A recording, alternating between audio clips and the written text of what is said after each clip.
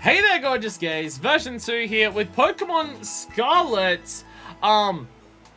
Heads up! I feel god-awful today. Today's gonna be a weird one. I say as if the entire series so far has not already been a fucking weird one for this.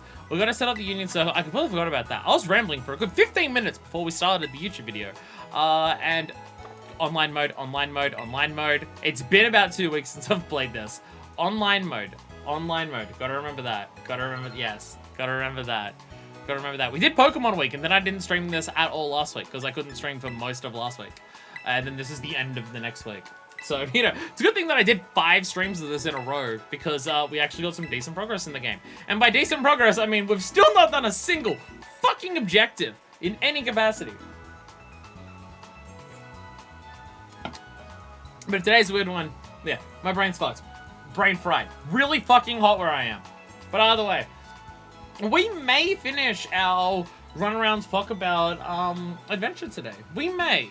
We are getting somewhat kind of sort of close back to where we started. We're getting there. We are getting there. You found 4 random shinies already in Scarlet? Jesus Christ. Jesus Christ. Holy crap. Holy crap. I found 1. And it's a fucking shiny I already have. I say that it's a shiny that I already have, so it's just like it's not as exciting because I got a Weasel and I already have a shiny Floatzel. The issue is that I have a shiny Floatzel on one of my Pokemon games. I have no idea which one it's on, and I don't know if it's even one that I still have. I'm pretty sure I caught it in Gen 4. So I think I got it in... I was about to say I think I got it in Heart Gold, but I don't know if Heart Gold or Blood. Did they add Gen 4 Pokemon to Heart Gold? Oh my god, it's a shiny Houndoom. It's a shiny Houndoom, fuck yeah. Did they add Gen 4 Pokemon to Heart Gold as like wild ones into like Johto and Kanto? I don't know, why are we here? Why are we here? Let us go back to Cascarrafa. Let's go back to Cascarrafa. Which is... Cortondo. Where? Wow, never mind. Okay, looking at the map, we actually still have way more map than I thought. Never mind. Oh, oh, I thought we were down here. Oh, no, we're up here. Oh, no, this is not. No, never mind. No, this is not the last fuck around find out, thing of this. Not even close. No. Just the evolutions like Mega and Ambipom. Okay, yeah. I'm pretty sure it was in that generation, because I remember having it in, Heart Gold. So I must have gotten it in, like, Platinum or something. Because I was using it, like, alongside the competitive stuff. And Gen 4's when I did the most competitive stuff.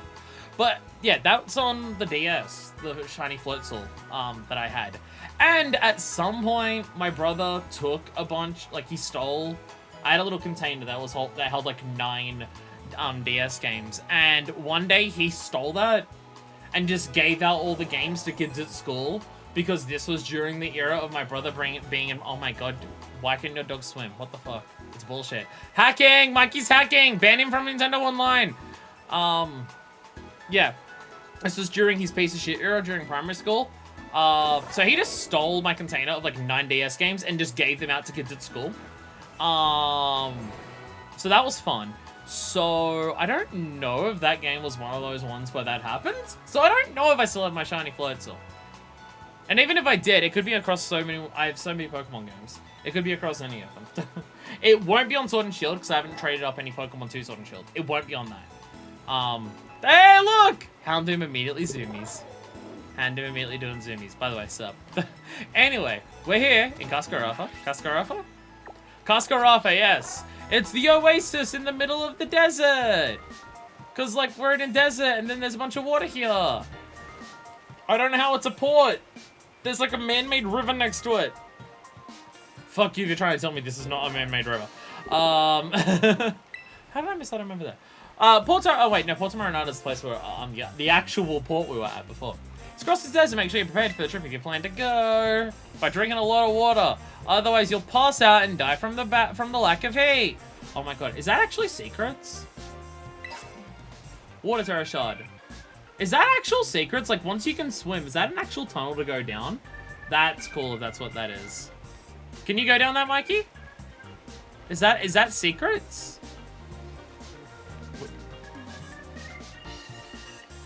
No! That looks so secrets, though! It looks so secrets, does it not? I am disappointed and upset. God, it's gonna be fun to explore the world, like, again, with fresh eyes once we have all the abilities.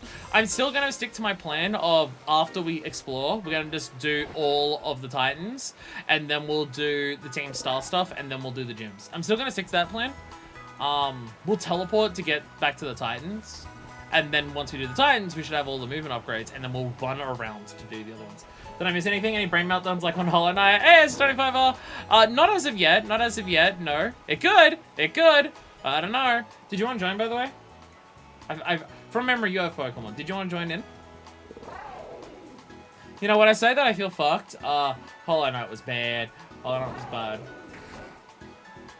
It's been extremely fucking hot lately, and with the streaming that I have been doing of both several days in a row sometimes, and also and back to sleep.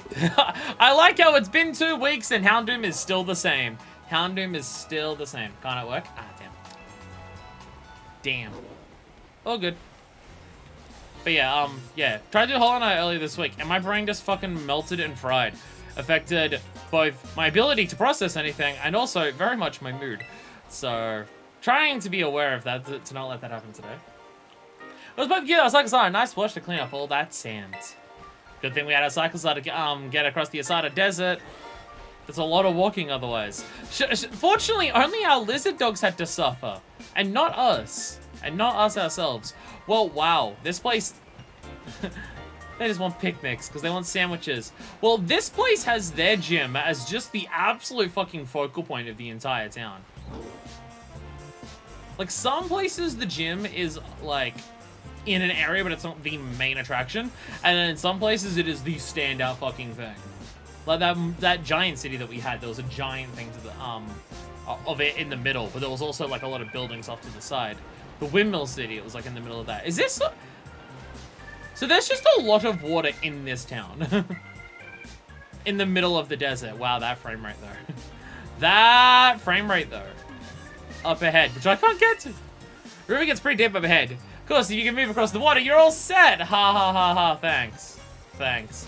Dick. I was between the two and the last one. I finally finished the game. Completely says one of the bad Pokemon games come out recently. I know you're gonna love it. I mean, I already do. I already do. Well, it's just like Cascade's water, where they can help train Pokemon to use Waterfall. Got him from Zapika. Makes sense to see how much water there is around here. It's a precious resource where I'm from. Is where you're from right next to here, because next to here is a fucking desert. Whee! Oh, right, all the buildings are still the same, aren't they? I was about to say, should I go explore it here? No, it's the same. It's the same. I know. You know, I'm gonna run around on foot in the town. Both it will make the frame rate better, and also it's easier to see things because I'm a person. Don't need to run around on here. And here I am again, Broadcast Grill. Whenever I can't decide what to eat, I always find myself going to Jade Palace Garden. Oh no, this is this place. Yeah. Yeah, that's this one. I know I shouldn't have, but I went and bought it. Meryl! Meryl really love the water. They're water-type Pokemon after all. Pretty sure they'd die if they weren't in it every now and then. Oh my god, is this a fashion shop? How few towns actually have fashion? How few towns actually have ways to change your fucking clothing? Oh my god. Oh my god. We need to, like, find more of this shit. So you got engineer boots. What do the dress shoes look like? What else do you got? Sporty sandals. Nah, definitely not. Definitely not those. Flip-flops. No. Also no to those. What do some black engineer boots look like? Oh, yeah, they're basically docks. They're basically fucking docks. I mean, they're not. Not in any capacity. But they're giant fucking boots. I'll take them. I'm gonna take the giant-ass boots. I'm gonna pay cash on the giant-ass boots. I will say, so far, the style options seem more limited in this game. The style option... 2 moods! 2 moods! This dog has 2 moods! Yeah. The style seems a lot more limited in this game. I mean, even just the other people that we've been seeing in the Union Circle and stuff. Everyone has a similar type of look to them in terms of school uniform. school uniform of a private school. I should specify that part. Everyone looks like they go to a private school, right? I like how the sun is actually like kicking up in our face and you can actually see it. Oh my god, we're actually getting dusty. We're actually getting dusty as well. Holy shit. That is way more than I expected of this game. Holy crap. Holy crap. Oh, come on. Oh, come on.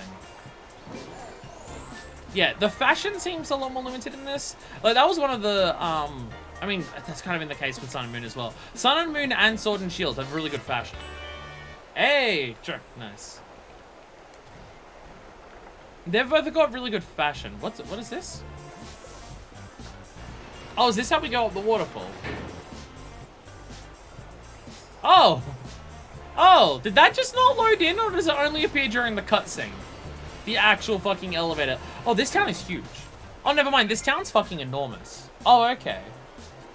Also, I like how you just jumped up here. Oh my god, no!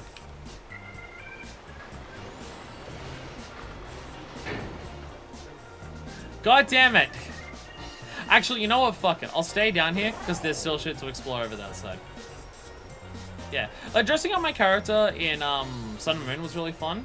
And I love the look that my character has in Sword and Shield. It's one of the better parts of that game, is how you can dress up your character. That seems to be one of the aspects of this game that's a little more limited.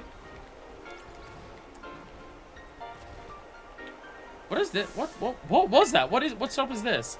I saw a tiny little Pokemon holding a coin. When I got close, he dropped the coin and ran. What even was that thing? They're talking about the boy whose name I forget. Oh my god, wow, this place actually just sells a lot of good shit. Wow, okay. Wow. Wow. Okay. Mirror Herb, this is a new one for me. Mirror an opponent's stat increase to boost its own stats once. Okay, that's basically Psych Up as a thing. Interesting. Interesting. Alright, what else do you got? General goods. Oh, all that stuff, yeah. Fair enough on those ones. Pokeballs! Still the most basic shit ever, because I've not been smart and actually... Yeah, don't worry about it, it's fine. There we go. Buy a bunch of these, and then I get a bunch of premiables as well. Yeah, the can climb on as the walls of this town, which helps time to keep going on the lifts. Ah, that's how you get up there. Okay. Wait, Rotom cases. Wait, Rotom cases. You're selling Rotom cases.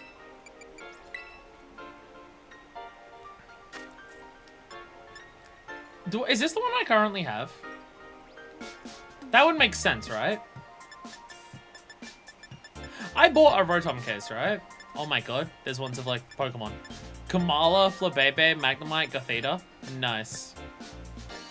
Nice. Did I buy one? I feel like I should have bought the fire case. That seems like something I'd do.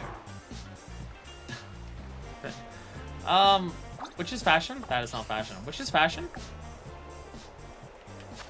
This one. No, I didn't buy a phone case. I have not bought a phone case. I thought I bought a phone case. Or was I just looking at other people's Arceus phone cases? Or did I see the fire case and I couldn't afford it? That also sounds like it could happen. I'm buying the fire case. Because obviously. Because obviously. Obviously.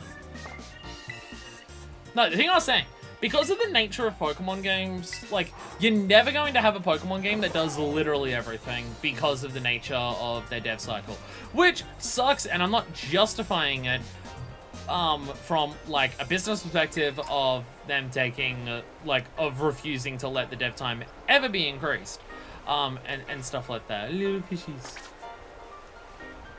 But basically, yeah, any Pokemon game is going to be a matter of, most video games are a matter of compromise, because game development hard. But especially Pokemon. Any Pokemon game is going to be a matter of compromise, which, again, I'm not saying it's a good thing. I'm not saying it's even a thing that's worth it from the people who are, deciding what gets to be put into there from a development perspective.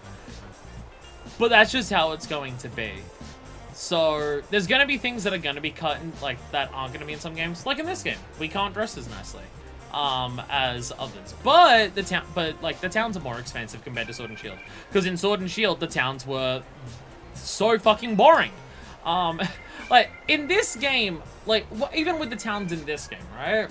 I love the visual aesthetic of the designs in the town. I love, like, the vibe and atmosphere of the towns. All of that is really good. No criticisms from me in that regard for this game. Atmosphere of the towns is on fucking point. It's exactly what I want Pokemon towns to be from that regard. But, like other aspects of this game with the open world and stuff, it's the mechanics. There's not as much mechanically to do in the towns. Like, all the shops are the same type of shop with, like, a handful of exceptions for very particular towns and stuff like that. You've got, like, there's not many, like, spare buildings that you can just walk into to just chat to people, and stuff like that. There's plenty of people outside to chat to and stuff like that. So, like, things like that, or just, like, unique events, or things that could happen in certain towns, which is a thing in previous games, where, like, oh, this town has this. That's a cool thing to do here. Like, this game's missing that, but it's missing it. Actually, wait, this is picnic stuff. Can I change what my cups are here? Yeah! You can buy extra tablecloths. Very stupid nonsense. Fuck yeah. I can buy an Eevee cup. I'm buying an Eevee cup. Most important thing to do. I have an Eevee cup. Fuck yeah. Fuck yeah. A battle tablecloth? Oh, hell yeah. Oh, hell yeah. Battle tablecloth. Ooh, a unique sound for spending LP. Nice. It's the first time I've done that in this game. Stop crawling when you get out of the places. Where was I? Where was I going? I'm gone from here.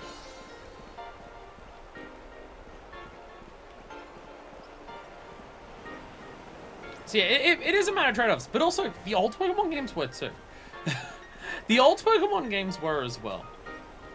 Like, people say that Pokemon nowadays is struggling because of the dev cycle and stuff like that, and graphically you can notice that the shift to 3D has not been easy in the graphics department.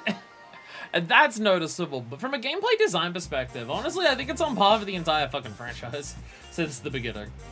This one cycles out, rest and recharge. It's the least we can do to thank them all for carrying us around. So, like, does every person have, like, their own cycles are in this universe that they ride around on? Or are they like e-bikes where you rent them and leave them in the middle of places to prevent disabled people from being able to use footpaths? Like, how does it work in this universe? Iwata had dealt with Gonzo always, we wouldn't have the Kanto post game. Yeah, exactly. Exactly. Is it... The thing is, the Pokemon dev cycle has been like that since the fucking start. I think there is two. I think there's 2 times where there's a gap between generations that's 4 years instead of 3. And every single other time the gap's been 3 years. I remember looking, I was looking this up. There's 2 where it's 4 years. My brain is saying that it's between 2 and 3, or 3 and 4 is one of them. I can't remember. I can't remember. But there's one time where the gap between gens has been 4 years, and the rest of the time it's been 3 years. And it's always been noticed, there's always been things where you can tell where things have to be cut from the very start. It's always been that case. It's just graphics are something that are very easy to notice, and the old pixel art of the old Pokemon games is very good.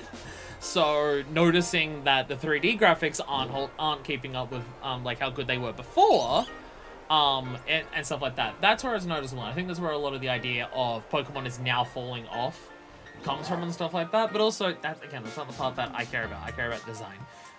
They got Gus Grosser, the city of water. I'm sure you can see why. Again, it's still in the middle of a desert. There's 2 moods! 2 moods! It's so consistent. It is so consistent with your Houndoom. It is fucking hilarious. It is so fucking funny. It is the best part of this LP, I swear to God. I'm not even slightly exaggerating. It's straight up the best fucking part of this entire series. My deal was they would make more experimental side games focusing on small numbers of Pokemon and only proper Pokemon game with all the Pokemons every 5 years. Yeah, I'd agree. You know what franchise I would also like that from after seeing a side entry of it work really fucking well? Mario. I want more Mario games that are Bowser's Fury style experiences. Oh my god, do I want more Bowser's Fury style experiences from Mario. This is what she did both at the same time. She'll never top the Sleepy Zoomies, no. She'll never top that. I feel like I shouldn't buy other sunglasses because I did spend a lot of money. No, don't even look at the sunglasses. I spent so much money on the ones that I'm currently wearing. I shouldn't get rid of them. I shouldn't get rid of them. Though if we find somewhere to get a different hat that looks better, that I might do. Ooh, backpacks. So this place just cares about fashion. This has had the most amount of different fashion so far. How much of it is just the same as other places? I feel like fashion's... See, that looks familiar to me. That does look familiar. Okay, never mind. They're all nylon backpacks. I don't like the design of it. It just, in of itself. Haha. Ooh, a hat store. This is just the fashion place. This is just the fashion city. Fashion, not fashion city. Beanies. Bucket hats. Square cap. What does a square cap look like, dare I ask?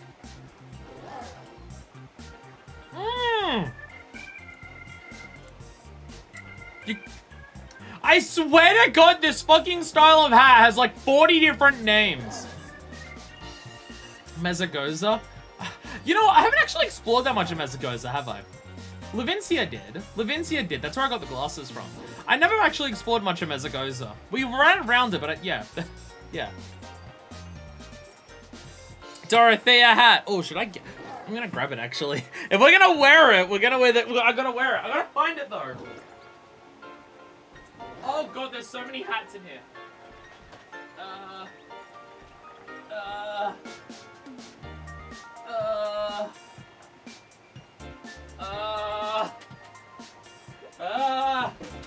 I own too many hats.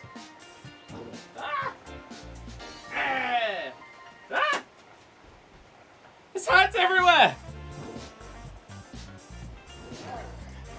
Imagine Glamour not requiring Palace of the Dead. Domino, if you're about to tell me that you're trying to get the Firecrest stuff, I'm going to yell at you.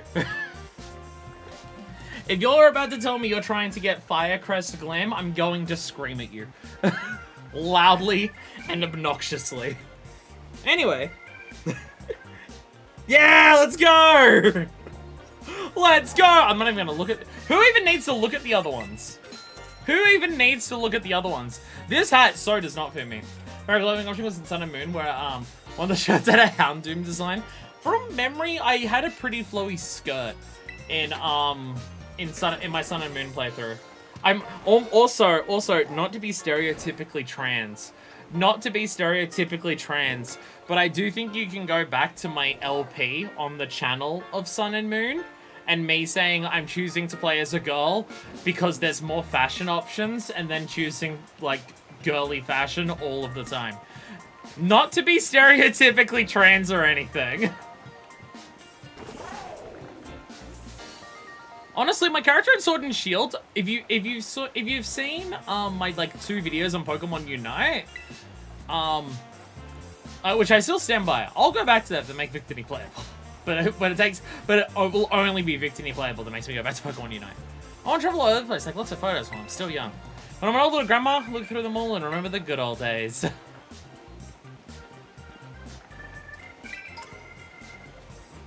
But yeah, basically my Sword and Shield design for my character was just fucking black hoodie with a red undershirt, black pleated skirt with red stockings, black combat boots, black fingerless gloves, and can you tell where this is going? Can you tell where this is going? I am a walking stereotype of myself, and I'm 100% okay with this. So the thing is, right, is that my journey of self-discovery in terms of, like, self-identity and stuff like that, all I've done, literally the entire process that I've done, is I've just done the Flanderization effect, but on myself as a human being, I am the Season 8 sitcom version of myself. I really am. And there goes Houndoom with the zoomies. I'm clueless when it comes to map reading. Which way is north again? I don't know if I'm dog it's too awkward. Am I supposed to... Okay. North is shown by the green arc in your map app. Why not try looking at it so the north always points up? Honestly, I should probably... I thought I was about to say, I should do that. And then I was thinking to myself, I thought I did do that. I thought I did do that. Oh, the mini-map doesn't lock. Oh, the mini-map doesn't lock. Oh. Two moods. Two moods, I swear to God. I swear to God, it's so funny. It's just that it's so consistent. Anytime Houndoom's on screen, Houndoom is doing one of two things. Ooh, Great Crater. Regular folk like us aren't allowed to set foot inside the Great Crater of Paldea. I don't know what kind of Pokemon are down there. Paldean Wooper. Is it true that Wooper and Paldea are venomous? Wait, what? They're venomous? I have a blue Wooper, I got another region. Want to try to Paldean Wooper to get it? I don't think I have one. I don't think I have one, but hey! Normal Wooper is available. Muscle Band! Muscle Band! Friendly with your Pokemon? Sup? Hi! You know, is even telling me Pokemon, they'll grow friendlier towards you. Let's see how friendly your Pokemon are. Hell yeah, you can. Which, okay. You can have a look at frickin', PJ Salt's probably the one I've had for the longest out of all of these. Because I got rid of Flambe. Look at PJ Salt. Look at PJ Salt.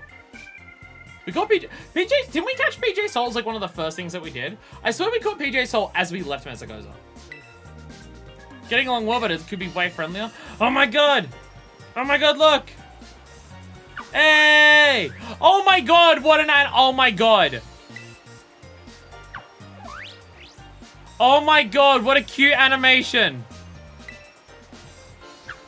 Oh my God! Finizen and Palafin. Still fucking goats of this generation. Rather fully until the elevators here, you have to ride cycles up and down these cliffs to reach different tiers. Sounds rough. That's rough, buddy. Oh, there's one right behind fucking, the thing there. You know the thing? Battle area. Do your thing, wind! To cool us down. Boy, I wish I had some wind. I want to, like, go around to all of the Finizen that are around here, and one of them is secretly a Palafin, and the game does not tell you. But if you know, you know. Oh boy, what a shovel spray. Where should we head to next? Head to the market in Porto Marinada and shop till we drop. Okay, yeah, you're still a Finizen. You're still a Finizen. Come on, you've got to do that, right? That would be like a... That would be... Oh my God, they're so cute.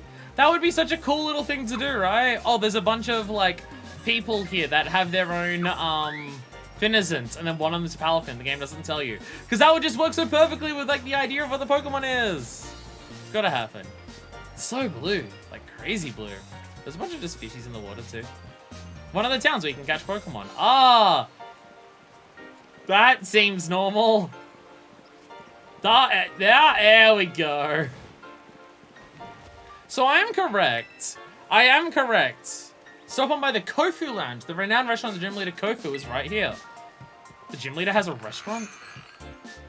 Hello, Dozo Dozo. We bid you a warm welcome to the Kofu Lounge. Ooh. Dan Dan noodles. Spicy fillings irresistible. Dish not only has a bite, but plenty of umami as well. Tofu pudding. Dish is good, freshly made and piping hot. Also delicious, served cold and drenched in syrup. Totally, okay, not to food rant, but to food rant. So fucking, I'm not grinding for anything specific though, I was just wondering when I'll ever get to the good stuff, probably not in Heavenswood. I mean, I have a lot of glam that I fucking love and I'm in Heavenswood. But, it also depends on your aesthetic. There's a lot of Heavenswood stuff that suits my aesthetic. And even endgame AR stuff. Like long coats, that's basically it. Not to food rant, but to food rant.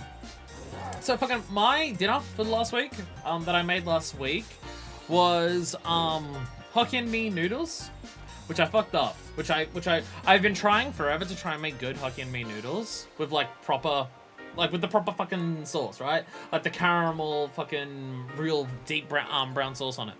And I think I got the sauce cooking properly this time. I think I'm just using the wrong noodles. The noodles that I'm using just aren't soaking in the sauce at all, which is irritating. I've tried like 6 times and it's just never worked. This is the first time I've gotten the sauce to work. It's just not soaked into the noodles. I think I just have really bad, I think there's really bad noodles. Because they got like a lot of starch, like enough of them too, when you cook. So it ends up being way stickier than it should. So I just gotta buy better noodles. But the point about it is that with the, No, not gear that tastefully exposes midriff. There's plenty of that in FF14. But yeah, not Heaven's Word. Unless you want to go onto the market board and buy level 1 glam gear from later expansions and spend 3 million gil on it. But in with the noodles, I've got a bunch of veggies because, you know, making stir-fried noodles, might as well put a bunch of veggies into there. But I put tofu in there. Because I found some pre-prepared, pre-cooked tofu. Because I am god-awfully bad at preparing and cooking tofu myself. It's I don't trust myself with it in any capacity. I have fucked it up miserably every time I've done it, and I refuse to get better. So I just bought like pre-prepared tofu and just cut that up and cooked it in there with it. But fucking, my point is about tofu, and it mentioning tofu here. There are so many people, white people, there are so many white people who will say that tofu has no flavor and that it's bland and that you need to like douse it in flavoring to make tofu taste good. Fucking plain old tofu just tastes good. Just tofu on its own without anything is a really nice flavor. What the fuck are you people on? It's not strong.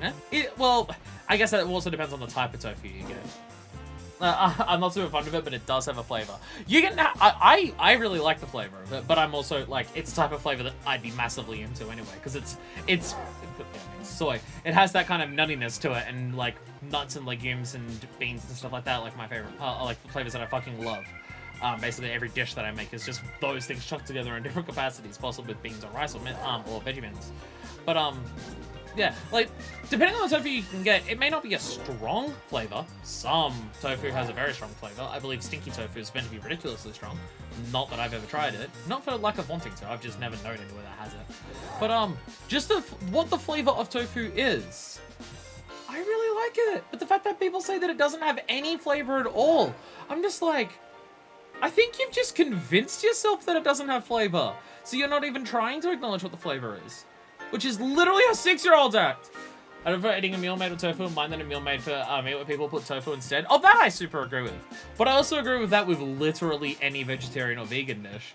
The amount of vegetarian or vegan dishes that try to be a meat dish, but then put in something completely different for it. And it's just, of course, it's not going to work. You're trying to replicate a flavor that you don't have. The, like, one exception is there's one particular brand of veggie mints that I buy. And that veggie mince, when you cook it up, is damn near fucking identical to actual mincemeat cooked. The only part of the flavor that it's missing is like that animal fat flavor, but it's just like the fat flavor. You can there's plenty of vegan fats that you can put into there, and it will still have that. That's like the one part of the flavor that it's missing. But if I'm making like a stew, I don't want that in there anyways. So yeah, but that happens a lot. It's like when you get people who try to go, oh, our vegan burger is mushroom instead. And they just get a giant mushroom cap and put it on the same grill with nothing there and then just chuck it on the burger. A thing that I've had way too many fucking times in my life. Because they just go, well, we have to have a vegan option. But literally none of us are bothering to learn because none of us actually respect vegans at this restaurant. So let's just cut up a cap of a mushroom and just shove it between two buns. There you fucking go. And it's just like, no, of course it's not gonna work. Though, when I had the work dinner for Christmas, 3 weeks after Christmas, with work recently, I did have fajitas that were made from portobello mushrooms. And that was fucking delicious. Anyway, hot and sour soup. The soup's thickness keeps it warm longer. The sourness of its seasonings is delicious. Don't know if I've ever had hot and sour soup. Oolong tea. With its refreshing bitterness and full-bodied aroma, this tea goes well with the oily dishes. You know, now that I think about it, I don't know if I saw you say that you were liking it, Mikey. I don't know if I've had oolong tea. I've seen it come up a shitload of times because of Yakuza. Oolong tea is always in Yakuza. Now thinking about it, I don't know if I've had it. And I feel like I really say that every time I see it in Yakuza as well. Spot restaurant nearby that has a nut and mushroom spaghetti sauce that is like 10 times better than the meat sauce, so many people must be missing out. And that's the same with a lot of vegan dishes, or just vegetarian dishes. People just miss out on these amazing flavors because they're just like, but it's not meat, so I don't want to eat it because it's gross.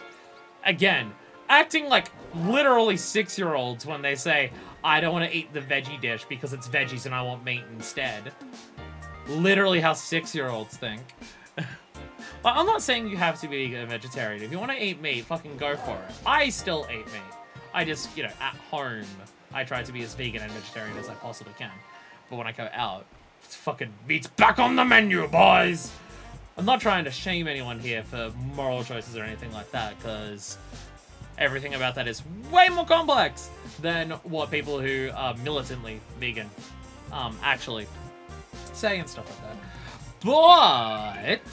But the amount of people I know or have met in my life who will refuse to even try a vegan dish or a vegetarian dish because they just say, but it's veggies instead of meat, it's literally how 6-year-olds think. It's literally a 6-year-old going, I don't want to eat my veggies! Why? Because they're good for me, and therefore it means I don't like the taste of them. Now, to be fair, I think there's also a lot of 6-year-olds who don't eat their veggies, because I bet a lot of fucking white people, when they prepare their veggies for their 6-year-olds, will get a bunch of frozen veggies and then boil them in a microwave and then just serve that up, and then wonder why the kids think it tastes bad. But that's a discussion that, well, is part of the same thing, but still.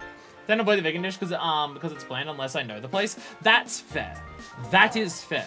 Avoiding it at a place that you have no idea of, that's fair. Because again, a lot of places will do a vegan dish lazily.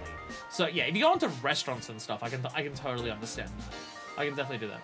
Sauce does sound delicious. Helps I love mushrooms. I love mushrooms. I just find a lot of people and restaurants don't know how to cook mushrooms well, is the issue. If you get a place that cooks mushrooms good, it's so fucking good. But I feel like a lot of places just genuinely don't know how to actually prepare mushrooms. So the taste always comes out wrong. It's like mushroom on pizza. I love the taste. Taste and love fun of the texture. I agree with certain types of mushrooms. Certain mushrooms, I'm not a fan of like the texture if it's like a large chunk of it. But again, the portobello mushroom, or whatever the actual mushroom is called, port wine mushroom, whatever it's actually called. The fajita that I had for that, the texture, like, cause it was like thick, chunky pieces. Like each piece was like a square like that in a rectangle that fit across the entire fajita bread, whatever that's actually called. Probably just fajita. That had a really, really good, like, chewy, juicy texture to it. It was fucking delicious. But again, I think texture is also a part of why a lot of places fuck up their mushroom dishes. Because you have to, like, cooking mushroom is its own thing. Not many things cook like mushrooms, so if you want to cook mushroom, you have to cook it knowing what you're doing with that. And again, a lot of places don't. It's the same with mushroom pizza. The only place I've ever had a good mushroom pizza is Frankie's Pizza. A place that unfortunately doesn't exist. They had a Stugatz pizza, which was mushroom and parmesan cheese, and it was fucking delicious. Any other time that I've had mushroom on a pizza, it has tasted bad. So I don't like it. What if we kissed under a luminescent mushroom and we were both tiny mice? Or do you want to go back to that? Do you want to go back to that city that's in Pokemon Sword and Shield? With all the gloomy, glowy mushrooms. That place was like one of the best parts of Sword and Shield. The layout of the town was still uninteresting, but at least it looked fucking pretty. What's up, class, by the way? By the way, hello. I've got nothing done today because I'm just talking about food and exploring a town. Anyway, House Special Hot Pot. I've spent 20 minutes on this screen. This soup has an exceedingly rich flavor. It is said that the ingredients are a house secret. All that you gotta have. We gotta have this one. You go to an Asian restaurant and they say, here's a hot pot, it's made with special ingredients. You gotta try that shit. You may have no idea what the fuck is in it, but it's gonna taste fucking delicious. There is animations for this! There is animations for this! Oh! Oh! Oh, it doesn't look anywhere near as stupid now. A little stupid. Still a little stupid. It does have animations! It does have animations! Every other time that our character has eaten something, their face has been dead still the entire time. Oh, it does! It just glitched out the entire time. Oh, okay. That's what that was. And Houndoom's asleep. I come out and Houndoom's asleep. Mushrooms' problem is that they try to add moisture to them immediately. No one, wait for the mushrooms to release moisture that they themselves, have, so they end up soggy and rubbery. Yeah, yeah. Yeah, that's definitely a lot of places. That's definitely a lot of places where they fuck up their mushrooms. Absolutely. Again, that's kind of that's the thing with mushrooms. Nothing else cooks quite like a mushroom. Helping Hand doesn't help because there's no double barrels and like story and stuff like that. But cool to have. Yeah, that's the issue with a lot of places that cook mushrooms. Is that mushroom doesn't cook like anything else. It's its own thing. You have to cook it like what it is. And a lot of restaurants just won't learn because a lot of places that have mushroom on the menu will only have it for the vegans. And again, a lot of restaurants don't respect vegans as a concept, so they won't actually do anything to help them. They'll just take their money and give them a shitty meal. Which, that's not even me, like, reading too much into it or anything. There's a lot of cooks who will, like, openly admit that, because they're snobs. I can buy stocks! Let me buy Themboy Thigh Highs. Let me buy Themboy Thigh Highs. Come on, video game, don't be a coward. Don't be a crew socks. I can buy tights! I can buy tights! Let me buy the tights! I can buy tights! Now we need to buy a skirt this fucking game. I'm just gonna buy the red tights because I know it's what I want. I'm gonna buy the red tights. Can we... Have I seen anyone... Actually, I feel like we have seen skirts before. I just didn't take them. Probably because I didn't have tights. I don't like wearing skirts without tights. I don't like the way that it looks. And that's not even just a me personally thing because I have large legs, so a skirt with large legs underneath it doesn't look the same as a skirt with skinny legs underneath it. It's not even just that. It's not even just that. Just on anyone. If you're gonna have a skirt, I prefer the look of, like, stockings. Wow. Wow. I don't think that's how the camera's meant to work. I don't think the camera's meant to work this way, but sure, why not? No, it's just that skirts on their own. I think it just looks a bit too plain. So I've just always that. Have you done the 14 Valentine's Day event? You're gonna do it on stream? I'll do it on stream. Seasonal events on stream. Yeah. You're going to school next year too, right? Think we'll make lots of friends? Can't wait to live in the school dorms. Working until the feeding candy before bed.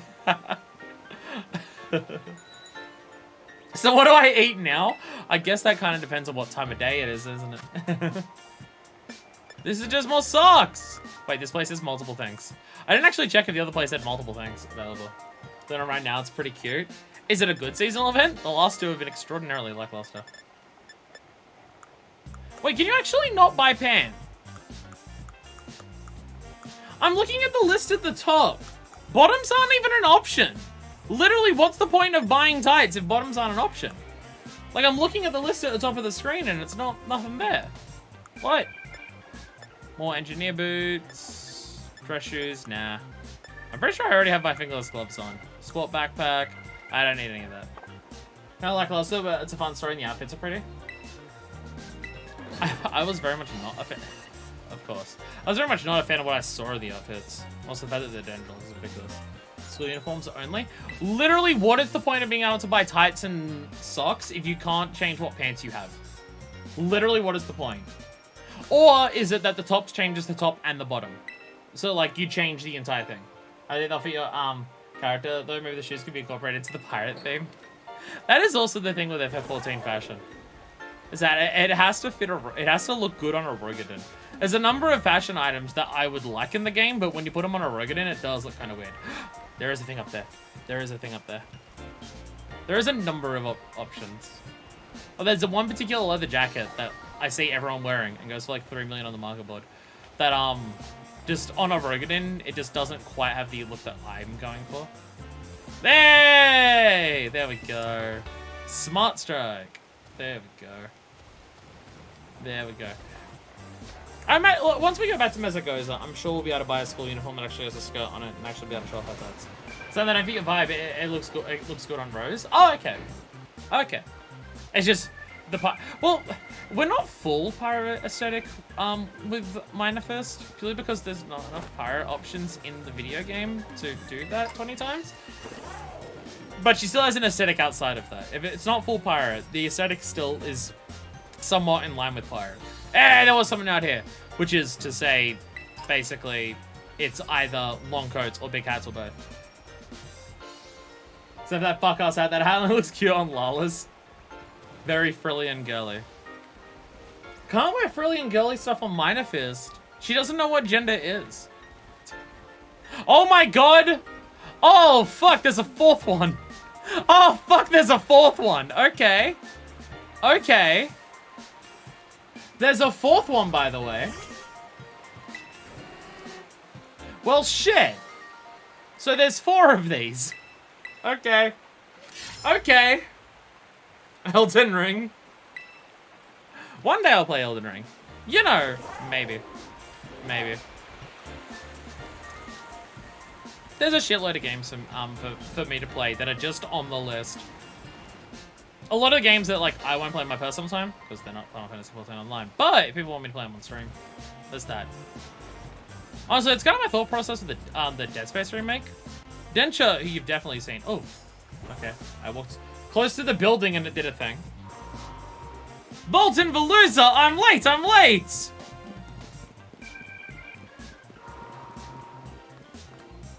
Did we just step into Alice in Wonderland? Did we just step into Alice in Wonderland? Okay. Ah, Kofu, wait! Black Mage's, road to tap it. Your autocorrect fucking hates you. A phone fell on my face! I shouldn't laugh at that, but it is funny. How am I supposed to return this to him now? Sup? Oh hey, you're here as a gym challenger, right? You can't fool me. You're definitely a challenger! A big man that just left his Kofu, leader of the Kuska Rafa gym. He has a bit of a childlike side to him. I say he's run off to the market without his wallet. I'll be in big trouble without it. That's where you come in, kind gym challenger. Could you please take Kofu's wallet to him? No. I'm sorry, but it's impossible to challenge our gym leader, gym without Kofu. Not exactly my post here at the lobby either, so... Here's his wallet! I'm counting on you. You just handed your wallet to the first person that came past it as much as they said no. As much as they said no, you just did it anyways. Alright. Oh my god! Venonat wallet! That's fucking adorable! Deliver to him at the market in Porto Marinada. Okay. This could be a gym test here. If you do this for me, you passed. What? Kofu's head to Porto Marinada. It's on the other side of the desert to the west. Be careful though, there are many dangerous Pokemon in the desert. Gym test? I want that, well, IRL? They should sell it after doing that.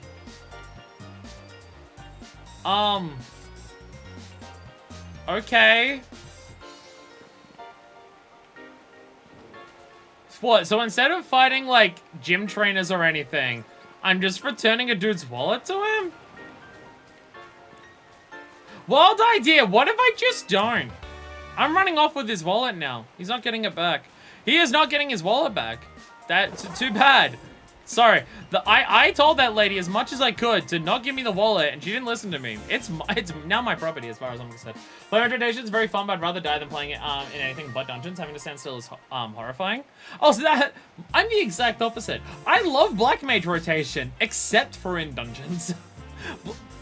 Dungeons are where I don't like Black Mage. I like Black Mage in any other content. But the exact opposite. I'd love to do a big bicycle trip sometime, but Paldea has too many mountains and valleys. Am I sure I'm just lagging, or is the game just like that? It's just like that. The game's just like that. This game runs at a very, very rock-solid 15 FPS. Heard they ride Pokemon other than Cyclozone in the other regions. I wonder if that's true. There's one region where a Marchant carries you in its arms all romantically. It's kind of weird. Yeah, no, especially when I'm running around on this. Yeah, you see that frame rate that is struggling to hit double digits? Yeah, no, it's just like that. Oh, the Waterstone looks pretty. Waterstone look pretty. I was mentioning before, every time you get to a new Pokemon game, it's going to be a matter of compromise. They'll cut down on certain parts to improve, to focus on other things. And what they do or don't focus on will just be up to you personally whether you vibe with it or not. Oh my god, lesbian flag, welcome, Matt. Welcome to Barachidad, home of high fashion. Oh! Dazzling tights that I can definitely see with my outfit. Leather backpack. Is that what I have on right now? Probably not, because it costs 50k.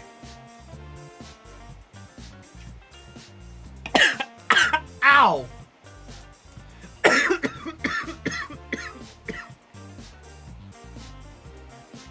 Ow! Oh, that hurt like a motherfucker! Ow! Jesus Christ!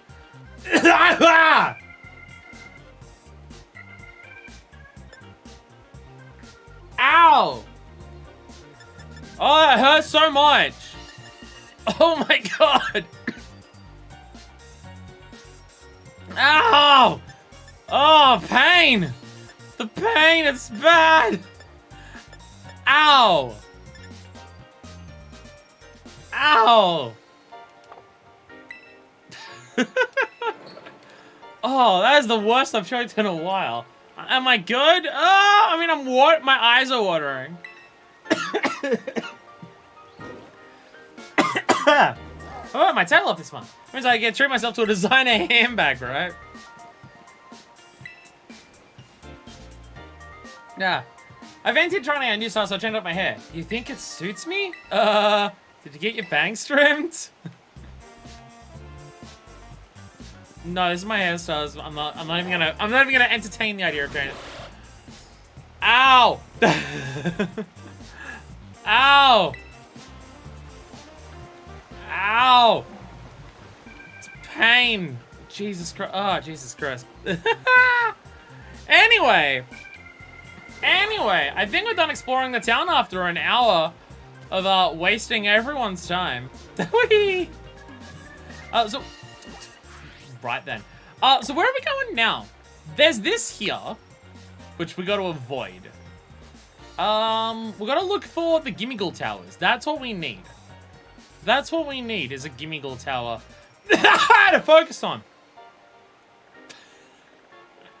Oh, here's one. Gimmiggle Tower. There we go.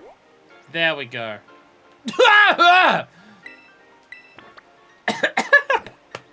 Actually, there's Pokemon Center right nearby there, too.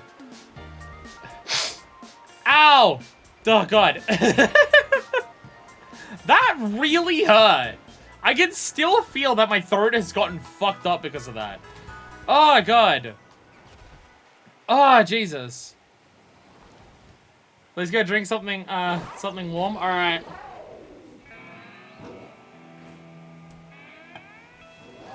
It's like 35 degrees in this room. That can is warm by now. It's been an hour.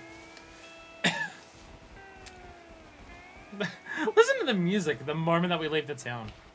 Oh my God. Oh. Also, you don't know what you're asking me to do by telling me to drink something warm. Warm things make me feel positively sick. You know what? I'm overleveled. I can probably smash trainers that we're walking past, can't I? I can probably deck the shit out of them. The barricade over there is part of the Team Star base. Team Star is trouble. So battle me instead! Warm liquids of any kind make me feel bloated and awful, and I hate drinking warm stuff. Warm alcohol makes me physically nauseous. So that one's a lot worse, but I need a fire psychic. Should on Sasha. No soup? Well, if it's hot, that's an exception. Hot I can handle. Hot's fine. Like, I can drink tea and stuff like that. I like brothy things. So like you get like the soup in a ramen or anything like that, and I fucking love that. It's specifically warm. It's specifically warm that I can't handle. Just warm liquids make me feel ugh in my stomach very quickly. And warm alcohol makes me physically nauseous. It's a big part of the reason why I actually don't drink as much at home. Because for me to drink at home, I need to have ice prepared. And with the way that my freezer is, it's very hard to have ice prepared because I don't have... Of course you are. Can I not get past here? This way? No, I can go down this way.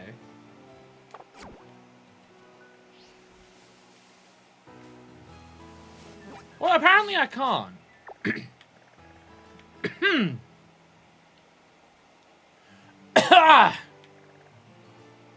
I'm doing fine. Okay, genuinely, what the fuck? There's a blockade here. It's taking me to here, but the blockade's here as well. I am confused.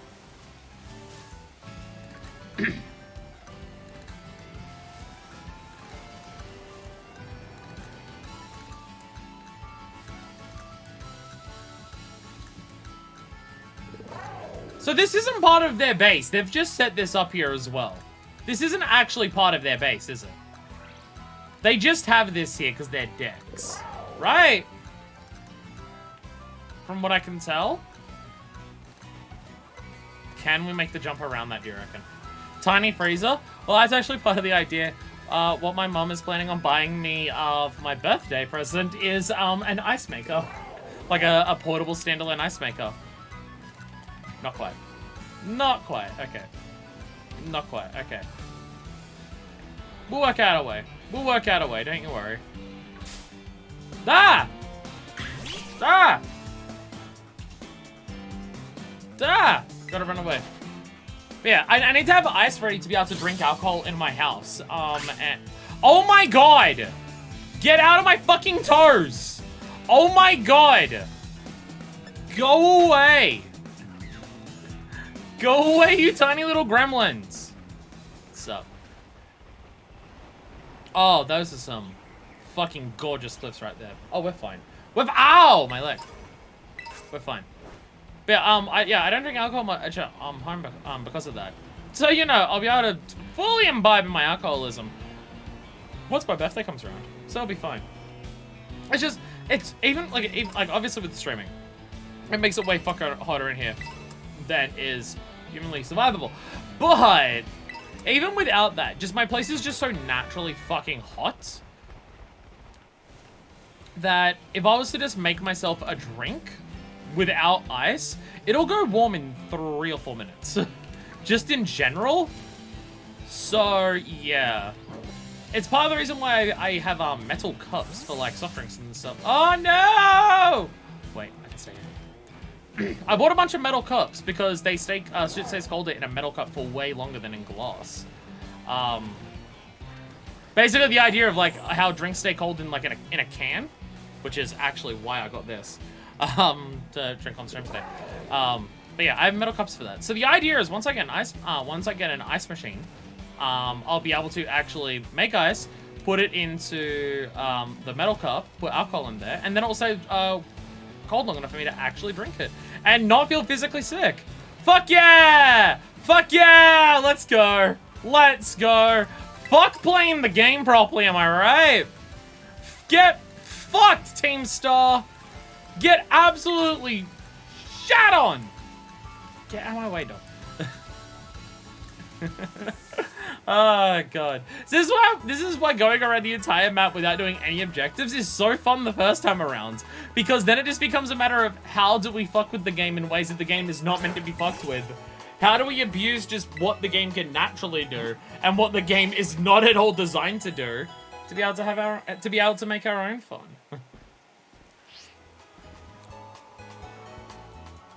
But yes, I'm going to be drinking a hell of a lot more once I get an ice machine. Because I basically only have a drink on days where it's cold enough that it's cold inside of my house. Which, as during summer, is basically fucking never.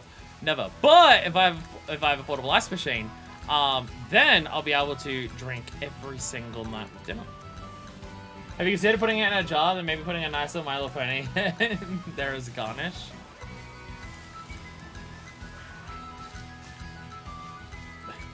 The idea of the jar is so cursed. It's just so fucking cursed. Okay, I thought there might have been some cool stuff up there. Whee! I like how we're just leaping around everywhere.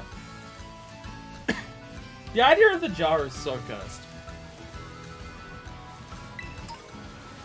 Did the idea of the jar start because someone on the internet somewhere actually did it and then it became a meme from there? Or has it always been meme territory? I don't actually know. Yes, it's just... See, my issue... Someone did it. See, my issue is... The part that I have the biggest concern with... Because, like, in of itself, the starting parts are odd. But, like, okay, people have their own things. The part that concerns me with the jar is just... How do I phrase this in a way that won't get this video removed from YouTube? See, that... Yeah, see, that's the issue. Even without the heater part, there has to be, an expiration date is the word I'll use, right? Oh. There has to be an expiration date. You get too close to story things and the game just goes, hey, you want to do some story? And I'm like, no, I don't want to do any story. Whoa, hold it, you! I bet it's base operations for Team Star's Dark Crew. I mean, no, this is the Segan Squad. Segan Squad? We that too kindly to random kids sniffing around our turf. Sorry, but you gonna turn yourself around here again? Well, amigo, we'll have to send you packing. Wait, hold up. What's going on hunch here? But are you that fire kid? You know, that piece of work we're out to, we're out to get for declaring war on Team Star. I didn't do anything! I'm trying to search for treasure! Everyone keeps wrapping me up and shit. I'm just looking for treasure. You got it all wrong. Talk about suspicious. That's exactly what someone trying to slip under the radar would say. My hair is red. It's a bit hard to... It doesn't matter who you are. You're not getting through. Plus, don't forget thrashed by me in battle, kid. Will it be? I'll get out of your hair. Have a nice walk back then. Hasta la vista. The game is absolutely begging me to do the story. The game is begging me. The game is screaming at me profusely and angrily. Please, just do the fucking story! No. No, I refuse. Rohan face. I refuse. What the fuck is that? I mean, I can tell it's a bird. What's going on at the front of the bird? What are you? What is going on here? I'm confused. Bombardier. Oh, is it? Is that meant to be a stork? Like a baby carrying stork? Is that what that's meant to be? But instead of it just being a nice little baby parcel, it's a flap of its own body? Definitely an interesting idea. And I guess because it's called Bombardier, the idea is that it picks up stuff with that and drops it on people instead of babies.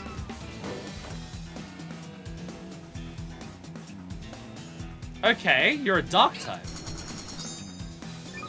You're a dark type. I was really expecting you to be a water type. That's why I didn't want to go for the lava plume. Okay. Okay, it's a dark type then. Huh. Interesting. I've associated that if I can save money at 14 by flying 5 minutes to get a ferry instead of teleporting, I will. I'm trying to save money in 14. I'm not willing to do that.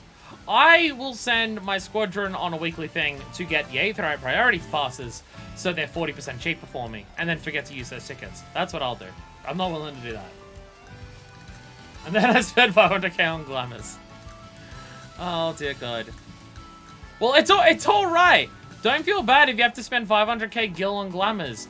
I was looking at the dream fitting stuff, and there is possibly 2 or 3 entire mock shop outfits that I want to buy for a single piece of glam. So, you know, there's that. There's that. A lot of stuff I'm willing to do, but leveling a squadron is not one of them.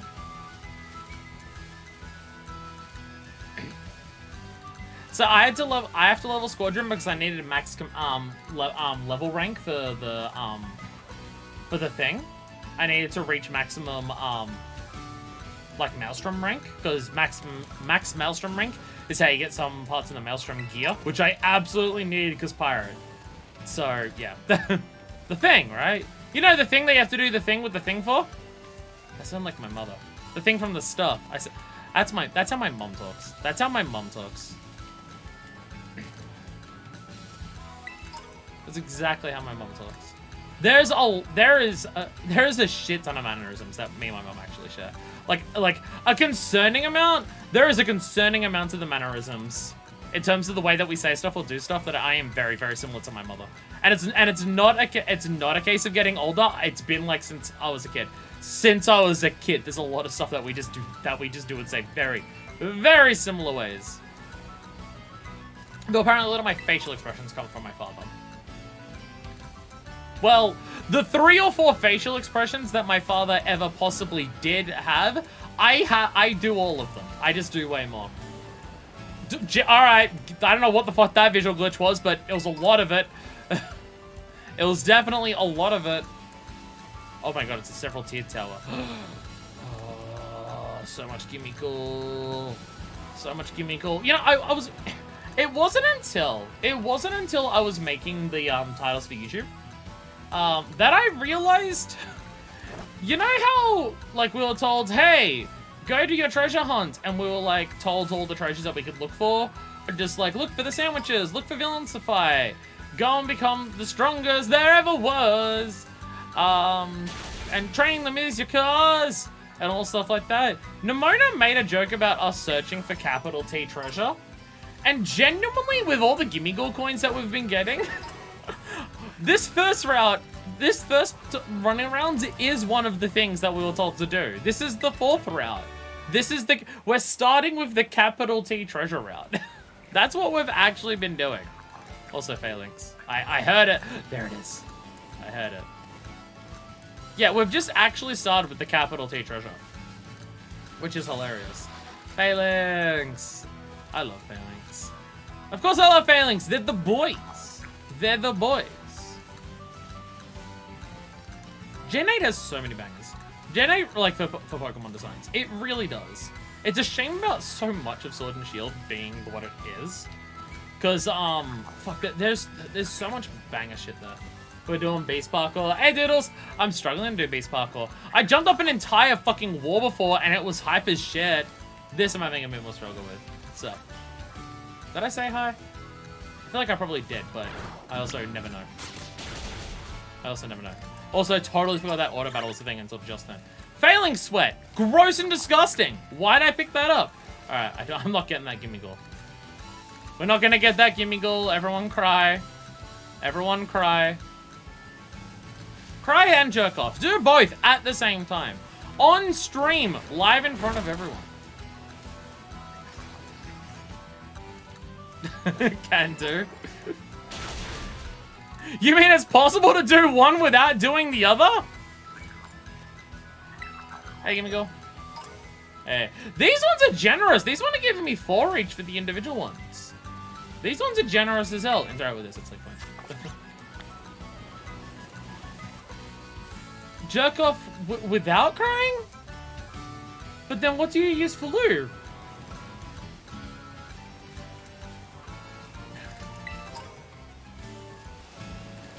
Horrible. Horrible and awful. How do I get off my dog? Right. The plus button. The plus button. B on ladders does make it go faster.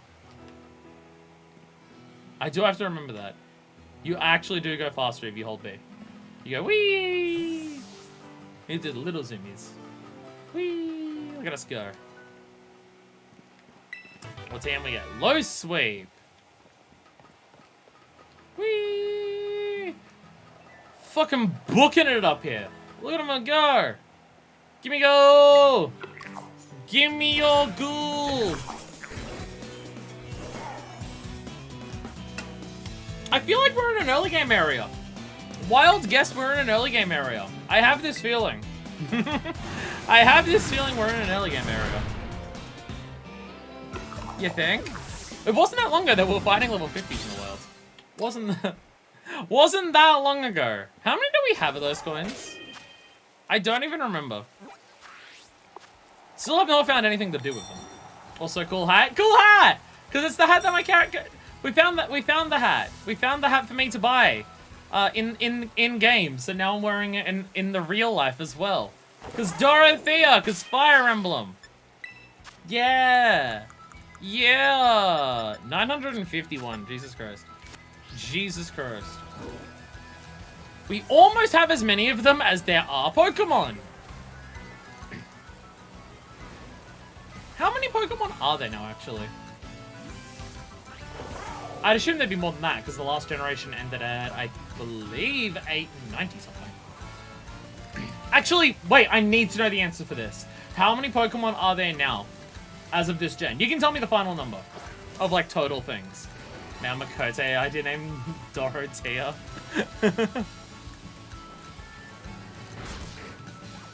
I like it. I like it. 1,008 based on a very quick Google. Okay, that's fine. Shit, we're past the 1,000 mark. Holy fuck. God, we're old. God, we're fucking old. No, that's fine though. Because I'm trying to make a Pokedex of all of the Pokemon, but out of Pokemon cards. Which finally, Kadabra's coming back, so it's actually possible now. Fuck yeah! But that aside. I want a Pokedex of every Pokemon in Pokemon cards. And I've got quite a few at the moment. I think I've got about 500. But I have 3 binders at the moment. Very stupidly. I can probably show you them. I can probably show you the stupidly fancy Pokemon binders that I have. These cost a lot of money each. These cost a lot of money each, but I bought these when I was at the peak of my Pokemon collecting. The only reason I've dropped off Pokemon collecting is because I rent a 3-bedroom apartment on my own now. But oh god, they're dusty. They're dusty because I haven't bought Pokemon cards in a couple of months. Because I haven't been able to afford them. But, very dusty actually, Jesus. But yeah. These are like faux leather. If I hold it up close enough, you can probably see they are stitched. Consider dusting. This is like tucked away there. I do dust, I just don't dust everywhere because I'm lazy. But yeah, it's like stitched in like faux leather, right? And these hold 360 each. So I have 3 of these folders, so that's up to 1,080. So I think I can still fit in all of this gen. Before Generation 10 comes out, I'll need to buy another one of these. Which I should probably do soon, because I don't think they make them anymore, so I think it's only third-party sellers that actually still sell these, which is why it cost me so much. It's a rad binder though. Oh, it's so good. Again, this is my Pokedex one. It is held together with the strap, because it's extra fancy. But yeah, if I just open up to a page, let me open up to a page that's like fancy. Yeah, see? I'm trying to make a Pokedex, so you can see like there's your Flareon, then it goes Porygon, and then there's that. What's that middle one? Dragonair. But yeah. So and it's also like super fancy. It's not even like see-through pages. It's like actually like material pages that aren't see-through and like all stitched and stuff like that. Because again, very fancy and expensive. I think each of these binders cost me $70, like each. And I bought 3 of them, and I should probably buy a 4th one before too many generations happen. I'm gonna kill you with that. I'm just gonna leave that there instead of putting it back there. But yeah. So I can hold it 1,080. So there is that. I don't want to get another binder. I think they make one that is the same design as this in terms of the leatherite, but it's either an Ultra Ball or a Master Ball. I'm not sure which one. You can get ones that look like Ultra Balls and ones that are Master Balls, but I don't know which. There's only like one of them that's a leatherite one. You can get like plain, like plastic binders of all the Pokemon, of like all the main Pokemon designs. But the idea is that I want to also. I didn't buy it at the time because I didn't have enough money after buying 3 of those ones at the time. But I want to get another one that's a different design, and that different design book will hold all the alternate forms. Which in my box of Pokemon cards that I've got specifically put aside, I've got them all the ultimate forms that I have sorted in there. Because I don't want to put the alternate forms in with the normal Pokedex, because I'd want to put them next to their Pokemon, which would mean after every generation, I'd have to move every Pokemon because there would be alternate forms in between slots, so it'd make it very awkward. So the idea is just for the other binder, I'll put in all the alternate forms, and I'll just put them in order in terms of generation they were introduced in. Which I think makes more sense, because then it means like all of the Galarian Pokemon will be next to each other, and all the Paldean Pokemon will be next to each other and stuff like that. That's a lot of money. Well, when I bought all of this stuff, one, my parents still lived with me, so they were covering the rent. And also, when I bought this, I was working 50 to 60 hour weeks. My take-home money per week after tax was around 1,100 a week. Because I was working ridiculously long weeks. So yeah, I spent a lot of money on stuff. But I earn a lot less money now because I don't work anywhere near as many hours because my feet are fucking ruined, and also working 56-hour weeks. Even if you can do it, if you keep doing it, you won't be able to do it for too long. But also, gross, and no, I wouldn't be able to stream the way I do if I do that. But also, I rent a 3-bedroom apartment on my own, so there's no way I can afford any of that stuff right now. Fair. Well, if you really want to see a lot of money, this is Pokemon, so I'm allowed to show this off. Fuck you. Ow. If you want to see a lot of money, here's my other Pokemon card binder. This binder's not as quality, but it's the one they made for the set. That is in here. This is Pokemon Celebrations. This is the 25-year set. This is the 25th year celebration stuff, of which I have a perfect collection of all of the Pokemon Celebrations cards that they had, like the normal 25 of like all of the new cards, the 25 Classic Collection cards where it's all the old cards, including your fucking Flamespin Charizard, woo! Which is worth nowhere near as much because it's a 25-year one. And then you're like other birthday Pikachu, and then you get like the real special ones, which are like the ones that were introduced in every pack. If you know Pokemon cards, how they come in like the box sets, everything for Pokemon Celebrations was only box sets. You couldn't buy individual cards, and every different box set had different unique cards for only that box set. So I did buy one of every single box set of all of those. So your unique cards like Pikachu V Union, which is just a bunch of different like Pikachu all together of all the different artists of all the different things, and then like unique ones like Zacian X and like Dark Sylveon down there, edgy as fuck Sylveon, and then oh my god, it's like the Fire Spin Charizard and the Pikachu, but like those cards are metal, bitch. And then on top of that, because I had to go even more extra, it's also the McDonald's ones, the Howley McDonald's, because they've still got the 25-year stamp on them. And I have all of those, both in non-holographic and holographic. So I have all of those as well. Of every single starter up to Gen 8. And then also the one Pikachu, that's the General Mills fucking cereal one. So I have, from my understanding, because I also have the jumbo cards in a different folder, but I can't reach that one because it's under stuff. From my understanding, from what I could tell after way too much research online, I have a perfect collection of 25-year celebration stuff. That's a lot of money.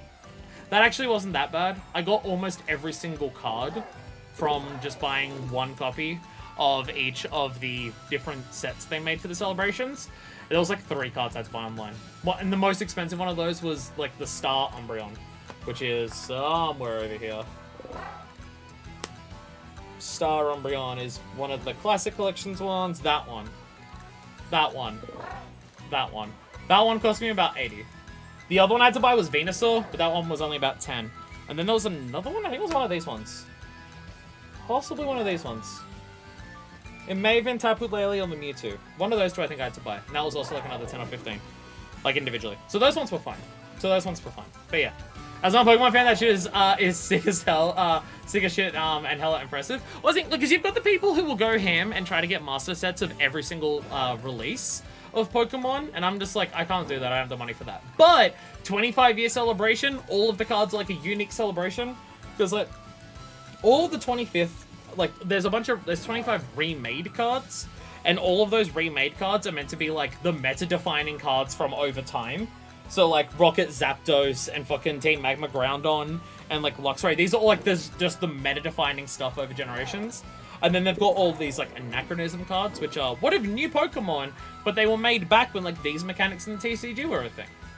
And so being that and 25 years and stuff like that, it was just really cool. And I'm just like, if there's one set that I'm gonna get every card for Pokemon, it's gonna be the 25th year one.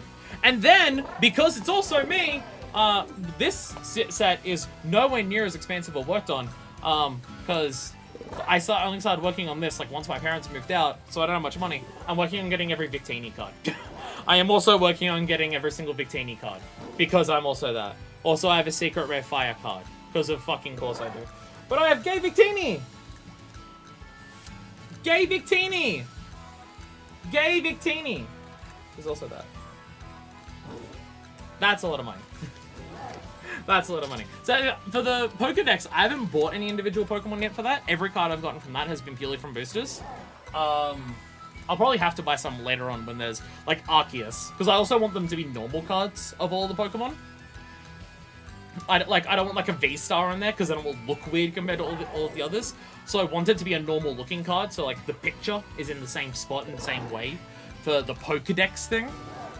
I have another folder that's like my rare card, so if I get like rare, like V-Star or anything like that, I'll keep them in the rare card folder. But for the Pokedex, I want them to be the standard card ones. And for stuff like Arceus, they haven't made a normal Arceus card since older ones, so that stuff I'll have to buy.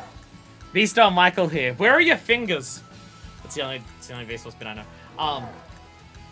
So yeah. But yeah, so overall, the Pokedex stuff has cost me nowhere near as much money.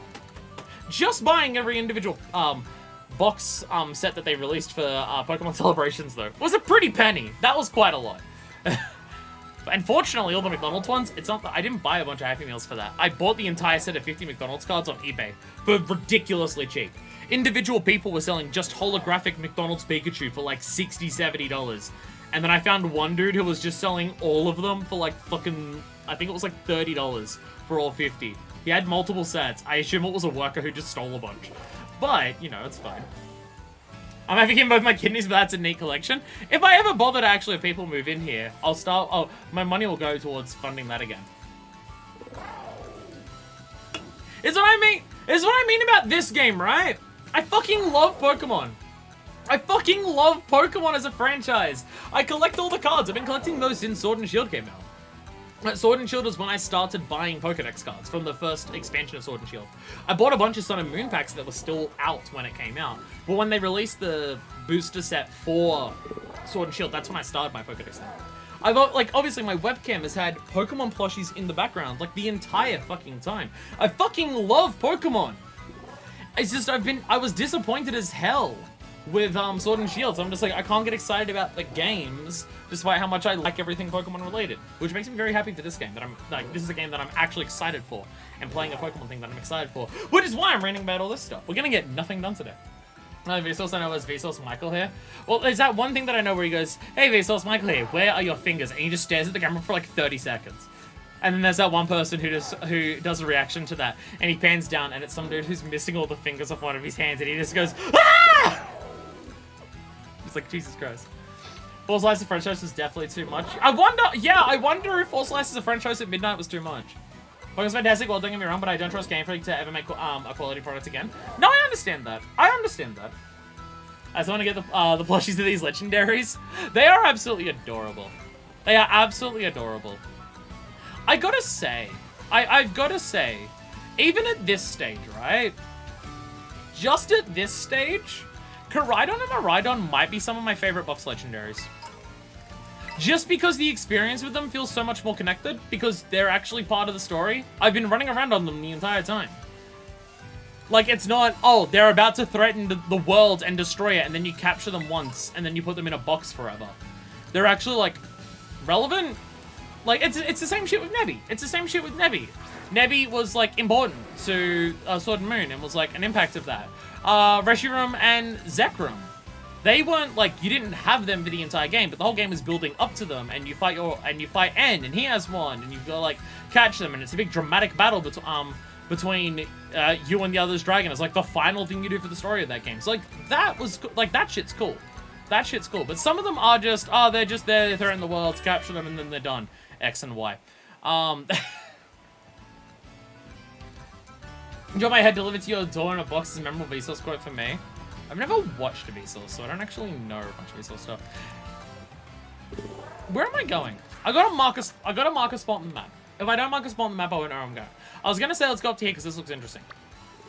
There's a Bowdon of a Dweller over there, so we're not going there. Are there any other Gimmighoul Towers, or should I just head for this? I should probably just head for that. I don't see any other Gimmighoul Towers. There's one way over here, but we gotta go past another town before we get to that. And then there's ruins here, which even if they don't have a big Gimmighoul Tower, they'll have some Gimmighoul stuff there. What about along this path? This path leads to this thing, which just seems to be its own thing. There's another town down here. There's another Gimmighoul Tower here. And then we're back to where we started. Okay, so goal is we're going to go here. And then from there, we'll probably just go to... do we go to Cortondo first? Do we go... I think maybe we go down from... like this, and we go around here and see what's here, and then we go to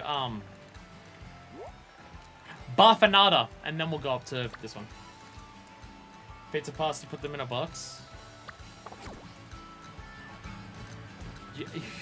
Y'all are making references that I'm too young and old for at the same time.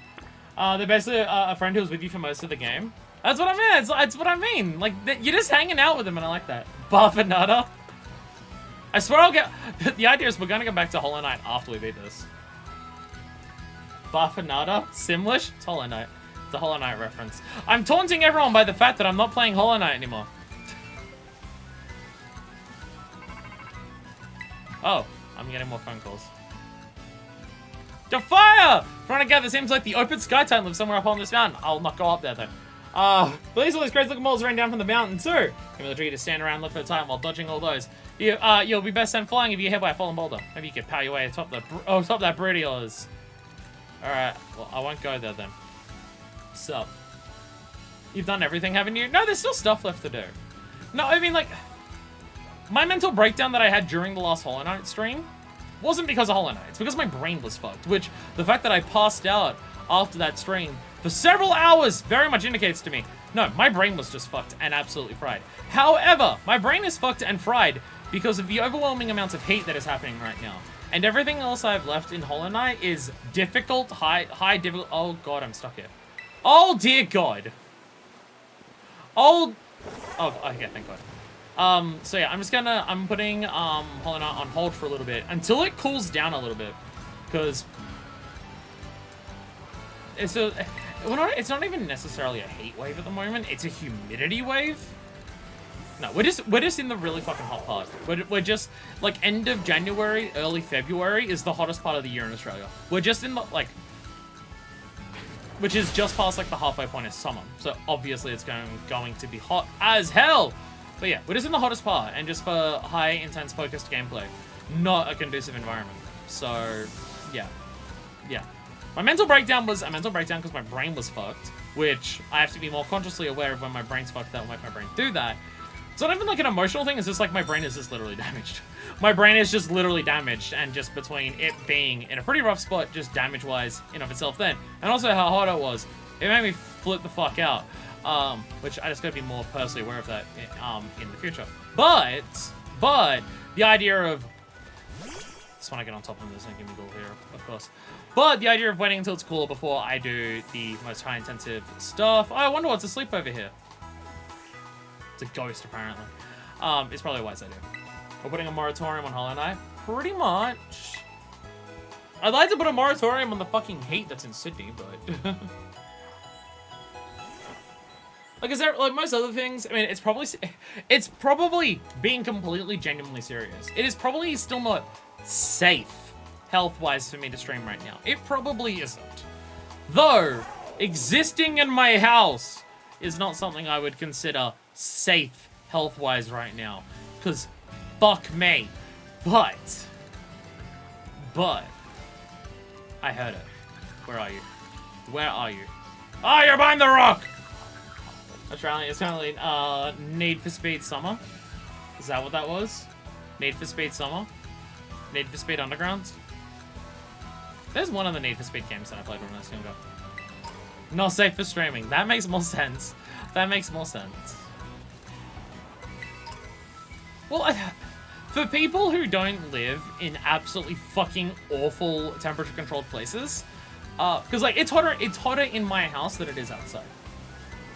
Like my place is just horribly designed for being in a hot place, which it's in Sydney, so you would think it would be designed for that. But my building is from the 70s.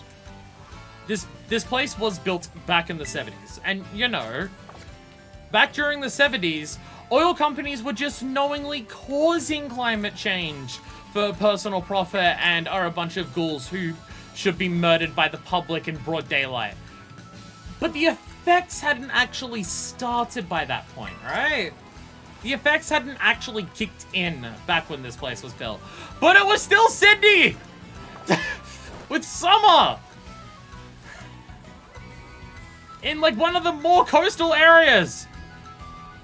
It abso-fucking-lutely still shouldn't be designed the way that it is for how fucking hot it gets in here. Because again, it's hotter in my place than outside, which it's already fucking hot as shit outside. The humidity's about the same. It's not necessarily more humid in this place than it is outside, but the temperature is more. The temperature is more. Temperatures are also just fucked because the windows are just windows that will just keep in and trap heat. They're not designed for temperature controlling windows. Oh dear god, there's another one of them. Oh! Hey, look what that's... I think I know what this Titan is. I think I know what this Titan is. I have a funny feeling I know what this Titan is. But yeah. It's just, yeah, the windows are fucked. The building is pure fucking concrete. Which just also makes it very hot. And even if you have every single window open, just the where the windows are designed, the layout of the place itself, and the layout of things around us means that you have very, very little airflow through this place at the best of times, which is why streaming is so much worse. Because streaming is just all of those factors, but close everything, so it does get more humid in here, because I'm in a locked room. I have a giant light on me the entire time. So, yeah. The heat and humidity gets worse while I'm streaming. Humidity's about the same as outside, but the heat is higher in here than outside. It's just a fucked place. If everything about like, the place is fucked for temperature, and a lot of it is old and shitty and bad. A lot of the place does suck, but there's also so many factors of the place that work so very perfectly for my exact specific needs that I don't want to move. There's so many aspects of the place that are literally perfect that if I was to move anywhere else, I'd be disappointed by it not being, by other aspects not being quite right. Oh my god, there's also a gimme door here. Fuck yeah, let's go. My mom keeps the air conditioning super cold. My sister and I missed for the first part, which had barely any airflow during a heat wave. So the issue is, by the way, we've got another one of those. The issue is that I have aircon, right? But also because of the design of the place, I can turn on the aircon and it will keep the lounge room cold. The aircon's in the lounge room, and if I put on the aircon there, it'll keep that cold and it will stop it from being awfully humid. It doesn't hit the rest of the house though. And that's more so the design and layout of the place. It won't hit any of the bedrooms. Let's just say we spent the first couple of weeks in underwear. I mean, that's how I have to sleep. Or I will fucking die. Probably literally, honestly. Probably literally. I imagine if I normally sleep fully clothed. I normally sleep fully clothed. Because I find not wearing clothes to be physically unpleasant. Not because, oh, my body and I have to see my body. Just, no, I just don't like my bare skin touching stuff that isn't clothing. I don't like, my bare skin touching stuff that isn't clothing makes me feel uncomfortable, and, breeze and stuff on my body, just also, nope, physically uncomfortable, do not like it. So, clothing is shelter for me, to protect my body from things that I don't like touching. So I normally sleep fully clothed. Like what you see me wearing now is basically what I'd go to sleep in. However, I can't do that with how hot it is right now. Oh, sure, I'll give you notice if I wasn't self-conscious. No, I can't not. I'm very, very specific when it comes to that. Like, I go swimming still with, like a full swim shirt and everything like that, and people are just like, you don't need to wear a swim shirt. If you go without a shirt into a pool or anything, no one's gonna like judge you or anything like that because of your body or anything like that. I'm just like, well, thanks for saying that I'm ugly, but no one would hate it for it. But that has nothing to do with it. That has nothing to do with it. The raw torrent of water hitting my body is not a sensation I physically like. So, you know. Nah. I'll pass. It's weird. It's why I have showers instead of baths. I don't like the feeling of a bath. I don't like the feeling of sitting naked in a pool of water and just sitting in it. I don't like that. But a shower I can handle. The constant pitter-patter of water from a shower, that I can handle. That I find refreshing. Though I always turn the shower down as cold as I can get away with it without it causing physical damage, which during winter, still winter has to be at least a little hot. But, you know.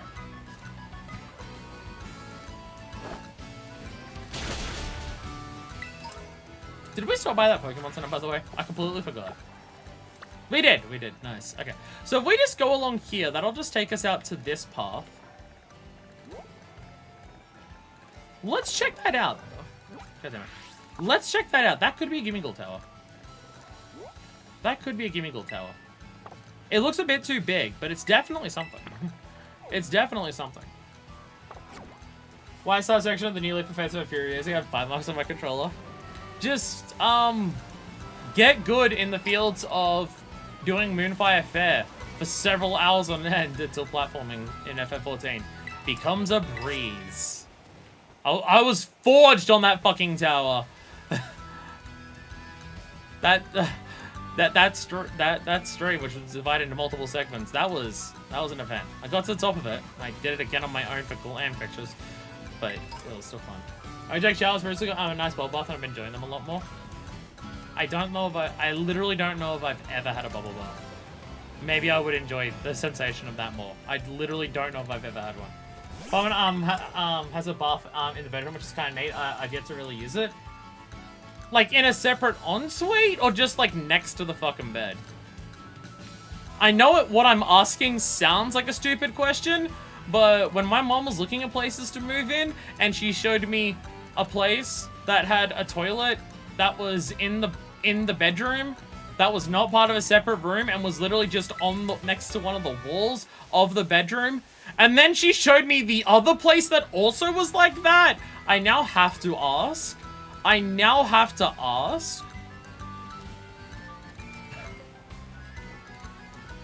Because, boy howdy, are there some people out there doing home design crimes on the renting public. Holy shit, are there some bastards doing fucked up things. Okay, we're doing good at finding these orange ones. We've just stumbled across them, and we're doing a pretty good job at finding them. They're definitely divided into areas, though. Like, we're finding all the orange ones around here. And I'm pretty sure all the green ones that we found were also next to each other. We didn't find anything that weren't green. So it seems like they're divided into sections around the map. This section has orange, this section has blue, stuff like that.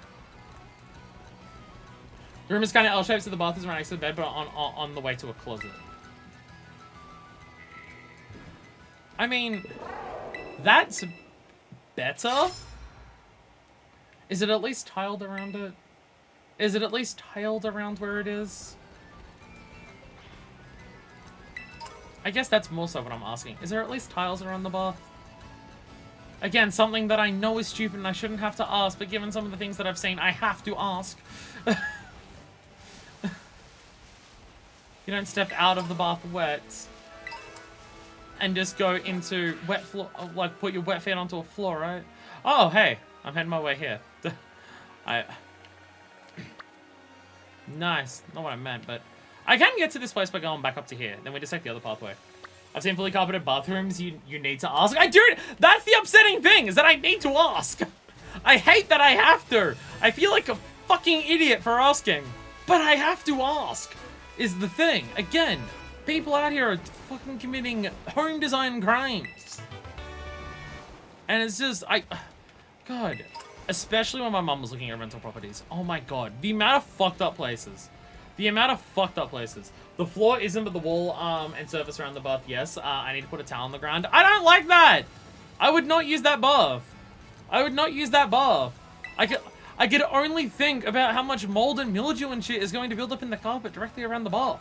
I have to ask. And I'm glad I did. I'm not using your bath. So, you know, on the off chance you ever invite me over, Domino, on the chance that you ever happen to invite me over, I'm just letting you know now, I'll use the shower that's in a different room that's designated for a shower. I won't use the bathroom. I won't use the bath in your bedroom. I just have to let you know this ahead of time, because you might want you might have plans of, oh, I have a shower there, and you just go to this one. It's really different from my bathroom, which doesn't have ceramic floor either. What? I could not live there. I could not live there. Nope. No sorry. No sorry. Nope. Nope.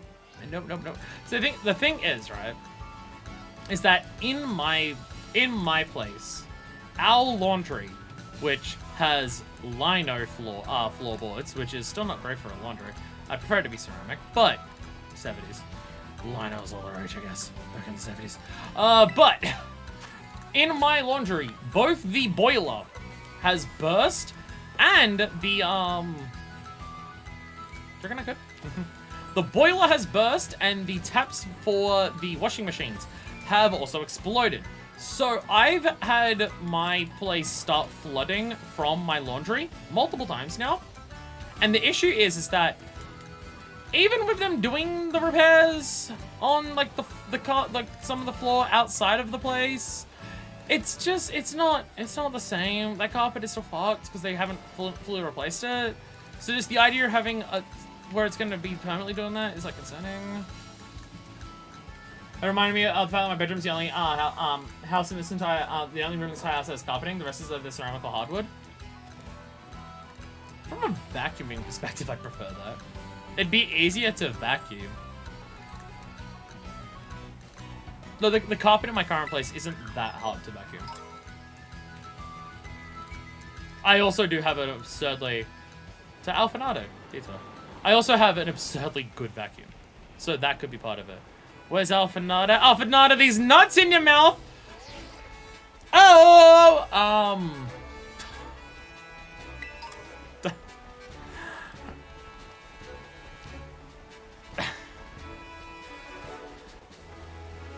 No, unnecessary. Whee. Oh, I'm gonna place the carpeting at all. I used to have asthma because of it. Understandable. Understandable. Oh, come on. This feels so possible. This feels so possible. I mean, like, carpeting for where like, for my bedroom. I mean, my house is carpeted except for kitchen, laundry, and, bathroom. And toilet. Because toilet and bathroom are separate. Oh, there's not even anything up here. I feel transgressed and violated. No, my entire thing is carpet. But I'm glad I have carpet in my bedroom. Because I am a streamer! And if I had hardwood floors, it would echo a hell of a lot more. So, I'm glad I have carpet. Yeah, I'm not sure whether it's my floor is easy to vacuum, or I have a vacuum that is way more than necessary for an apartment building. Because because it was one that my mum got from one of her old jobs. Because she's worked in laundry or something similar to it for pretty much her entire life. I think it was when she was working at the hospital. She got this stupidly powerful fucking vacuum. It's like the base of it is this giant tower. So it's absurdly fucking strong. You turn it on anywhere in this house and you cannot hear anyone else talking anywhere else in the house. It's fucking awesome. That's very good at cleaning up this place. Is someone taking their kids to a day tech? That's just a parent taking their kids on a field trip through a fucking tunnel and you murder them all? Mikey, your dog's a psychopath. Every Italian home is either completely ceramic or completely linoleum. Is that what they? I knew the word lino. Lino is probably the word they use in Australia. Is linoleum? That's probably what the word actually is. I'm Australian, so everyone just calls it lino. In every room, if you have wood flooring here, it means your rich carpet is not a thing. Australia is very much carpet is most places. Carpet is most places. Wood is expensive places for some rooms. I don't know if I've ever seen a place here that has zero carpet. Out of anyone's place that I visited, I don't think I've ever seen someone have no carpet at all. Even the most expensive building place that I've personally been into, the lounge room was still carpet, even if the other rooms weren't. Yeah, carpet is very common here. The worst, the bathroom's worst by this apartment. I'm living in a studio for 2 years, not having to eat, work, play, sleep in the same room as heaven. I mean, to be fair, I do most of that in the same room as is. Because, again, streamer! I do this in my bedroom, because I'm not going to set up a second room for it. Also, because I'm a streamer, all of my recording equipment and everything is my computer. And also, if I'm doing anything in my own time, it's probably on the computer or on a video game console, which is all part of the same setup. And sometimes I'll want to do that while I'm lying in bed. So, for me, it's all bedroom. Hey! Different forms of toxicity, just as well Pokemon. Fuck yeah. Of course I love toxicity. No one even needs to ask this. No one needs to ask this. Yes, I love toxicity. Of course I love toxicity. Toxicity is a fucking awesome Pokemon. I fucking love it. One of the highlights of Gen 8. One of the highlights. To be fair, Gen 8 for Pokemon designs, I think is one of my favorites. Oh my god, there's another one. I can't get it. Is that multiple of them, or are they torches for, lighting the way? Or is that actually just multiple? Wait, how much can I bullshit this, actually? Toxicity, one of my favorite System of Down songs. I just put my bed in only my bed piano in my bedroom, so I associate with relaxation. Oh, see, I don't relax, so that doesn't apply to me. My relaxation is being productive and doing stuff. So, I think this is a cave I come back to when I have climbing. I could probably do some of it right now, but I am lazy. Well, lazy. I don't want. We've already spent way too much time doing nothing today. We spent an hour in a city, ranting about fucking tofu. Wait, no, never mind. I can climb up here. I can go back down. Never mind. Never mind. Never mind. There's an entire flat pathway here. It's fine. This Pokemon is still way bigger than I expected it to be. I don't know. Being able to see Pokemon their actual size, like I always thought Sableye was way bigger. I always thought that Sableye was way bigger, and I thought that Dunsparce was way smaller. Seeing Pokemon their actual size is flipping me out. This is completely retextualizing what some Pokemon look like to me. The fact that like Sableye is a little guy baffles me. It just doesn't make sense in my brain. This is like, no, that's not what that Pokemon is. No, these are just fire lanterns. No, they're not. They're not a thing. They're not the thing for the door. Never mind. Never mind. What do we get? Rare bones. Look at that. It's a bone. Technically a reference. Not one that anyone would get. I know there's a bunch of trainers, but who came to this Pokemon game to do Pokemon battles, right? Can't be me. Cannot be me. You know, there's things that was a shortcut to this town. Did I see you running on a Pokemon? Nah, you must be imagining things. I'd never do that. I'd never be caught dead on the back of another Pokemon. I would never enslave a beast like that. How dare you insinuate that? How the fuck do I get out of this place in a way that leads me to the town? I'm lost. I was walking down a pathway and then I got attracted. What the fuck is a Pocket Mom?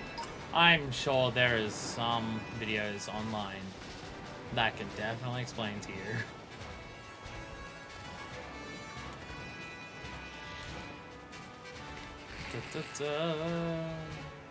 This music is very dramatic for being in a cave. I feel like cave music is meant to be ambiance.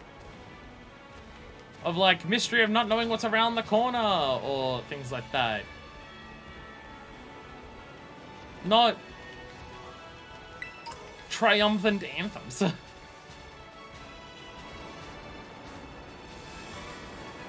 I mean, as much as I like the exploration in this game, which again, we're coming. Oh, that's what this was. We're directly beneath where that thing was. We marked this on the map. We're just in a fucking tunnel underneath it. We're in a tunnel underneath it, so it doesn't really help me actually work out anything. I need to get out of the cave. I can't tell where I'm going. Yeah. Exploration in this game is fun. Umbreon! Umbreon! Umbreon! Bomb! Would Lava Bloom kill it? It is level 39. No, it's tanky. It's tanky as hell. It's fine. Foxarios! Yeah. Exploration in this game, fun. I like it. I like what it does. I like all those things. Everything that I've said about the exploration in this game still stands. We've been doing it for several streams in a row now. That obviously I'm still a fan of it, right? And I still like it. I still do stand by the point. Why would you do that? You're tanky. What? I do still stand by the point of, as much as I like the exploration in this game, I feel like it doesn't have enough locations in it that feel like special, specific, unique things or stuff like that. And I wish I had more of those. Like, you probably know what I mean, right? Because in previous Pokemon games, you would have the routes, right? Your standard routes that you walk along to go between town to town, right? And even in those routes, they have like their own unique designs and stuff like that. Not every single route is just, here's a grass pathway, and things like that. Which this game, the exploration in this game is still that. It is still the routes, and it has all the different designs in its routes that it does have. But it's just, I feel like in other Pokemon games, you would have those areas that would be like a specific thing. You would have your Mount Coronet. You would go off and you would find Lake Verity or something like that. You would find an area in between routes that is just like a cool little side thing, right? You would have Cycling Road. You would have your SS Ains. You would have like those things. And maybe it's just because they're not named? Maybe it's because the lack of loading screen between areas means that they just don't stand out when they are here. But I feel like this open world doesn't have as many of those. Unless it's a town, there's not many areas on the map that feel super special. They, like... I think that's the way I would describe it, right? Hey, when exposed to the moon's aura, the rings on its body glow faintly, and it gains a mysterious power. I fucking love Umbreon. Of course I love Umbreon. Of course I love Umbreon, friends. I think close was Bamboo Forest, Lake, and Tactree Forest. Yeah. Things like that, right? Yeah. And again, it might just be because they're not named, but they don't stand out here. You won't make it on foot. Fortunately, I have a dog lizard to ride on the back of, so it's fine for me. Oh yeah, I can go around to the top of that thing that I was looking at by going around here. I hope. Yeah, it could just be the lack of names, but I would say the overworlds for this game, of the places that you explore, I would say, without doubt, they're my favorite routes of any Pokemon game. I would say, like, outright, they're my favorite routes of a Pokemon game. Hey, look, we're almost back to the start. Sun and Moon comes very close. I love the route design. Is it route or route? I don't know. I've had people yell at me that it's both. So I don't know whether route or route is the correct term. Route means sex, though, in Australian. So saying route is funny. But yeah, for, like, Sun and Moon's route design is very good as well, and I very much enjoy what that game does with its routes. I do think for route design, if you were to take, like, the overworld of what this game has of just, like, province, like, West Province, Area 1, West Province, Area 2. Because that's the same naming convention as routes, which is Route 1, Route 2, Route 3, Route 4, Route 5, right? Which, that's criticism of all Pokemon games. The naming schemes for a lot of the overworlds is not very interesting, and could be improved upon. Okay, so I'm not going to get up and say that from the top without, like, going the whole way. But... you know what? I don't know how to get to Alphanado. Alphanado. Alphanado. I don't know how to get here. I genuinely don't know how to get here. That cave was meant to take me there. But I don't fucking know anymore. I don't know anymore. Because that cave came out here, which just leads back to here. And there's this path here, but this is, like, locked behind this thing that I can't climb up. Oh, there's a pathway here, which is very close to the entrance here, actually. That's the entrance to the cave, and it's very close to that side of it. Okay. Shit. Oh my god. Yeah, it would be my favorite route designs, but not many of the special locations stand out.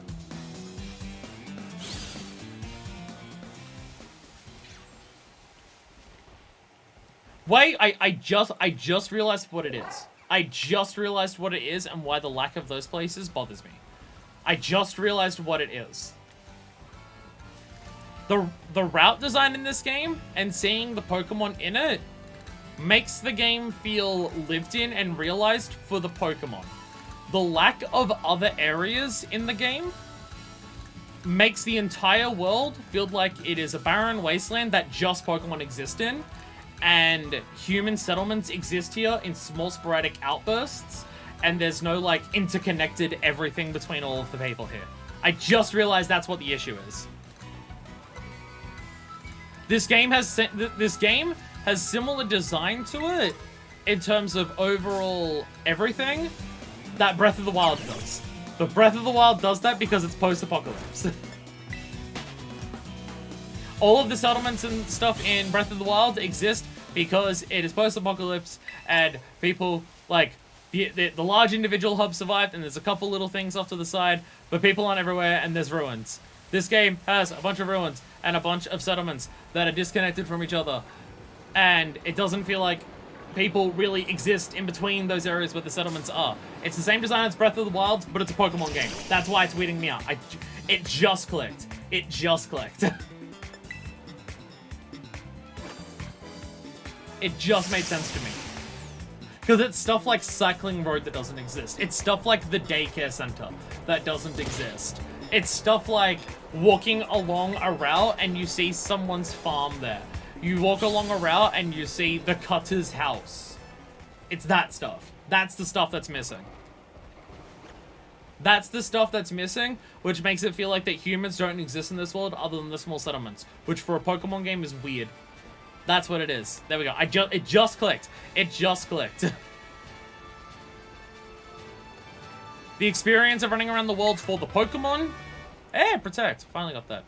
The experience of walking around the world for the Pokemon is cool and I like it. For the people, it feels a bit disconnected. I accidentally went around to the other entrance of this cave but backwards. Well, I don't think I can get... Where it says you won't get through on foot, I think it means this. This entrance you can't go through. I can't go through this entrance on without my upgrade abilities. Whoops. Whoops. Whoopsies. Can I get to this town from this side? I don't think I can. I think without movement abilities, the only way for me to get to Alphanata is to find this entrance, which requires me to go back to here, which, okay. Out of this cave, we're heading, if we go east, we can get our way back to there. Okay, head east, and this is where we're going, okay. Okay, but it's gotta go back down to this shit. Whee! Whee! Bonk.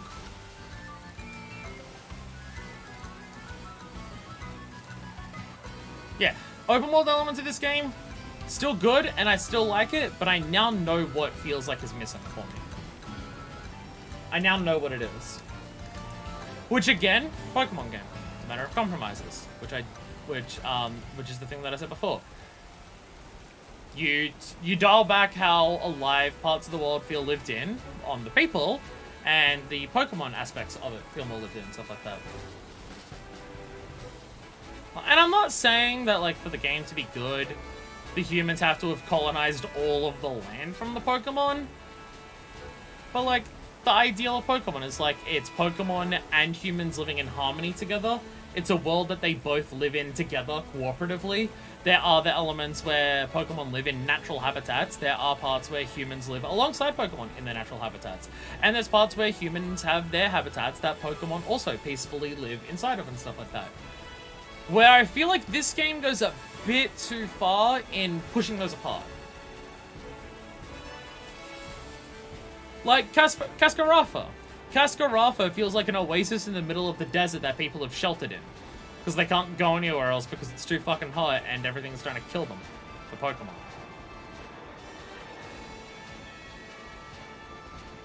I've pasted together. Why aspects of exploring the open world in this game feel un-Pokemon design-esque. And again, I'm not saying that means that it's bad, and obviously I'd prefer if that was the case. But again, it's a different Pokemon game going for a different thing, and that's not a bad thing. And that's, again, a personal preference. Some people might prefer it this way because then they can just focus their entire game on being around the Pokemon, and they don't care about the people in the world of the Pokemon, which is also totally fair. I think that's why I like Alola so much. Now that I've actually pieced that together in my brain, I think that's why I like Alola so much as a region. Alola as a region, I think, is the region where it feels like Pokemon and people live the most in harmony with each other. I think that's why the design of Alola is my favorite. I think that's it. So this didn't help at all, by the way. Oh, well, okay, well, I got this. I got Overheat. That's actually a pretty good one to get. How the fuck do I get out of this to Alphanata? How the fuck do you get out of this game to go to Alphanata? I'm now genuinely unsure. If I go to the map, so it's still, if this is the exit to the cave, it's still to the south of me. The issue is that when I look to the south of me, there's no cave! There's wall!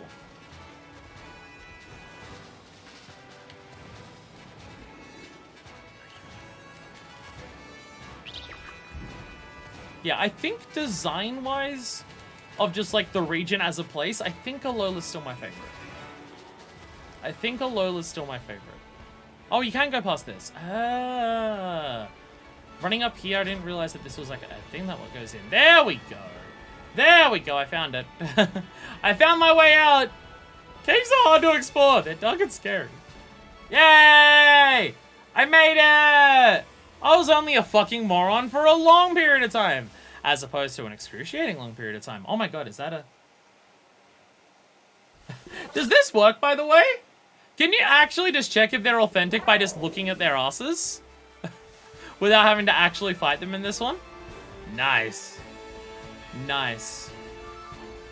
I still remember, when streamer, I can't remember, full name, but V.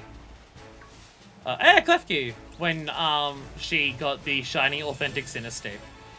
Absolutely fucking wild shit. Absolute insanity. Fucking amazing, though.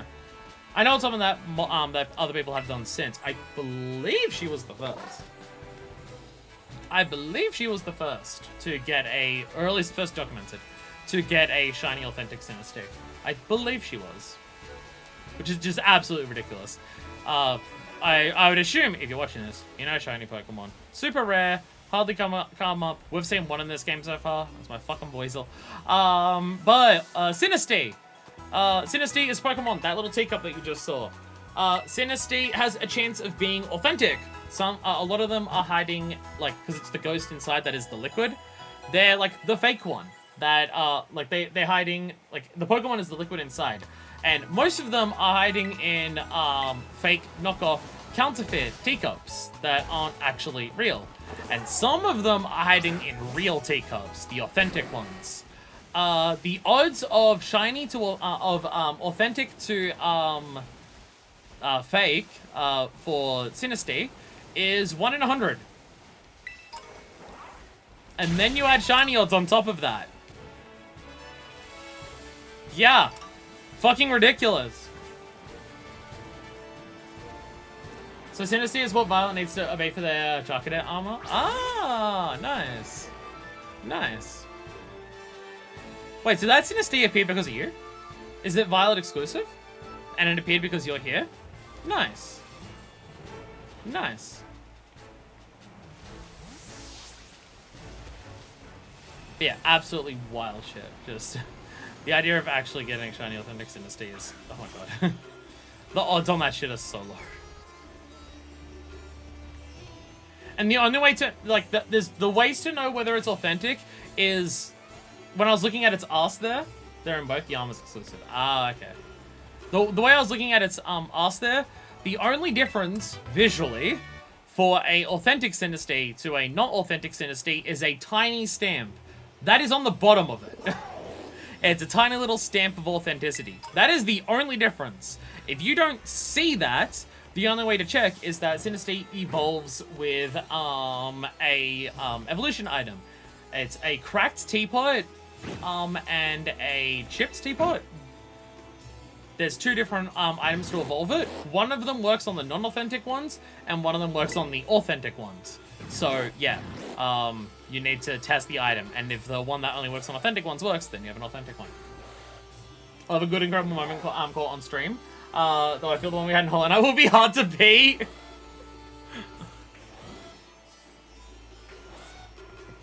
That may very well go down as the wildest moment I will ever have on stream. It is quite possible that there will never be a moment on stream that tops that in terms of sheer batshit insanity. I don't think it can be beat.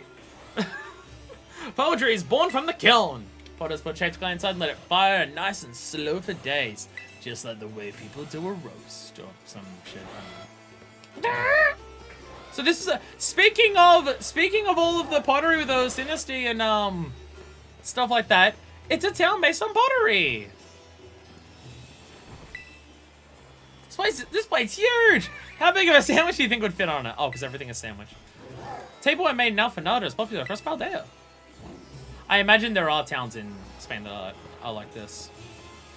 I obviously don't know for certain, but what I've heard is that people say that this game does Spain a hell of a lot of justice for its design. Hell, maybe that thing that I'm talking about in terms of like widespread open landscapes, that also could just be accurate of Spain. I don't actually know. Spain could... I come from Sydney, so it's hard for me to judge. If there's not a building every 4 meters, then it's just like, this place looks abandoned to me. I'm from Sydney, one of the largest cities in the world despite its small population, because it's urban sprawl defined. Maybe Spain is just one of those countries that actually lets hubs of people fucking breathe and actually has expanses of not built up bullshit between everything. Maybe Spain's just like that.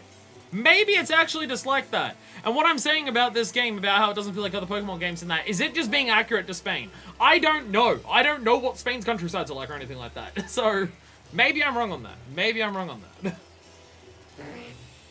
Again, I come from Sydney.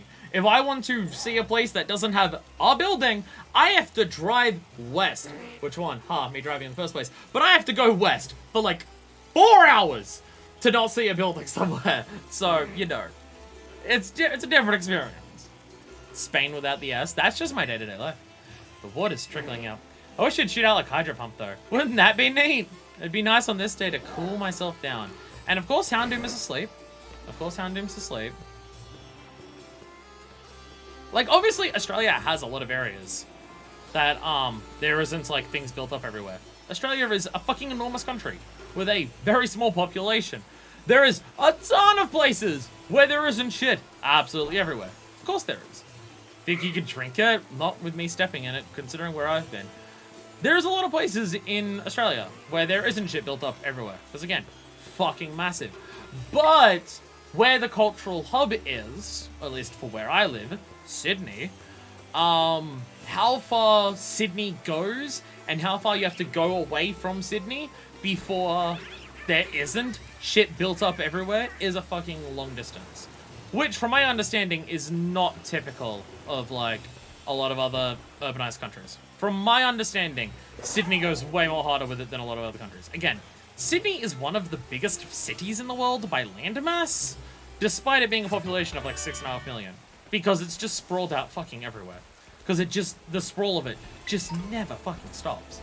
So, like, from my understanding, if you're in, say, England, and you're in the dead set middle of London, you don't have to travel as far distance-wise from the center of London before you get somewhere where you're in countryside, or whatever you want to call that. Or anything approaching rural. Whereas in Sydney, you have to go way further before you hit anything for that. And then once you hit that, it is hundreds upon hundreds upon hundreds of kilometers of it. Because, again, huge fucking country. Yeah. I could be wrong about it, but from my understanding and from what I've looked up into and stuff like that, I'm not. Did I speak to you about shit being inconvenient? Alpha, such an inconvenient location. Having a trusty Psychosaur is absolute must here. Yeah, I noticed getting him was a pain in the ass. Levitating Titan is someone and killing him with Titan. Make him bow down over Dweller. Wasn't it rough coming all the way out to Alphanada? Now that you're here once, you can use a flying taxi to come back whenever you want. I like how everyone's mentioning, hey, this place was difficult to get to, wasn't it? Yes, it was. Yes, it was a difficult place to get to. You are correct. You are correct. But now I'm here. Taking it slow. So dopey. So pokey. Look at the birds in the trees. You walk away 5 feet from them and they get a low frame rate. I love Pokemon. Oh my... Oh! Oh, that's amazing! Ah! Yo! This is Gen 1 stuff I can fucking appreciate. This is Gen 1 nostalgia that I can fucking appreciate and adore. Oh, that is so good.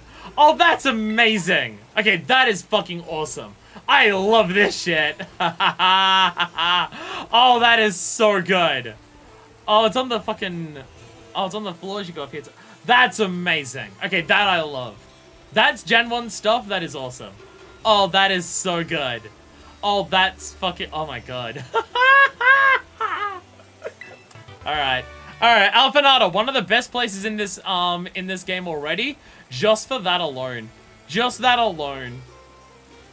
That's so good. That's so good. And it's in the perfect place for it, too. It doesn't just feel like it's shoved in somewhere randomly. That's just, hey, look, it's that. No, we're in a place that's like, the whole aesthetic of the place is like the checkerboard design. You can see all of that and the other things, and it's like all the pottery and stuff like that. This is the perfect place for it. It blends in so perfectly into the town. It feels at home. It feels like it would actually do that. It's not just the reference. Is this one as well? Is that from there? Or is that just the symbol? I think it's just the symbol for the League in this game. But also just 8-bit. That's amazing. Oh, that's so cute. That's so adorable. Ah, God. Ah. Made me smile so much it hurt my face.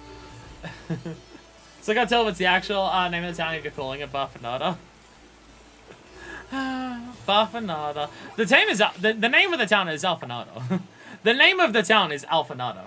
I just like calling it Buffanada. Because all I know. Because all I know.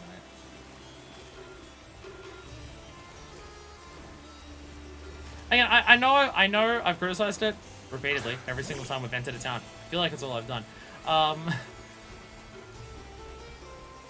From a mechanical perspective, the towns could do a lot more. There could be a lot more things to interact with or do in individual towns. More people to talk to and stuff like that. Unique events or things to do in individual towns. I think that part of it is also just that there are mechanics that are just missing so far. That like were in previous games, like battle contests and stuff like that. Like those are just things that are missing. We haven't seen any daycares. I think someone already mentioned that the daycare in this game functions differently. So there's no daycares in that regard. But yeah, mechanically, I do think the towns could do with a bit more in them. Like more activities to do inside of a town that makes the towns stand out to each other outside of a visual design. I'll just be like, oh, I remember this town. I did this in this town. But from a visual perspective, I think these are some of the best towns Pokemon's had. From a visual perspective. Then again, I only have it at night. Well, yeah, it's like, because you'd go to Lily Cove City. And go, oh, Lily Cove City! It's got the shopping center here. This is where I want to go if I want to buy all the different stuff. Oh, this place has, like, the gaming casino. Hey, what's up? This place has the gaming casino. I can do that there. Oh, next to this place is the daycare and stuff like that. If I go to this town, I can, like, dive under here. And there's, like, the unique Pokemon to catch by diving and stuff. Hey, it's a Cinestate. Level 40, we're actually catching up in levels. Can I say it's butt? Not very well. Not very well. I'm just gonna kill it. I'm just gonna kill it. And again, it's the same with the overall. It's the same with the overall of this game. Mechanically, and event-wise, the game is lacking. But from a vibe, atmosphere, and experience, it's excelling. It's excelling at the atmosphere and vibe. Game mechanics, it is. But that's not to say that pure game mechanics and no vibe or atmosphere is better. They're just different. They're just different. Honestly, I'm probably a lot more lenient on this game, focusing so much on vibes and atmosphere. I'm not reaching you. I'm probably gonna be more lenient on this game, being mainly vibes and atmosphere for it's a lot of its exploration, because Sword and Shield is so absent with it.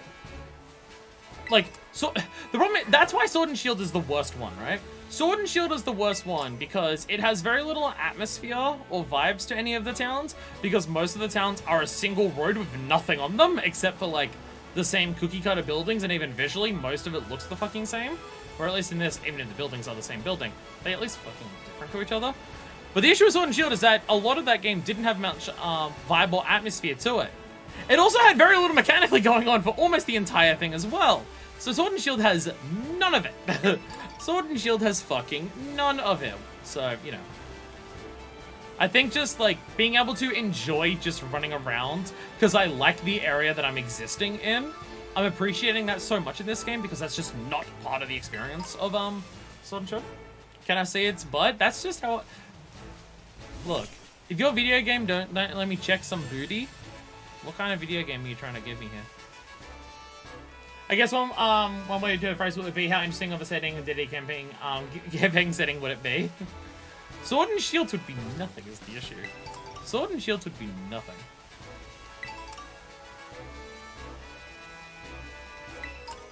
So I think, like, a generation that I have a lot of fond memories of is Generation 3, Ruby, Sapphire, Emeralds. I would say Ruby, Sapphire, and Emeralds go the other way, where I feel like those games have a ton of shit to do in their routes and are way more interactive mechanically for their routes. Whereas I feel like the vibe and atmosphere takes more of a knock in that game. Not to say that it's bad. I don't think it's bad in that. I like Hoenn as a region. But a lot of Hoenn does look a lot more similar to other parts of Hoenn than some of the other regions. Not to meme on the IGN review for too much water, but most areas in Hoenn are either water or greeny fields. Most areas of Hoenn are that. I feel like Sinnoh is a gen that has a good mix of having enough to do in the routes while also having a lot of different visual designs and stuff like that. I feel like Sinnoh's a really good balance for that. And I think it's a trend that they've been shifting to over time, where it goes from one to the other.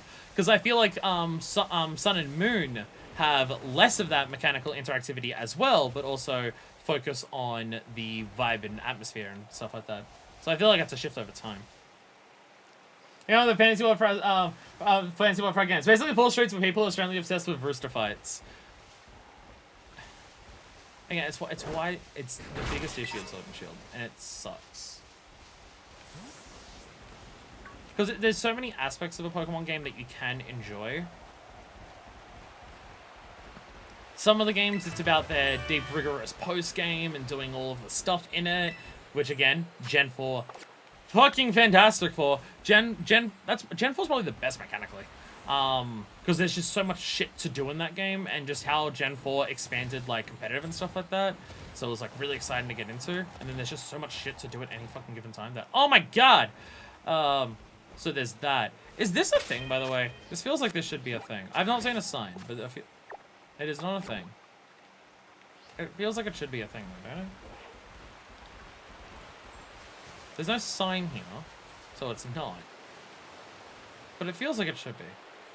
Welcome to the largest fucking waterfalls in the entire region. It's like one of the highest points, because there's the mountain there, down to, like, the fucking ocean, in, like, 3 steps. So be able to ride Pokemon up a mountain and hear the wind is neat. Well, again, vibe and atmosphere of this game is fantastic. Exploring in this game is fun in a lot of the ways that Breath of the Wild is fun to explore. Though, if we're talking about vibe and atmosphere and experience versus, like, gameplay and mechanics and stuff like that, I feel like Breath of the Wild is the example that you go to if you want the example of what game nails both perfectly. And that's why Breath of the Wild is as good as it is. Because Breath of the Wild's atmosphere and vibe of all the places that you can explore in it are fucking immaculate. Every part of that game is, like, a cool place to exist in and is different. Like, and every, like, greater region is different to other places in a number of different ways. But also, that game has every fucking mechanic interacting with every other fucking mechanic in existence. And it's just awesome in that respect. So, you know. That game's kind of cheating. That game cheats. Alright, so if we just go straight down here, we might be able to reach this thing. So I gotta go in games that cared about immersion.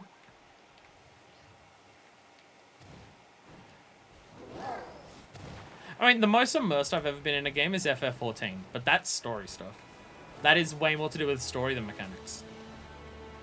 I'm not quite reaching where I wanted to, I'll be honest. This is not quite where my goal was. This hole was not my goal. Stop for a second.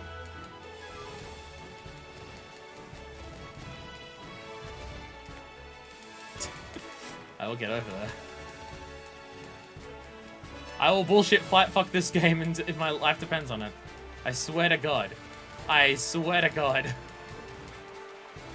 Yeah. It is a thing! Oh, it is a thing! It was a thing! Ah, I did it! I did it! I did it! Fuck yeah! Suck my dick, universe! I made it here. I made it here. Can you not climb this ladder? Are you fucking serious? You ever play Skyrim? I've heard a lot of people talk about Skyrim. I've never played it. It's the slightest angle! Just fucking climb it! Are you serious? Are you fucking serious that you can't climb that amount of ladder here? Can I fly here, actually? Oh, because I've not been to the top, I can't fly here. Oh my God, are you serious? Oh my God, are you serious right now? That is so stupid. Alright, well, there's one down here. There's something down here. Wait, go back up. Oh, never mind. Wait, go back up. Will it just take me to the top? Will it cheat? No. It won't. Damn it. God damn it. God damn it. Okay. Well, I got this. I got that. So I'm stuck. I'm fucking stuck. Do you get the feeling I'm not meant to be here? Okay, so we fly back to town, right? We go back to town. We go back up to here. Yeah, it's just a quick skip and a jump, and then we can just... We'll try again. We will try again. I can do this. I can do this. I can do this. Yeah, the most immersed I've ever been in a game is Final Fantasy XIV. But that's because of characterization, story, and world building. Mechanics are not the reason. The mechanics in that game help. Some of the mechanics want to fight on immersion because it's so MMO and stuff like that. But also a lot of the MMO aspects also help with the world building. That's the most immersed I've ever been in a game. But I would say in terms of like interacting with the world, it's Breath of the Wild. There's like an exile Skyrim is known for its gravity-defying horse. Oh. I thought you were referring to Skyrim because of the games that care about immersion and stuff like that.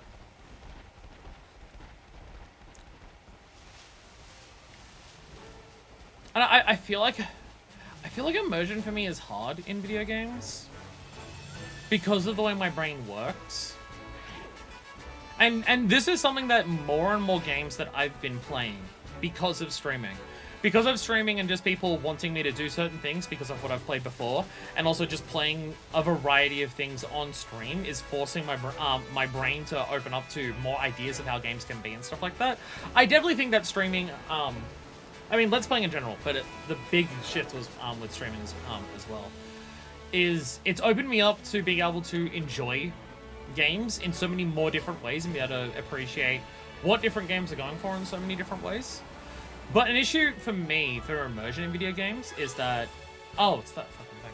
I was about to say, what the fuck am I looking at? Oh, it's that fucking thing. Is that I find it hard to get immersed into games because I'm so focused on gameplay mechanics. It's really hard for me to not break down a game into gameplay mechanics.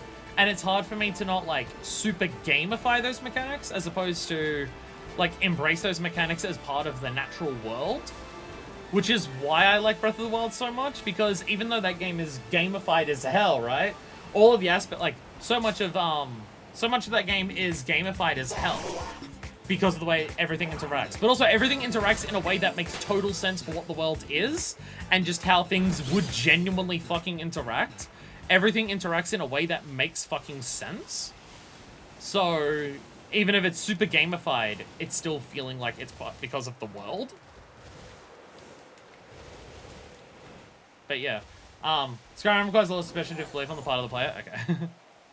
I feel like most games I felt most of them pretty similar mechanics like Last of Us. I do not like Last of Us, so I can't judge that one. But yeah, my thing is just like I feel like a douche when I say I don't like Last of Us because of because Last of Us has so much discourse around it that it feels like it's hard to say that you don't like it because you just don't like it, as opposed to trying to make a point or anything like that. But genuinely, it's just like, I've never played it, because I don't play horror games. I love the design of horror games. I generally don't enjoy playing horror games because I prefer analyzing the mechanics of a horror game in of themselves rather than playing it. A lot of horror games, when you play it, I just can't get into the actual playing aspect. I just don't get engaged enough with it. Even if I can 100% appreciate what it's doing design-wise, it's just hard for me to immerse myself into that aspect of it. But the point being, The Last of Us, is that from a watching it perspective, watching people play it, I don't find any of the mechanics interesting. Being basically a cover shooter, and I don't find any of the story or characters interesting. I have tried watching people play through The Last of Us 1 multiple times, and I just can't do it, because I just do not find any of the characters' story interesting. I just don't think it's that interesting as a game. And I feel like it's hard to just say that. That's why it's not a perfect circle, because it's on an angle, because it's tilted. Although this one isn't. This one that's here, I'm pretty sure, is a perfect circle. This one's on a slight angle, so it's tilted. But everyone loved the first one, but I couldn't get into the sequel. I just don't find the story or anything interesting. Just, it's enough for me thing, and that's fine. There's nothing wrong with the game not being for me. Was there any other Gimmickle Towers? We're about to head back to Los Platos, and you know where we started the game and everything. We are approaching there. We are approaching there. Ah, there's one over here. One over here. Yes. So I think there's one more Gimmickle Tower around here that is a standout one to go to, which is on the way to our last town. We go over to here to, I can't even see the name of this town, Portondo. We can do that, and then we head back to the start there. It's I'd say it's a motion video game, so it loses our interest when watching someone else. See, the issue is that for me watching it, Last of Us felt like the most video gamey shit ever. Watching it, it seems like it was the most video game ever. There's another tower as well. Did I miss one? There's one over here. Did I miss one?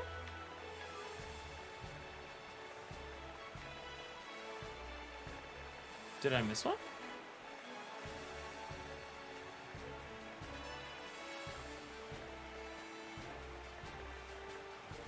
South?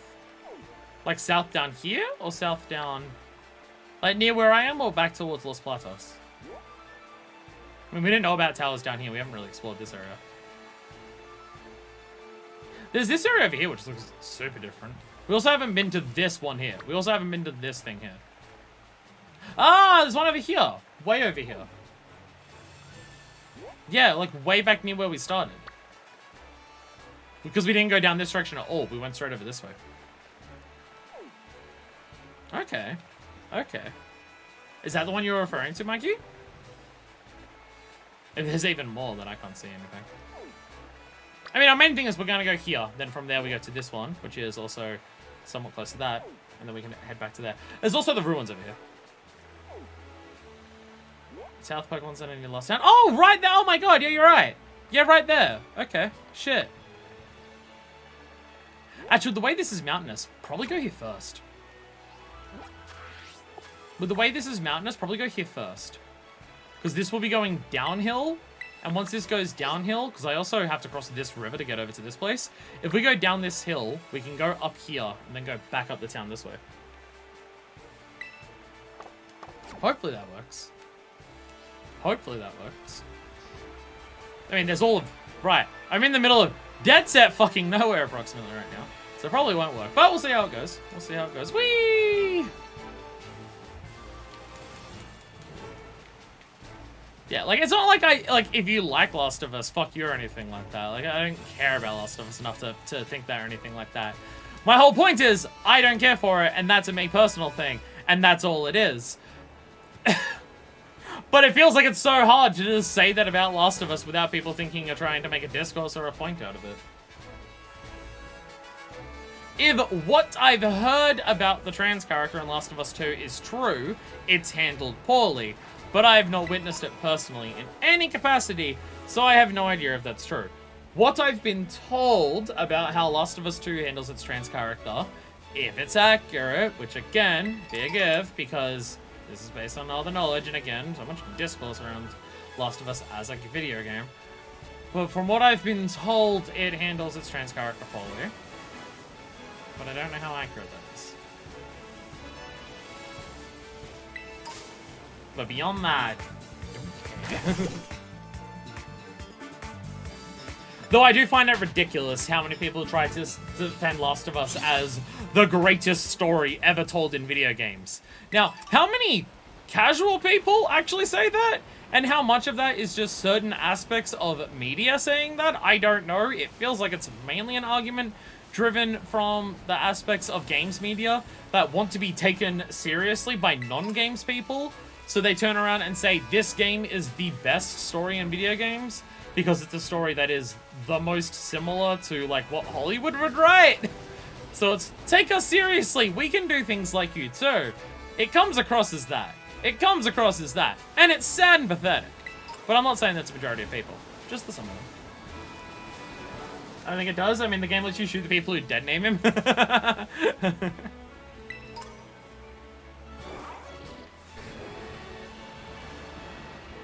I mean, like, I would argue that, like, again, depends on how it's handled, and how it's handled, you can't judge just on a metric-based thing. It has to be on an individual, like, you got, like, when it comes to handling queer topics, like, well and stuff like that, there are definitely some people who have a tendency of going, game does this, game does X, it also does X, it doesn't do X, so therefore, we put those onto the plot graph, and therefore, da-da-da-da-da, it handles it well. And I think that's a very reductive way of saying whether something does or doesn't handle something well. I mean, there are certain things that you can say, if it does this, it handles it poorly. There are definitely some things that you can say, doing it this way is an outright bad thing and means it handles it poorly. But you know, that's not most things. But yeah, like, I would argue you don't, like, dead naming a trans character is something that's very shaky. Because even if it's to make a point of, see, these people are bad because they're dead naming. Just the sheer act of doing it can be handled poorly, even if the people who are doing it are bad people and stuff like that. But I don't know the exact situation around how The Last of Us does it. So I'm not going to say that it is or isn't badly done. Because again, just saying it has dead naming, so therefore it's bad, is reductive. You got a shiny pig? Isn't that your... Mikey, is that not your second shiny pig? Mikey, is that not your second shiny pig? I believe it is. I believe it is. Where's your shiny pig? This pig hates you. It is? What the fuck?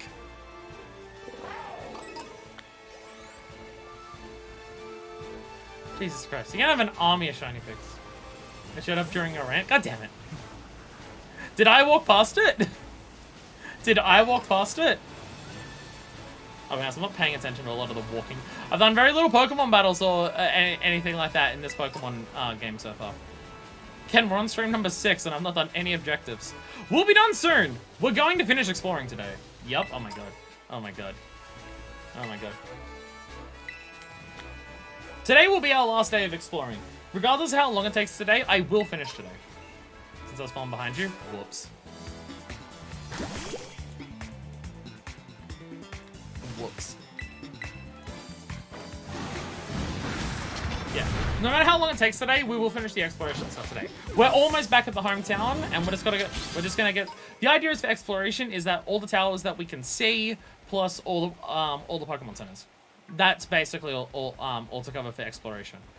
There are, like, the extra flying zones of, like, the sites and stuff, but they're not marked on the map, and I may not be able to reach them all at the moment, so, yeah, so I'm fine. Summarize Alexander, a technology nation with forced marriage sentence, trans guy to death for cutting his hair. He runs away and happens to be a side character in the game.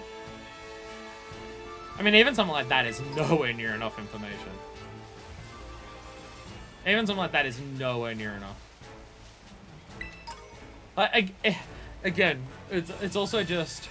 in terms of people saying whether something does something well or doesn't do something well because of how it does it, most discussions around how it does it are reductive because it comes down to checklist handling of does this is good, does this is bad, doesn't do this is bad, doesn't do this is good.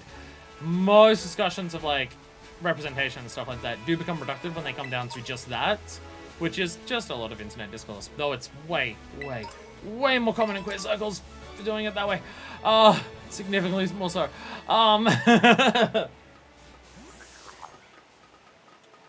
But yeah. So I can't say good or bad because of mine idea. Oh, there's a chemical down there. I feel stupid mixing about Catherine. Oh, see, Catherine, I fucking hate how Catherine does it. I think Catherine does it bad, straight up bad. I mean, I would say that Catherine is one of the ones that you can definitively say it is bad because the creators want it to be bad. The creators straight up do not believe trans people are real. So I would say I would say Catherine's an example where regardless of what it does, anything it does is bad, even if what it does is good, because the creators don't believe trans people are real. So everything they're doing is trying to lean into that idea. So I would say Catherine's bad because of that. But also, I fucking hate Atlas, and that company should burn to the ground because it's evil. So, you know, I can compare our maps to the sites fly spots after the towers. I don't want to do that now. Sites I want to try and discover myself. We'll get all the sites before we beat the LP, but I think that's after we do all the things. Like as a post-game thing, to see if I stumble across them once we get all the abilities and stuff like that.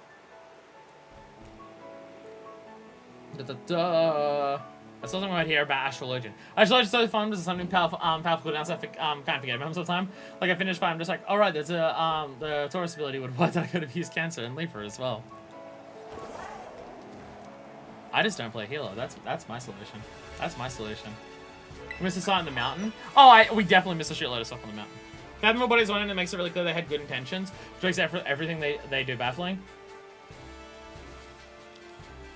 I will specify, I know that there are more trans characters in Full Body. Also bringing down the mood. One, I'm the one ranting, and two, we're just exploring. That's my thing, right? If you're trying to force the discussion away from what I'm trying to discuss, I don't like that in my chat. If I'm leaning into something, you're allowed to lean into it. That's kind of my thing. That's kind of my thing. I am more than happy to discuss with basically any topic with chat. It's just because it's my stream, I would like it to flow like what I'm doing.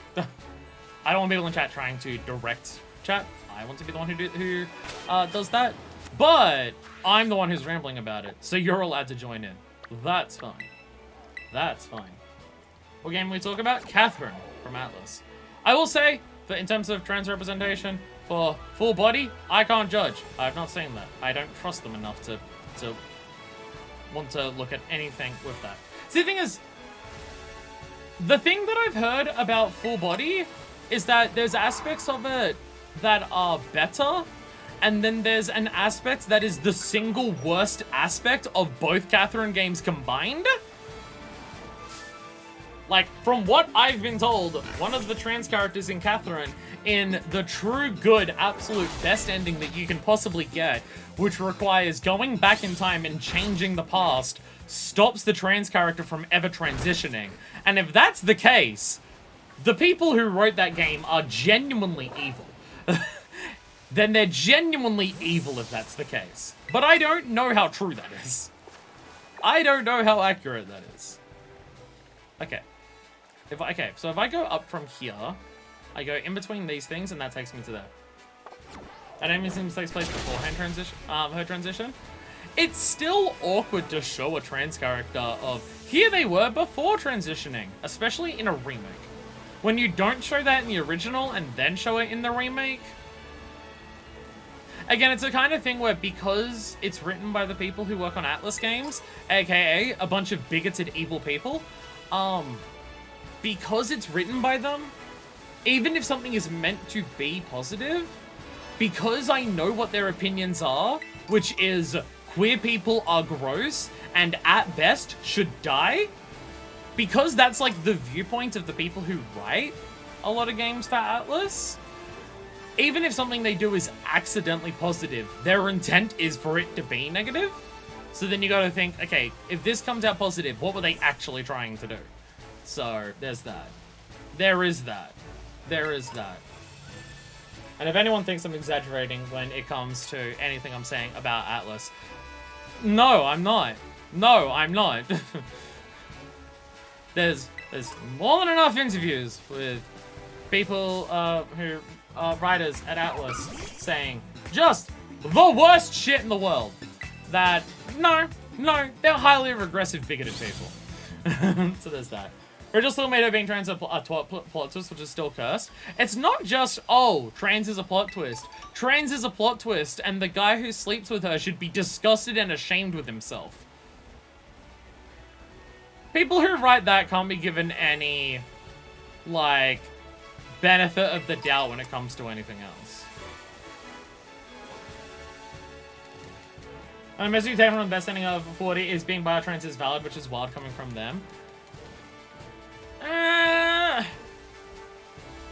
I would still say, without knowing anything about what the actual scenario behind it is, but knowing the writers, it's just like, if you want to be that, it's fine, you can be that.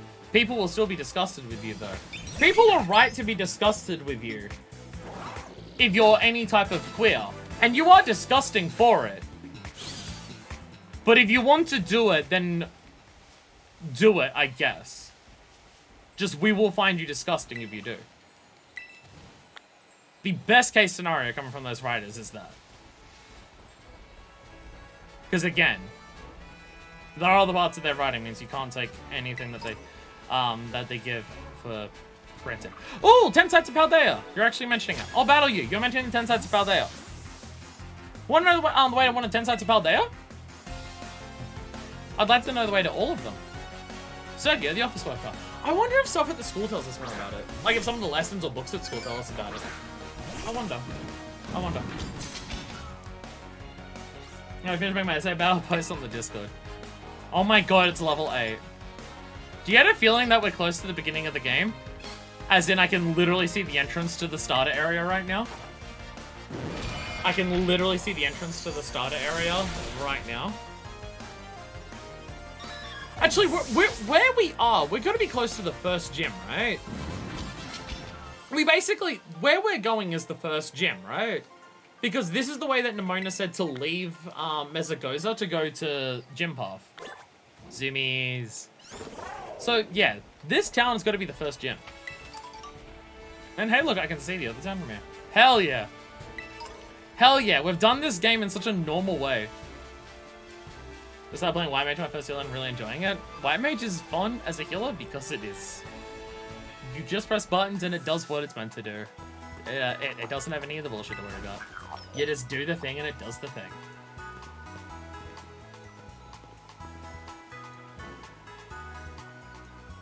Did anyone else notice that?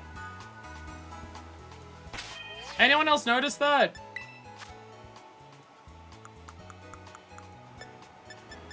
So I think we've hit a cap. Because I didn't get any coins from that one. I think we've hit a cap for Gimme Cool coins. It would seem we've hit a cap limit. So now the question is what? Capped on coins.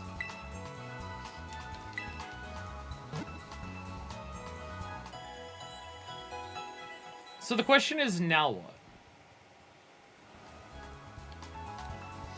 So trying to do a reload with Tenku, pull slow, and it's okay with me. I only heal them when they're low on HP.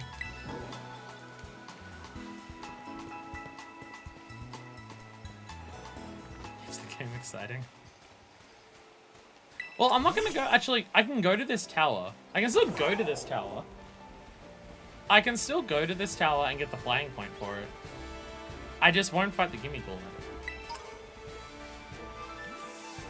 But now the question is, what the fuck do we do? What do we do with these coins? Where was that dude who was talking about the coins? Where's that dude who... We came across a dude who was talking about the coins in one of the towns. I just can't remember which one it was.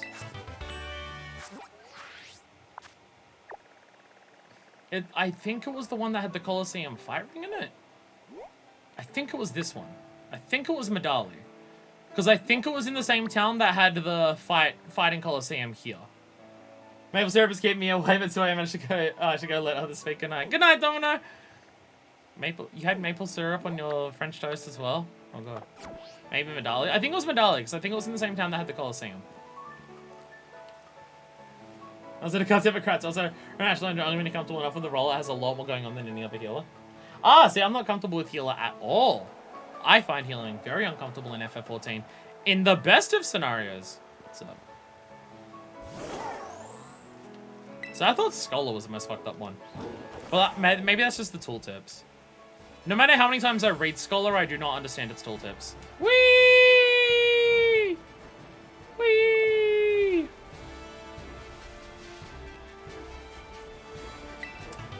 Stored power.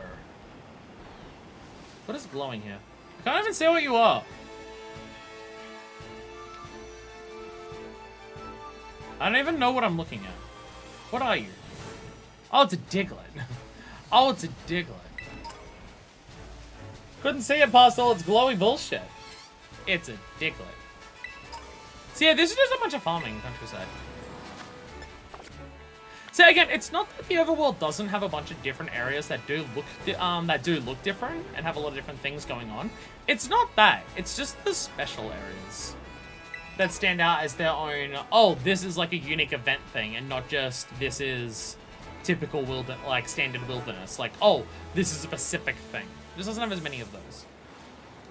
But what it has for general areas is, I think, some of the best in the series.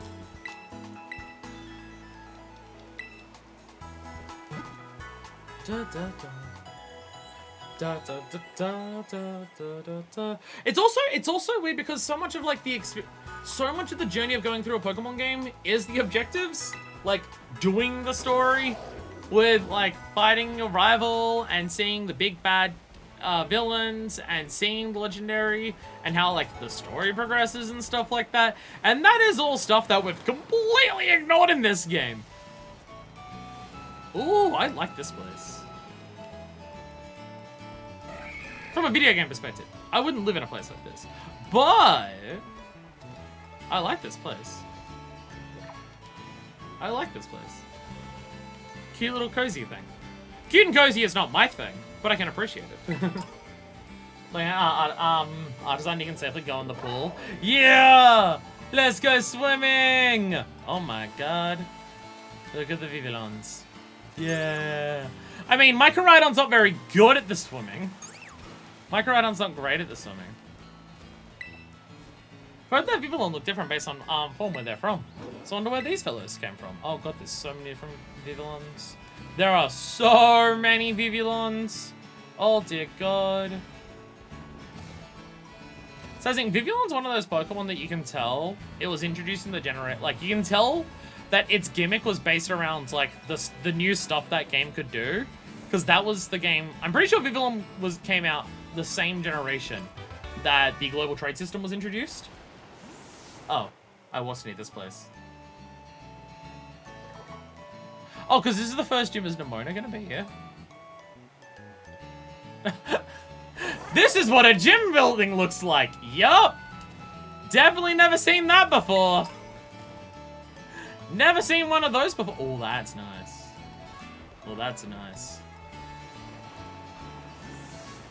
What do you got here? These sweets, they sell at Soapberry. They're so good and super popular. Oh, they got like a lot of Spider theme stuff here. Ah, it's cool. This is so adorable. This is adorable. Ah! This is where their fight ring is. I wonder what type the trainer is here. I'm stuck in the bushes. I wonder what type the trainer is here. I wonder if the first gym trainer of this game is a bug type. Do it, sick doughies! I wonder if they're a bug type. See, I thought it was that one there. I guess that's just a training court, and this is like the real shit.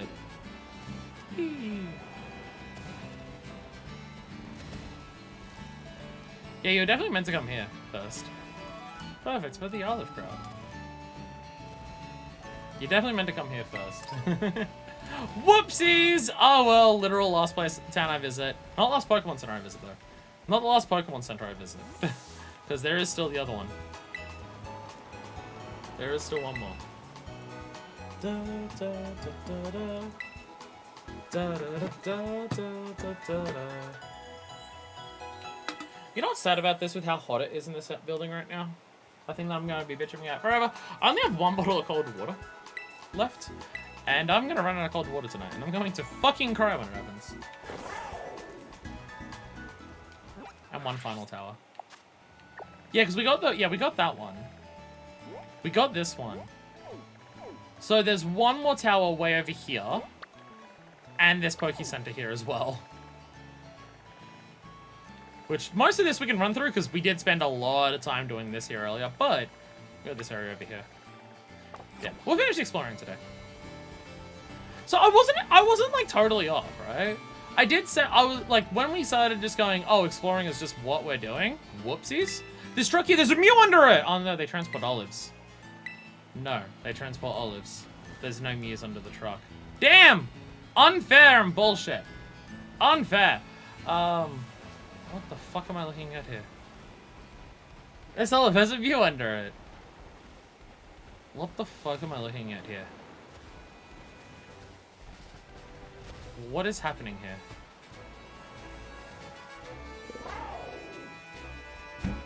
Oh my god. Oh my god. This is where you play Olive Ball. Mikey, can you interact? Oh no, okay, I guess you're doing one. Okay. I was gonna say, do you want to play soccer against each other? Oh, come on! Why is this not synced up? Why is this not something we can verse each other at? Oh, we could have had so much fun doing that.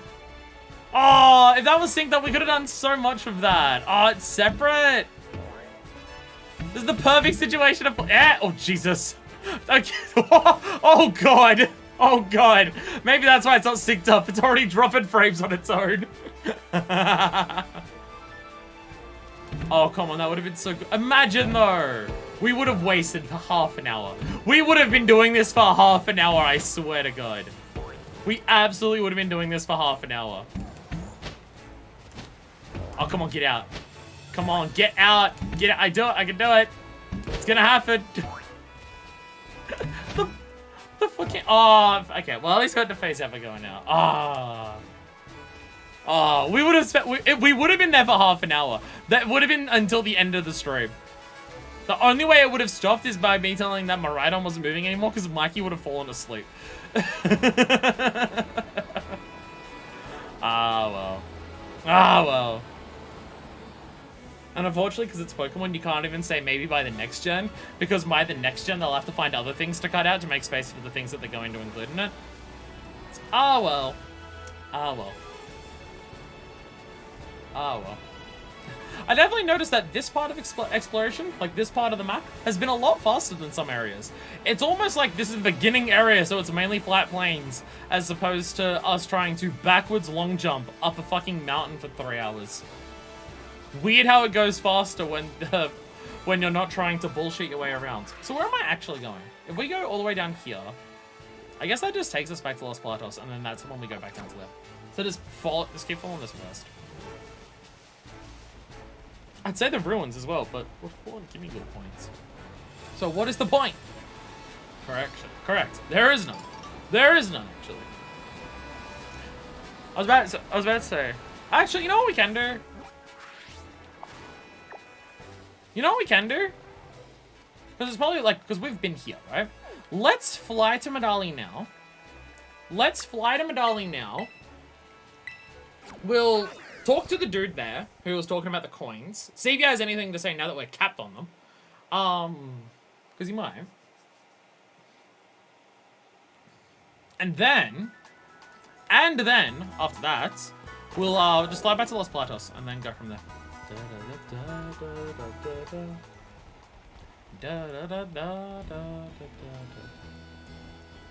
Yeah, like I'm not gonna like try and say that the game's justified in having a low frame rate or that it's like okay, I'd obviously prefer it to be better. I just don't think it bothers me as much as other people. Like when I see the low frame rate walking through there or the massive visual glitches. It was this dude, yeah. Later found a coin or two lying around. Perhaps folks have more than they can hold on to. Oh, okay. Perhaps folks have more they can hold on to. What is that Pokeball doing? What is this Pokeball doing? There's a ghost! There's a ghost Pokeball! Maybe this dude maybe this dude holds on to them. Maybe this dude holds on to the ones that you can't hold anymore.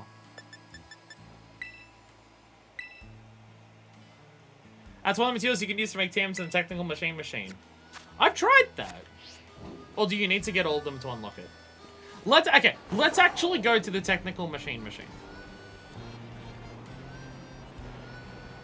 Let's actually go there. Maybe once you cap out, then it actually has a thing. And everyone and their mom used to wear the Shadowbringer's trade dress last X-Pack, but my character was breasting boobily in it.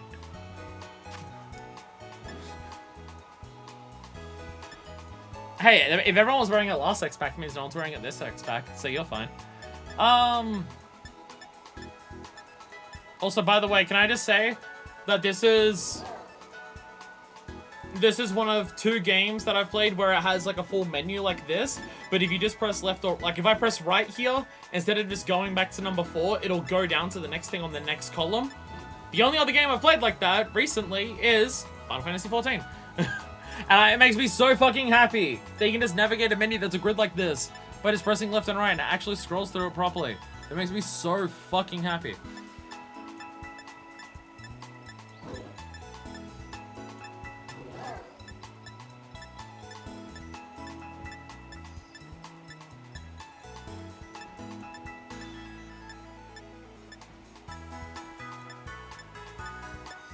I'm not seeing anything here. I'm not seeing anything here. I think I've been lied and deceived. I think I'm being transgressed and violated. Yes, I did watch that Game Jam video recently. What? How could you tell? How could you tell?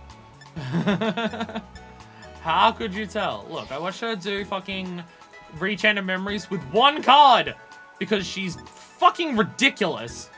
And then I started watching other videos that she's done.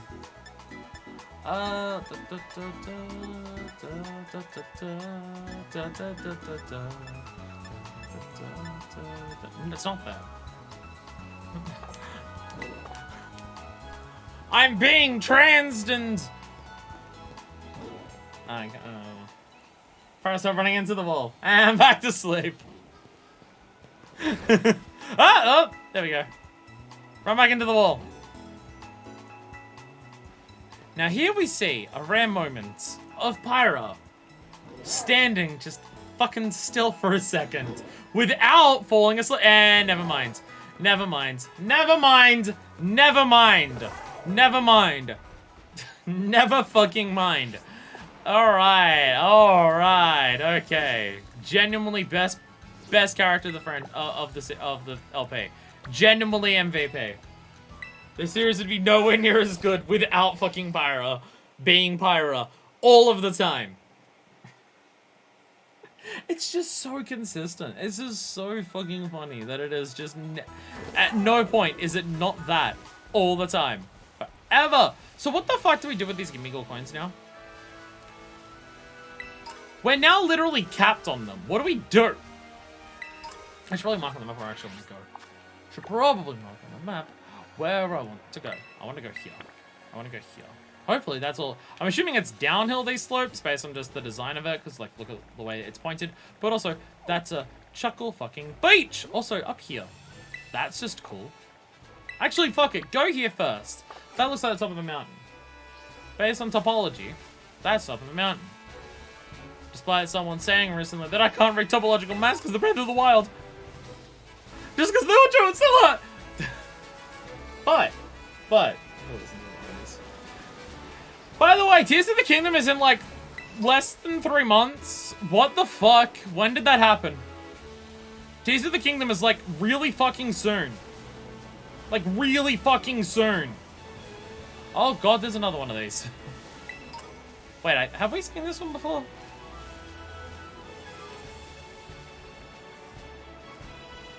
Have we seen purple before? I think we have. I think purple was the first one we saw, actually. Maybe I'm just not remembering it probably because it's been so long. But I think purple was the first one we saw. Yeah, because I'm thinking of blue ones, but blue ones we saw, like, near the mountain. Blues were near the mountain. We definitely saw it way before that. I'm pretty sure the second stream we saw it. So, yeah, I think purple's the first one we saw. Just we haven't seen it for a while because, you know, we haven't been in the sighting areas for a while. So how do I get up here? Actually, shit. Is this this way? Maybe I have to go back there. I don't know if I can get up this mountain here. Even if I go up this way. Oh, actually, if I go up here. Okay. Okay. I think I'm good. I think I'm good. But yeah, if you like this experience of watching someone play through a game and just steadfastly refuse to make progress in any capacity because she's such a stubborn dickhead, stay tuned for Tears of the Kingdom. Because guess what, bitches? I'm gonna do the exact same thing, but for way fucking longer. Fuck yeah! Scatterbird. That's adorable.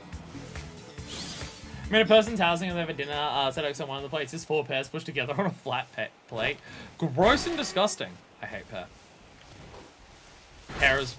Pear is a fruit that I absolutely despise.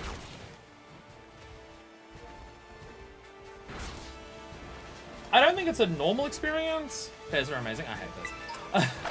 Oh my god, where the fuck did you come from? Oh my god, it's the cunt-serving pig again. Oh my god, it's back. Yeah, it's back. No, my thing with pear, and I'm pretty sure this is just a taste bud fucks thing, because anyone else that I've spoken to has not said that pears taste like this. But it's what pears taste like to me. And that's just what it is, and it doesn't change. But pears to me taste like apples that have gone on. I know that's not what they're meant to taste like, but for my taste buds, pears taste like... Oh my god. But for my taste buds, pears taste like apples that have gone on. How is Litleo unnerving me? It's fucking adorable. How does Litleo have unnerve? How does Litleo have unnerve? How does looking at that make you so scared? Do not eat. The taste buds need recalibrating? Probably. Probably. There have been experiences where I've literally recalibrated my taste buds. Taste is such a weird fucking aspect of the human body that, like, there's so many things I can just fuck with it. In terms of that. For the longest time, I did not like the taste of peanut butter. Which I'm just like, it doesn't make sense. I like certain things that are made with peanut butter. I like peanuts quite a lot. And I should like peanut butter. But every time I ate peanut butter, the response was, no, I genuinely find this disgusting. Oh, I was like, what the fuck is that? It's a dealing. Just the way the bushes were next to it, I couldn't tell what it was. Yeah, it's like, I should like peanut butter. But I just fucking didn't for a very long period of time. Oh my god, I recognize where we are. Oh, I recognize this. I recognize where we are now. But then I tried a Reese's Peanut Butter Cup, which had the peanut butter with the chocolate. Because you got chocolate in my peanut butter. I tried that, and then that was enough to recontextualize the taste of peanut butter for me, that now I like it. Like, trying it in that setting recontextualized what the taste of peanut butter was and made me, like, experience it in a different way, and now I like peanut butter even on its own. That's the most standout example, just because I hated peanut butter for so long, and then after my first peanut butter cup, I loved peanut butter. Like, it was an instant switch. It was absolutely instant. And it wasn't just a case of, oh, I know I don't like peanut butter, so I never tried it. No, I consistently tried peanut butter, because I knew I should like it. Like, you get fucking satay chicken, but you make it with peanut butter, because your family's white as hell. That might be how you actually make satay chicken. I have no fucking idea. Come on. Come on, let me do this. Come on, this one's so close. But yeah, it was an instant changeover of just, oh, I tried it with chocolate, and now I like it. Which I'm sure there's a bunch of flavors that could happen for me. I'm sure there's a bunch of things for that. I thought for the longest time I didn't like the taste of onion. And then I realized, no, I actually fucking love the taste of onion. I hate the texture of chunky onion. Every onion that I tried before it, or at least, hey, there we go. You just gotta try it enough. Oh, fuck me. Yeah, I tasted onion before, and I did like it, but I didn't realize it was the taste of onion, because it was, like, diced up or anything like that. But anytime I tried chunky onion, I'm just like, no, I don't like onion. And turned it was pure texture. It was purely texture. That was the reason I didn't like it. But yeah. What Australian cuisines do you have? Do you guys have, like, regional dishes? No. I'm not exaggerating, no. No, Australia doesn't have regional dishes. No, we don't. No. You know, as a white country, Australia's been around for under 200 years. Barely 100. Well, okay. White colonizers came to Australia a bit over 200 years ago. In terms of, like, any actual, like, established white colonization of, like, stuff like that, like, Federation was, like, 100 years ago. 1901 was when, like, Australia was officially declared Aboriginals don't exist, white people are the sole owners of this land because we're a bunch of evil racists. That was like 1901. Oh, that's what's up here. And a Gimme-Ghoul as well. And a Gimme-Ghoul. So being super recent, to the point where immigration across the world was already relatively easier. Not that, you know, Australia let it happen, because we had the White Australia policy enacted to like the 70s or something, where it was just like, people aren't allowed to immigrate to Australia unless they're white. 50s or 70s. One of the two. It was still around until then. Because again, Australia. Evil country! Where was that purple one that we saw before? Was there another purple one somewhere over there and I don't remember where?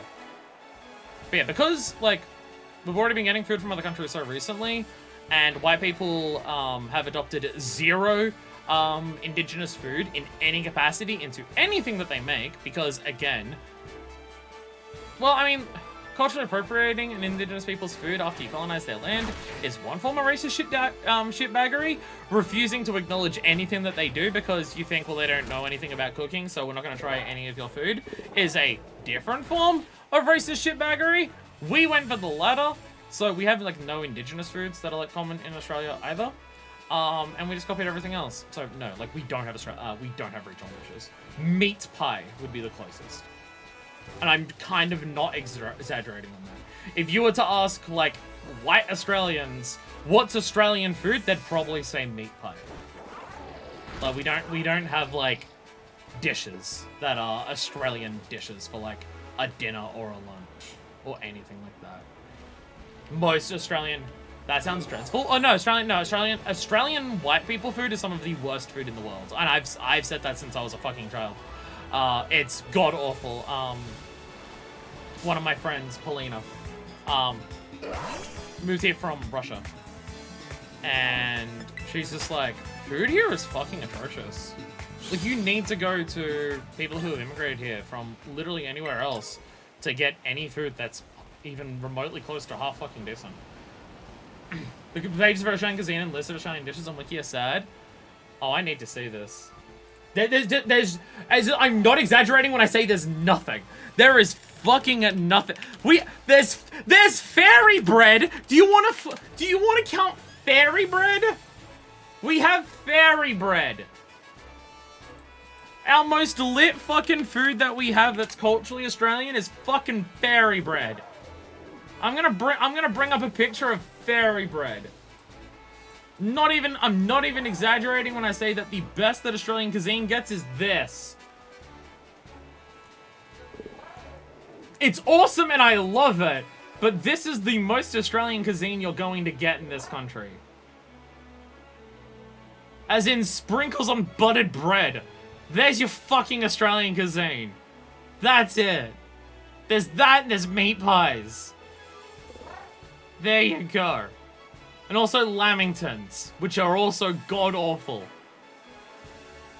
Lamingtons are basically, I approve Lucas dessert. No, it's delicious. It is delicious. And you feel like you're a child at a birthday party whenever you're eating it.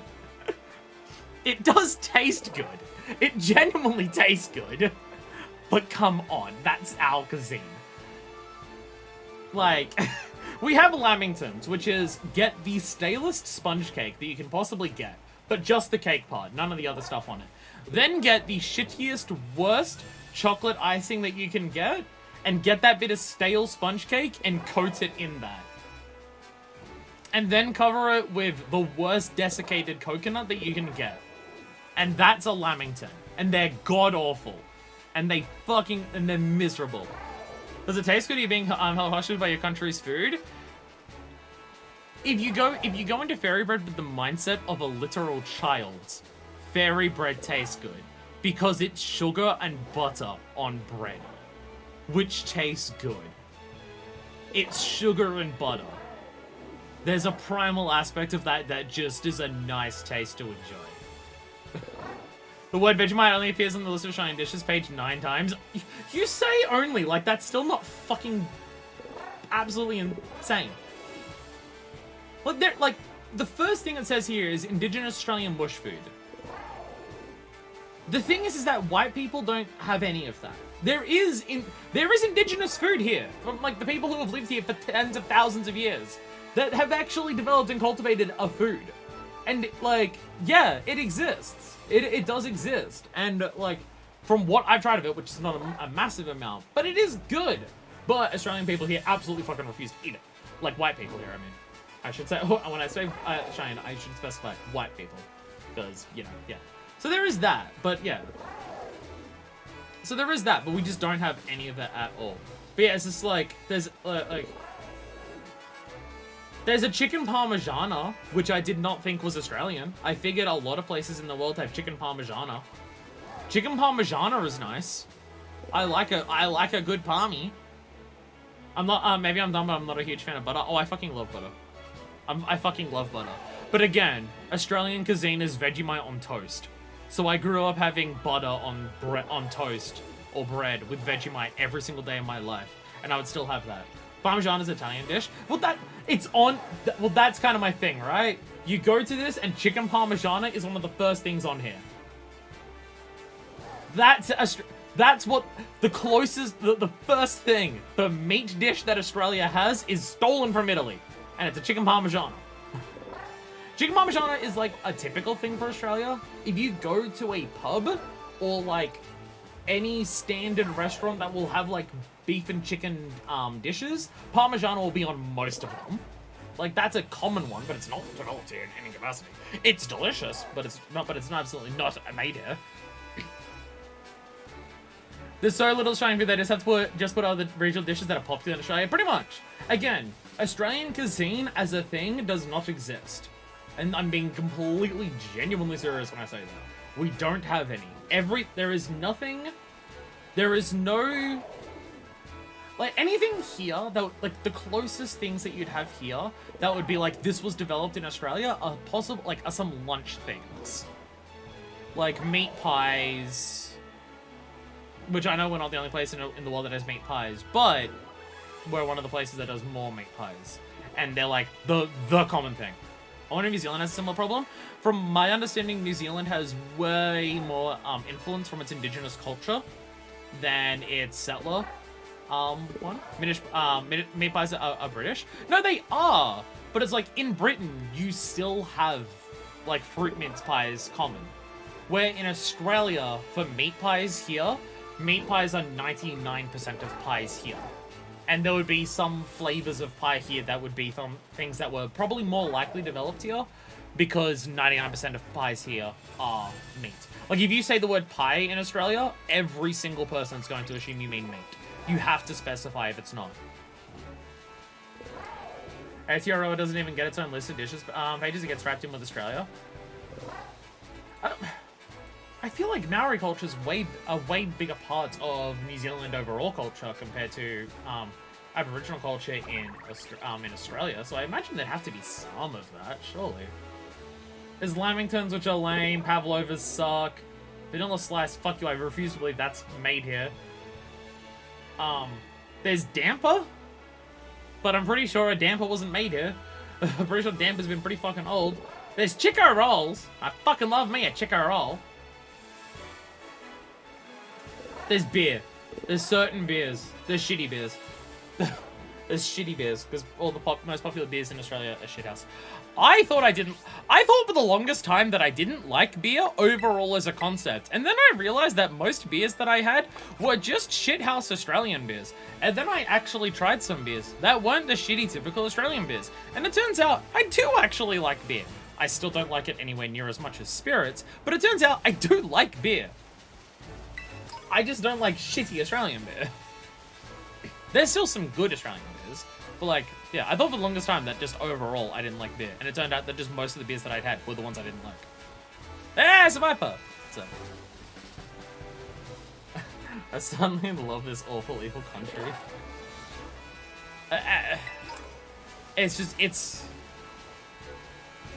Again, it's something that I've discussed with people who have come here from other countries, of just how terrible the food situation is here. It is god-awful. It is god-awful. Like, it's miserable. American cuisine section is 3 times the size of the indigenous bush food section. There would be a lot of indigenous food.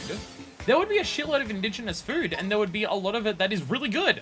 And because, again, it's stuff that's been, like, worked on for tens of thousands of years, because Aboriginal Australians are, like, the oldest civilization on the fucking planet. It's just white Australians refuse to have any of it. Which, again, they're not culturally appropriating and just stealing their stuff.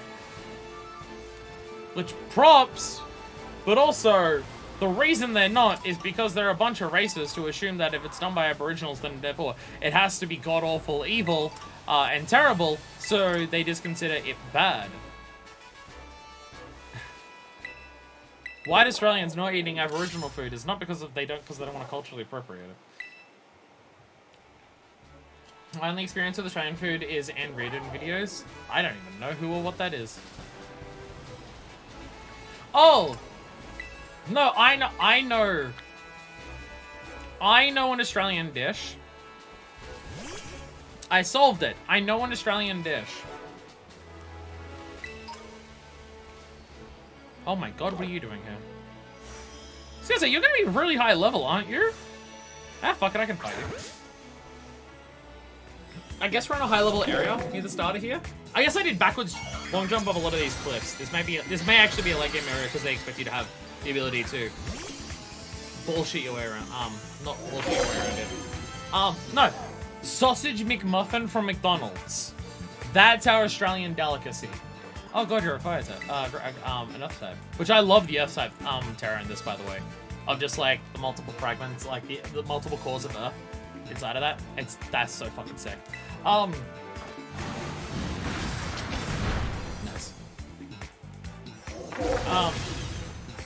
But yeah, sausage McMuffin in Australia, at McDonald's, is apparently different to sausage McMuffin, compared to basically everywhere else in the world, from my understanding. It's completely different. Because in Australia, the sausage on the sausage patty is spiced sausage, so it tastes quite different. I've seen a number. Well, maybe it's different to American at the bare least. Maybe that's just only America that doesn't do it. I'm not sure, but I've seen a number of Americans who have tried the Australian sausage McMuffin at McDonald's, and they say it tastes completely different. So there's that. There's that. Shiny pig evolved. Oh my god. Oh my god, your pig's gonna be serving so much cunt. Oh my god. Actual sausage rather than breakfast sausage, or just spicy breakfast? Oh no, spicy breakfast sausage. It's still the flat patty. It's still the flat patty. So it's still like breakfast sausage mince, but it's spiced. And I mean spiced in the way that's like not spicy.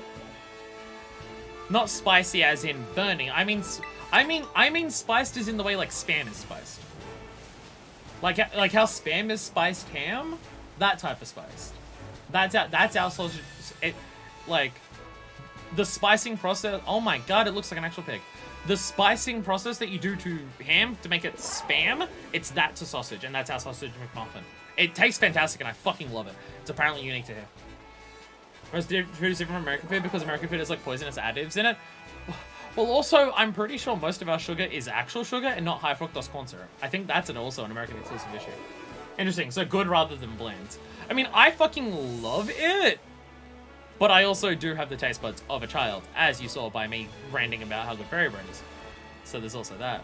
But, like, I genuinely love it. Fucker higher. I mean, from my understanding, the biggest issue with America for its food is, high fructose. I mean, there's several issues with America, and several of them are gonna have a lot to do with food. But, from my understanding, a massive issue for America is high fructose corn syrup just being in everything, so it just makes everything taste the same. Or just not taste as good because it's not real sugar. Alright, I'm just gonna leave you on a murderous rampage while we just chill and run around everywhere. Murder! Bam. Why are you so good at just murdering everything?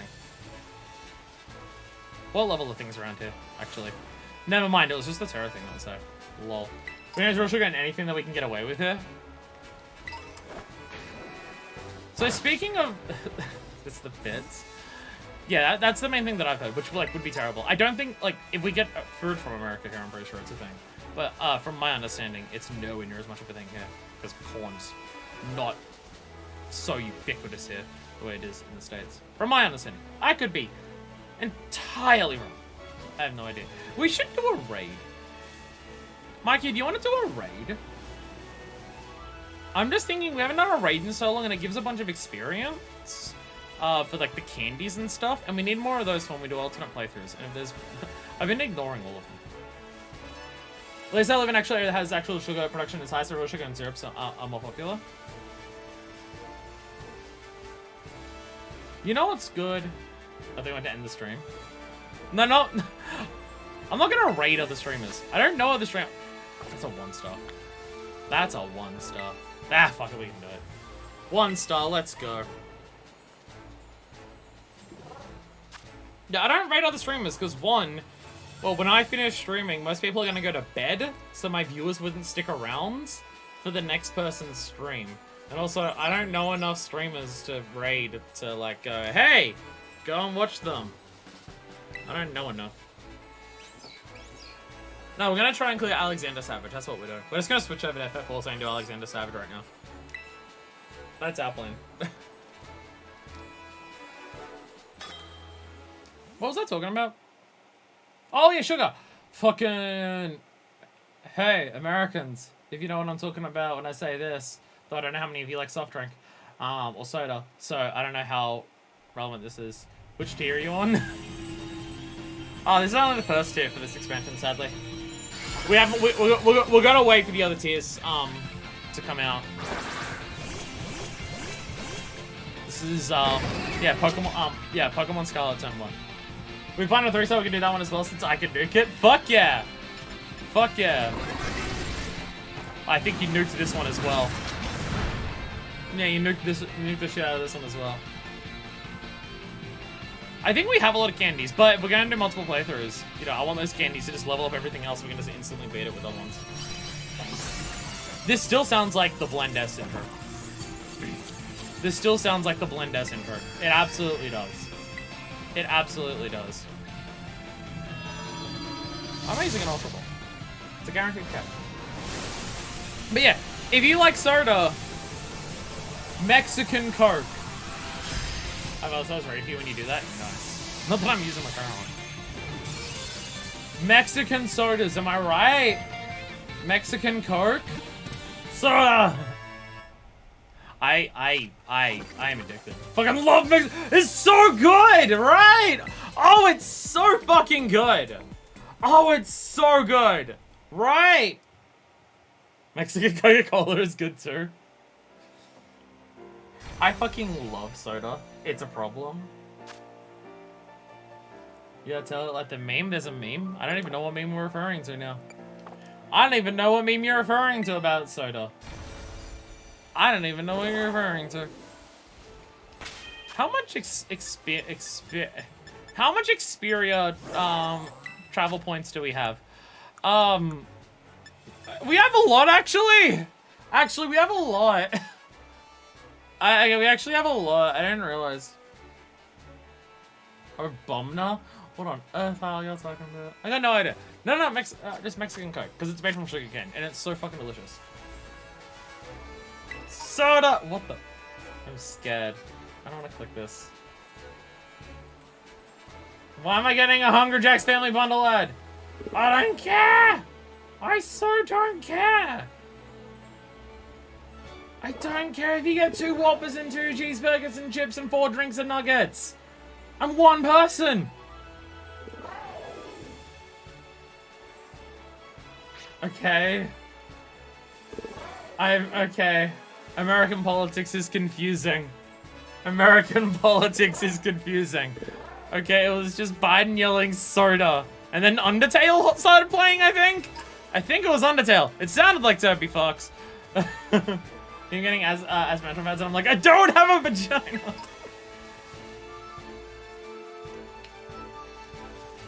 The ads that I've been getting lately are just for t-shirts aimed at 6-year-old boomer men. And I don't get it. And I don't get it. It's concerning and confusing. Oh my god, look at him swim. Is that getting ads in Spanish for a couple months? Not what I'm getting. Look at it swim! It swim! Up. It do a swim, and now it's gonna do a die. And now it's gonna do a die. I guess it just poison type. Psychic is fun. Full stuff I talk about, maybe I knew who I'm right on, but I'm not sure about doing that. I'll wait for something I actually have non-spoiler raid Pokemon for. Well, I think we got plenty of experience right now. We probably do have plenty of experience right now. For a bit of, like, living. Fancy the Metro products, so Stock Market Avalanche, like, both are completely off target. I mean, video ads I don't see. Because I use ad blocker. But yeah, most of the ads that I see are just... I was getting a lot of stock market ads for a while. I've stopped now. But, last year, during NFTs being the thing that dipshit tech rogues are obsessed with, I was getting a lot of stock market ads during that time. I mean, I live in Australia. If anything online can tell that I live in Australia, then the ads are just for sports gambling. Because Australia has a very, very severe, serious gambling problem that companies love to abuse and everything. Fuck yeah, Australia. What on earth am I looking at over there? Oh, it's a muffin. Just from the side, I couldn't recognize it. For those who aren't aware, Australia is the biggest gambling country in the world by quite a significant margin. If you're going by the metric of average amount spent per year per person. If you're going by that, Australia is the biggest gambling country in the world by quite a large margin. The stats may have changed, but when I went to do my alcohol serving license, which to do an alcohol serving license, you basically are guaranteed that you're going to be doing a gambling serving license, because almost everywhere in this country that serves gambling, that serves alcohol serves gambling, which, wow, I wonder if that has anything to do with the gambling problem. But when I was doing that, the stat that we learned, which the teacher who was telling us it tried to make it a proud thing of going, like, how enthusiastic Australia is about recreation, was that the average person in Australia spends $1,100 a year on gambling. The second highest country being Spain, at $600. And I learned that, and I wanted to fucking cry.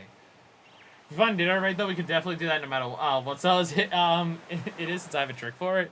Just grab the weakest, pissiest, shittiest thing ever. We gotta think cement in the water there. Hello, it's Slowpoke. Hi, Palisand. Apparently I don't know your name. Sorry, spoiled. I got spoiled on that one. I know it's a Palisand, I'm sorry.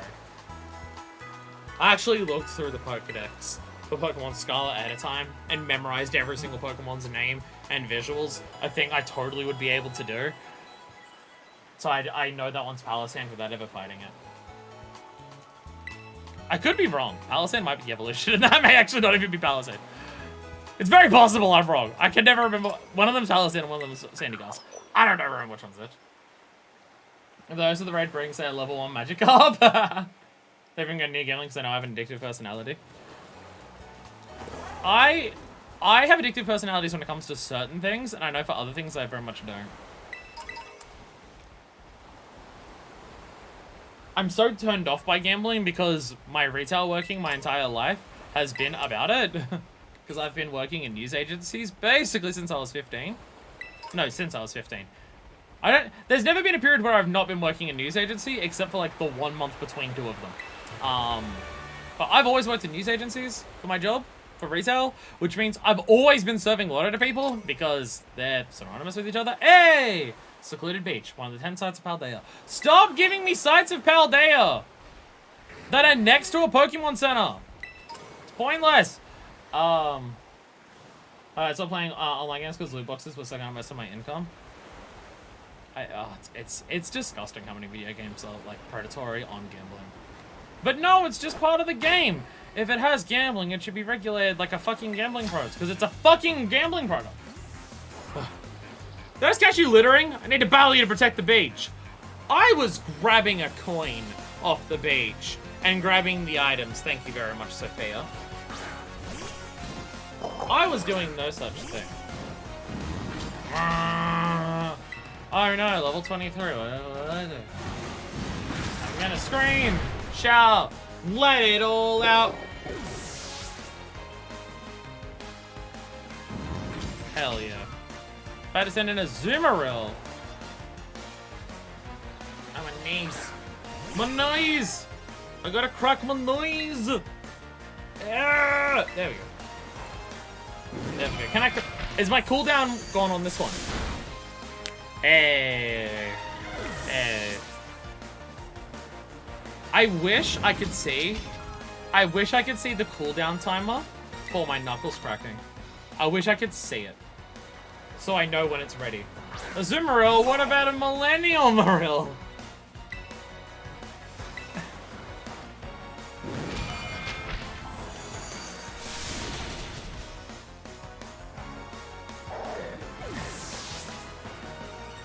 It took me a second.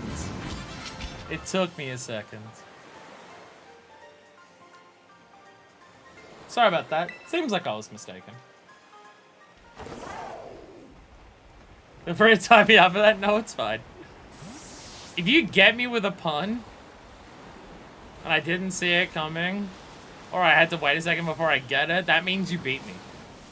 That means you win. It means you get away with it. Also, how many puns have I said on stream? How many puns have I said on stream? Me being hit by a pun, it's not a case of I don't like hearing puns, so therefore I'm just like, ugh, it's lame. Me being hit by a pun is, damn, I got outsmarted and someone got me with a pun that I should have been able to get, and they were smarter than me. I lost. That's my thing with puns. Someone beat me if they got it. Why am I still grabbing Gimmigles? I literally can't carry anymore. I'm literally not getting any.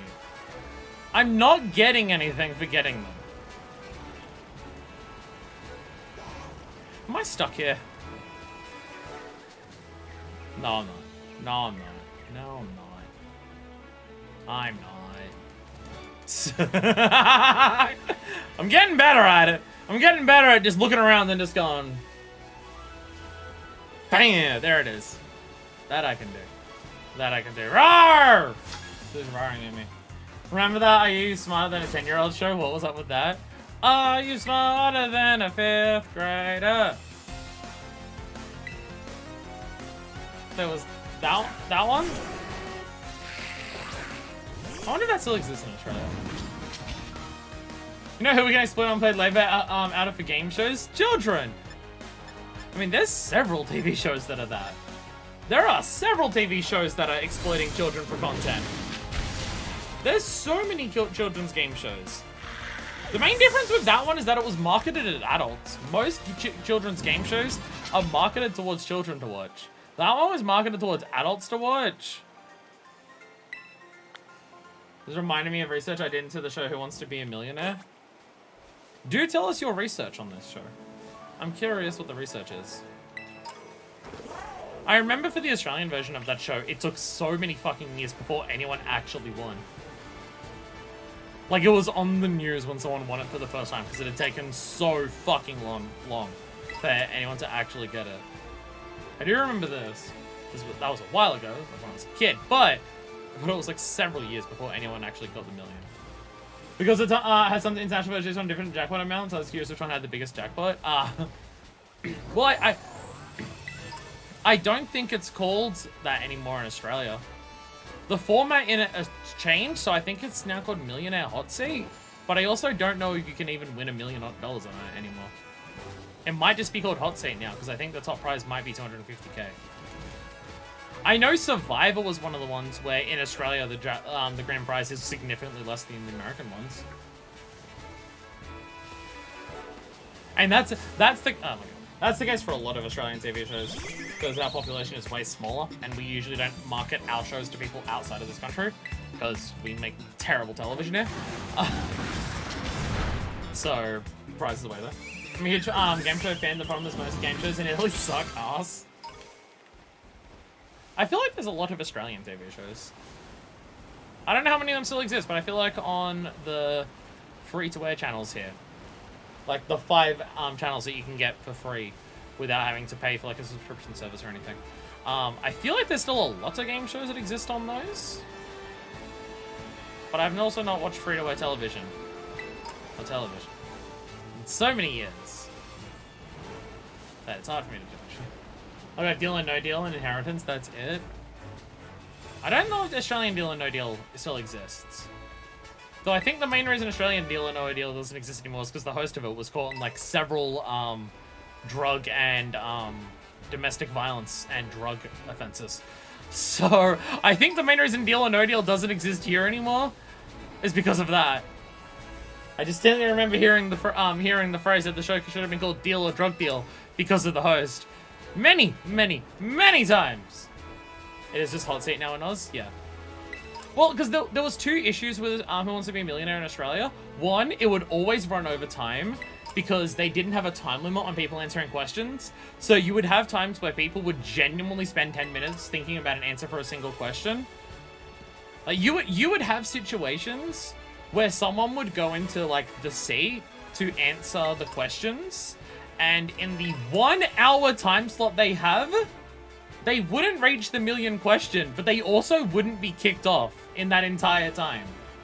It would take them over an hour. There's like 15 questions or so. But in the hour, they wouldn't get through them all. And people were complaining because it kept running over time and it kept being really long. So they cut it down. So they're just like, okay, everything has a time limit. It's a half-an-hour show now. Get the fuck on with it. And then you don't win $1 million from it anymore because, well, they can't offer $1 million. This is not where the tower is. I need to go up to here. I'm gonna go back to this place and work backwards from here. Seems the 3rd revival is still running as of June 2022. Do you mean Millionaire? Do you mean Millionaire or just Hot Seat in general? I wonder if you can legally download game show episodes.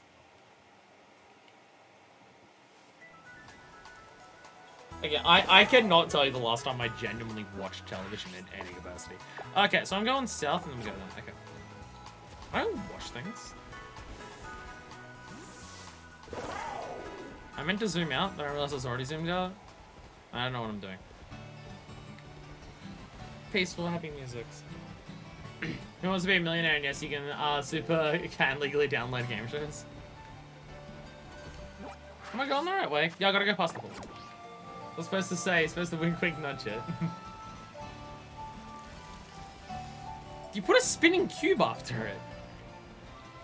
Now, I don't know if most people know what a spinning cube means, but... By the way, Crafts, I do have to ask, when you lose the sub that you got gifted for the channel that has the, spinning cube, are you gonna resub to them for the spinning cube? I'll be honest, I don't know if you're capable of functioning without that as an emote nowadays. Look at the choreo dance. Look at it go! Look at it go! Look at the way it dances.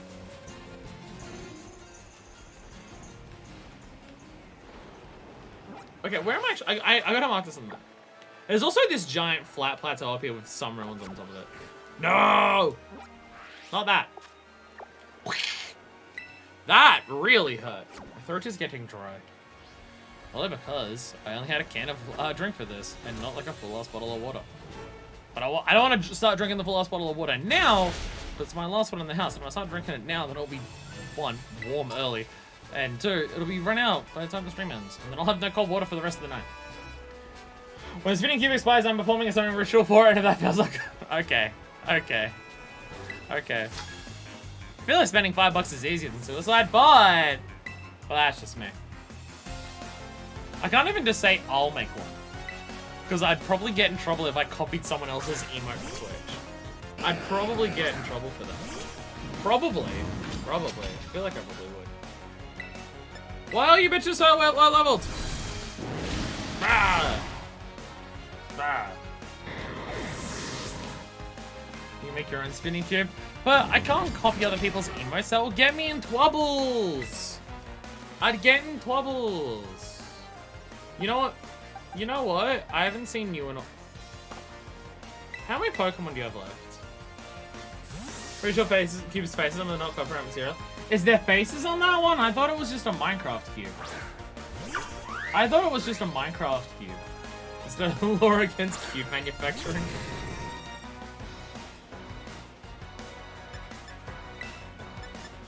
Flip to... Oh, you're gonna die. When are you gonna get...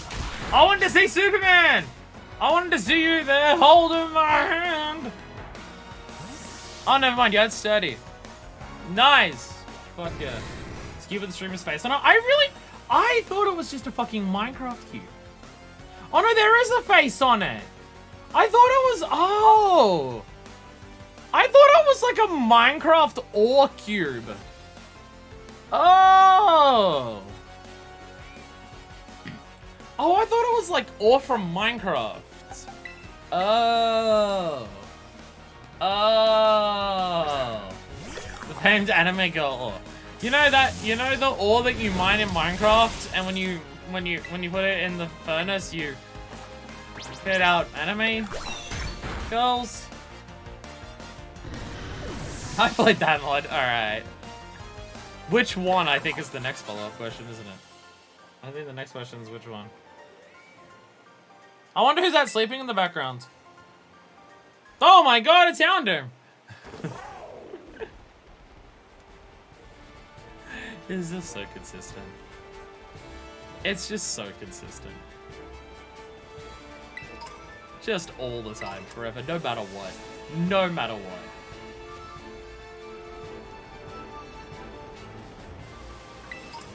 Like, it has to be a personality thing designed. It has to be, right? I feel like my Pokemon always despawns because I run around so quickly. Like, I always see Houndoom out, but I run around so quickly that I get too far away. Yeah, so I do that. Or are you just throwing out Houndoom all the time? Or do you just throw out Houndoom every few seconds?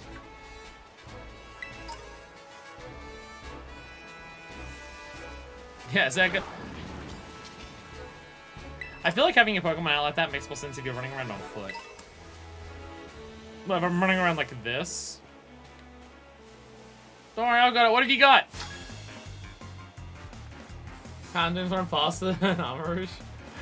I guess, yeah, their walk speed would affect it, wouldn't it? Yeah. I'll take care of this mess. I'll clean you out. Does that ferret want to get out of my legs, or... No? Okay.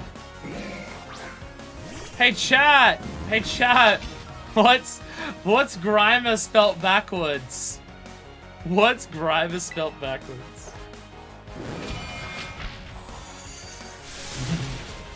I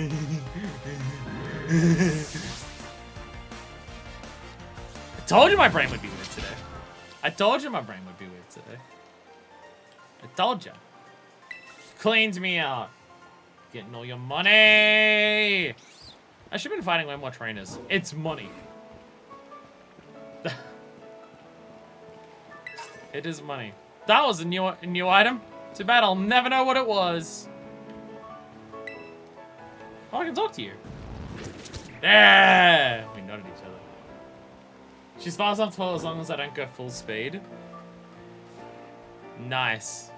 Nice. how high up we're getting. Hell yeah. Hell yeah. Drain punch. Fuck yeah. Damn. We really have explored basically this entire world. Fuck it, I'll fight you. Fuck it, I'll fight you. My hope is just that that dude is holding onto the extra zones. He said for people who can't hold anymore. I can't hold anymore. Sleep again next to a skidder. Not afraid. Not afraid in any capacity. That Stantler is listening to some intense fucking music. Look at it going. I've just realized something. What have you realized? Should I be terrified? Should I be scared? How the fuck? You know what? Fuck it. How do I get up this mountain? There. That's how I get up this mountain. Something I could definitely do without any upgrades. What's up, Stantler? I thought I saw the moon in the distance. I'm like, that's awfully low. The symbol of a Pokemon town. I've seen all Lord of the Rings movies, but I've never finished watching Fellowship. I don't think I've stayed awake through any single entire sitting of a Lord of the Rings movie. The Hobbit I have, because I've seen the entire first Hobbit movie. I think for the Lord of the Rings movies, I've watched all 3 of them, but all 3 of them I have fallen asleep during. I watched basically all of them when they came out, so I was young. Of what reason did I always have to leave after Gandalf dies? Yeah, one reason or another. Not all of the tears streaming out of my face is definitely not that. So did we do everything, by the way? Have we actually finished exploring the game? Have we actually, dare I say it, have we 100%ed this game? Let's stand up there, I was trying to lure it to you. Oh, right, I forgot about this trick. You're gonna have to do a lot of those. I'm gonna imagine there's many of those cliffs that are not possible for me to just walk up. Are you pulling a Hollow Knight? I've basically been pulling a Hollow Knight. It's just the City of Tears in this game is literally every single point of progress. I mean, I'm getting up cliffs by jumping up them backwards because I refuse to get the ability to jump higher. Hey, nice. No! No! Aww. Oh. I might have to stand closer to the cliff for that to work. Or maybe, or is it if it's onto the one side and I throw it from here? Okay, well, fire's getting tired too. Rip. Now we can do this. This one may be a little bit more difficult. Yeah, have we actually 100% this? Have we actually 100% finished this game? I mean, there might be still some sites. There's a lot of places we can fly to now. There's still some entire expanses that don't have any flying points near them. Which is fine. You don't want to be able to fly and just instantly jump to absolutely anywhere in a game where you want to explore and stuff. But it does also make me think that I've missed some of the sites. It does also make me think that. That is also well and truly possible. We've done a lot. As in, we've been to a lot of places. Anything productive we've done. Less than nothing. There's a lighthouse over here. Did I go up to this one? Yes, Poké Path Lighthouse. Did I ever climb up this? I don't know if I did. All I know this game is the porn I've seen of the normal gym trainer. I have not seen any porn of any of the characters in this game. Though due to the fact that I've done basically 0... the door is locked. Okay, most also just doesn't let me go in, but alright. Yeah, I've not seen porn of any of the characters in this game. But also, what the fuck was I looking at there? But also, I've not made any progress in this game, so I've seen basically no characters either. I mean, I've seen Nimona, who I imagine definitely has porn of her. So, there's that. Actually, you know what'd be funny? You know what'd be funny is like the last thing we do before we actually do that. So there's a story at like what point are you at? I've finished the tutorial. In no capacity am I exaggerating. I can literally show you my map of all the objectives on the side, of which I've done literally 0. I went to the school, we got the ability to ride the dog, we were introduced to the 3 main story paths of the game in stream 1, and now at the end of stream 6, here I am. But I knew this time that I was going to be exploring the entire world without any of the abilities required to explore the world. And I did that intentionally this time. That was the goal from the beginning. So it's fine. So it's fine. How can I get up to that cliff?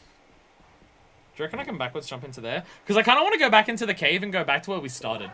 As like a final thing. I think that'd be funny. Let's go get revenge on that Houndoom. Not all Houndooms, but let's go get revenge on that Houndoom, shall we? As like the final thing that we do. We didn't actually get to explore this part of it. We didn't actually explore this part of it. Because we just jumped up here. This is something to come back to. Alright, here we go. Whoa! Can I grab that? Phantom Force! Oh, that's a good reason to come in here. That's a good reason to come in here. Hiya! No! No! Shit! Okay, yeah. So they're all still little bitches in here. Where's the Houndoom? I gotta go kick its ass. I gotta go kick Houndoom's ass. We ran away before. I think it was on this cliff. Which now just has a TM on it. That one might be a stretch. That one might be a stretch for me. Though, there's a Diglett, actually. Actually, there's a Diglett, isn't there?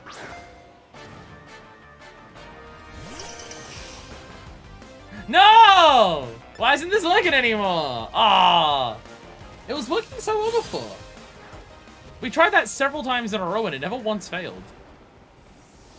And now it is. Sad and crying. Sad and crying.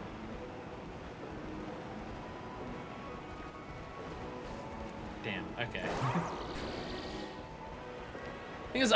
The funny thing is, because we don't actually have the abilities, because we don't have another sandwich to feed this lizard dog yet, I don't actually know if I can get out of here the way that we get out of here in the cutscenes. That requires jumping the hell out of here.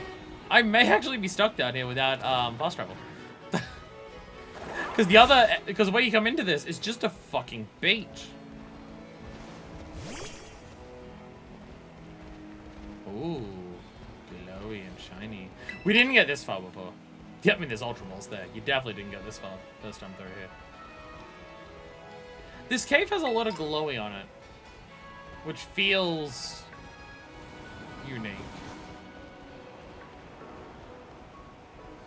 Because that's how you jump out of here. That's where it jumps at the end. I can't do that. I can't do that. Even though I'm on the same thing that was doing that. Oh, hey! Oh, there's a different exit. Okay. Okay. Okay. Nice. Nice. Ah, we get this. For our efforts. Pollen Puff. Nice. The Phantom Force one was still big. What is that over there? Is that another gimme ghoul? Oh my god. Oh my god. Give me up that ghoul! So what now? I don't know, I'm pretty sure I finished the game. I don't think there's anything left, actually. I'm pretty sure we've 100% finished the game. Gabagool? Gimme go. What's up? Gimme go! Gimme go! Hey, gimme go. You're gonna die now. So what do I do? What do I do? Pretty sure it's a Gabagool. What do I do? What do I do? What do I do with my 999 coins? Because I can't carry any more coins. So I can't collect anymore. So what do I do with the coins? They're not a TM. The game's lying to me about that.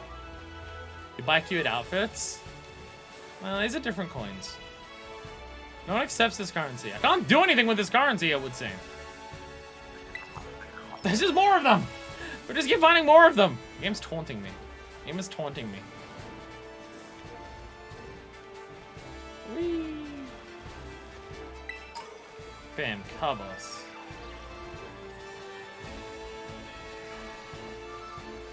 Maybe it's a story unlock? I mean, it could be.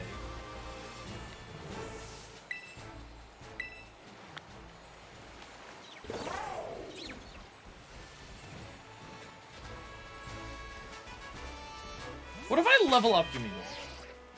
Dragon Paladin, I think, 3 stars. That could work. We can do that. We can do that.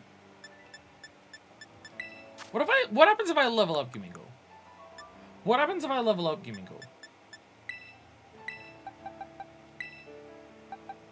I don't know how many it requires to level it up at this point. I have no idea how much experience it needs. Just give it 6 of them. It leveled up. Hey! Hey! It's no item. You just have to hold them. There it is. It's just a level up. Okay, level up while having...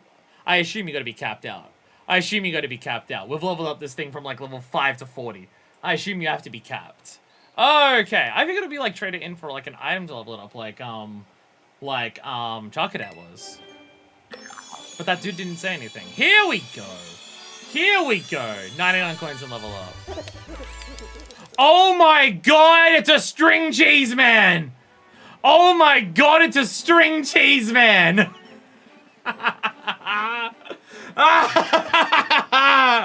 Your Mimic evolved into Golden Go! He just becomes a man of coin! He's fucking...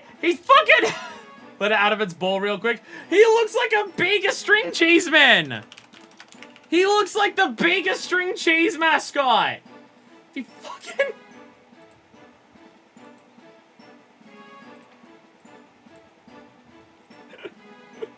He's a fucking string cheese man! He's just a bigger stringer!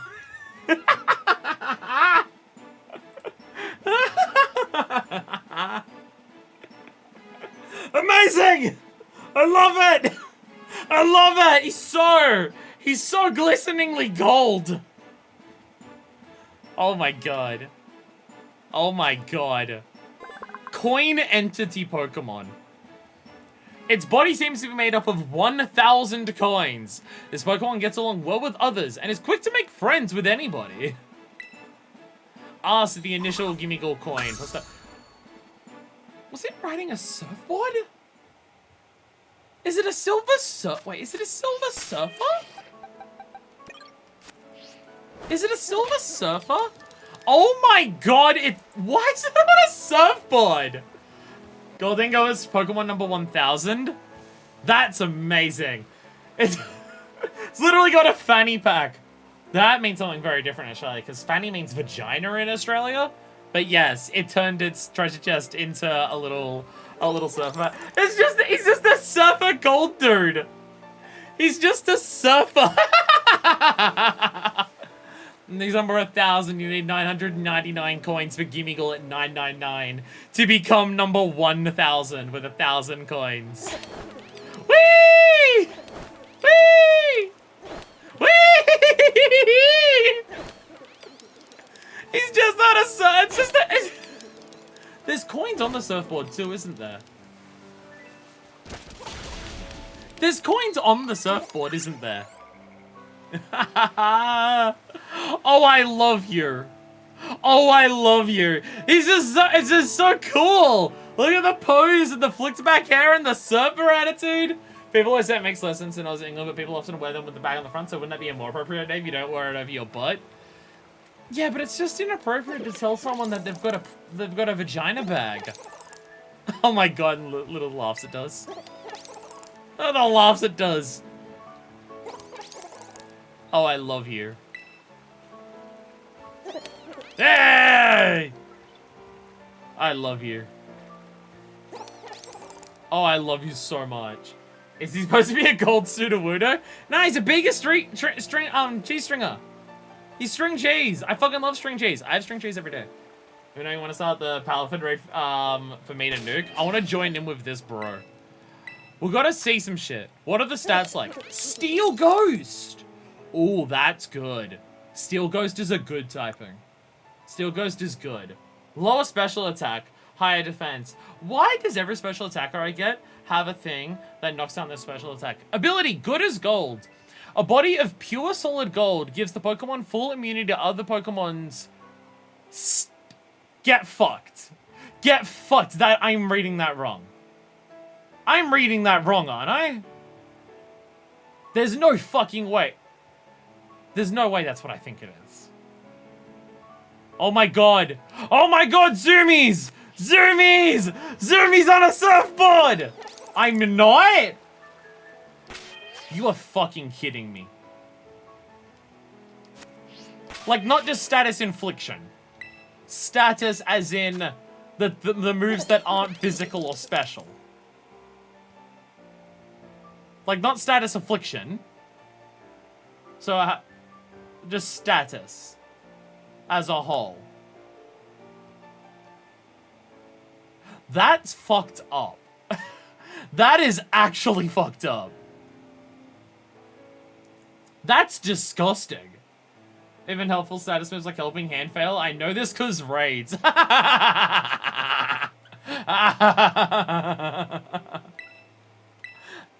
kind of hilarious.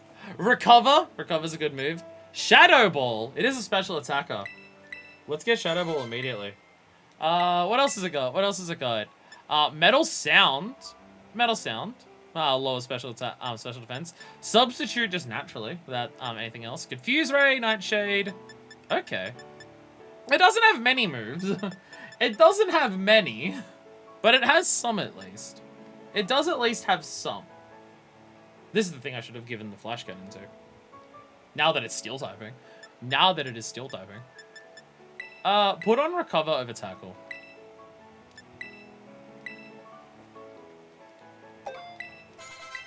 Da-da-da-da. Oh my god. Oh my god! Look at the way he sleeps! Look at the way it sleeps! I think my Golden Go has the same personality as your fucking, Pyra, Mikey. It did zoomies and now it's sleeping. But also when this thing sleeps, it poses. I fucking love this thing. Oh my god. You're amazing. This gen's Pokemon fucking rule. This gen's Pokemon fucking rule. Oh my god. Do I still have Flash Cannon on here? I know I taught it once. Did I pick up another one? I probably didn't. There is Smart Strike, which never misses. No, it's physical. Kate Blanchett and Titanic. Really is, isn't it? It really is. Still nothing that can lend Metronome. We get no funny business, unfortunately. Nothing funny about this. Sad. We can learn Heavy Slam, but again, it's physical.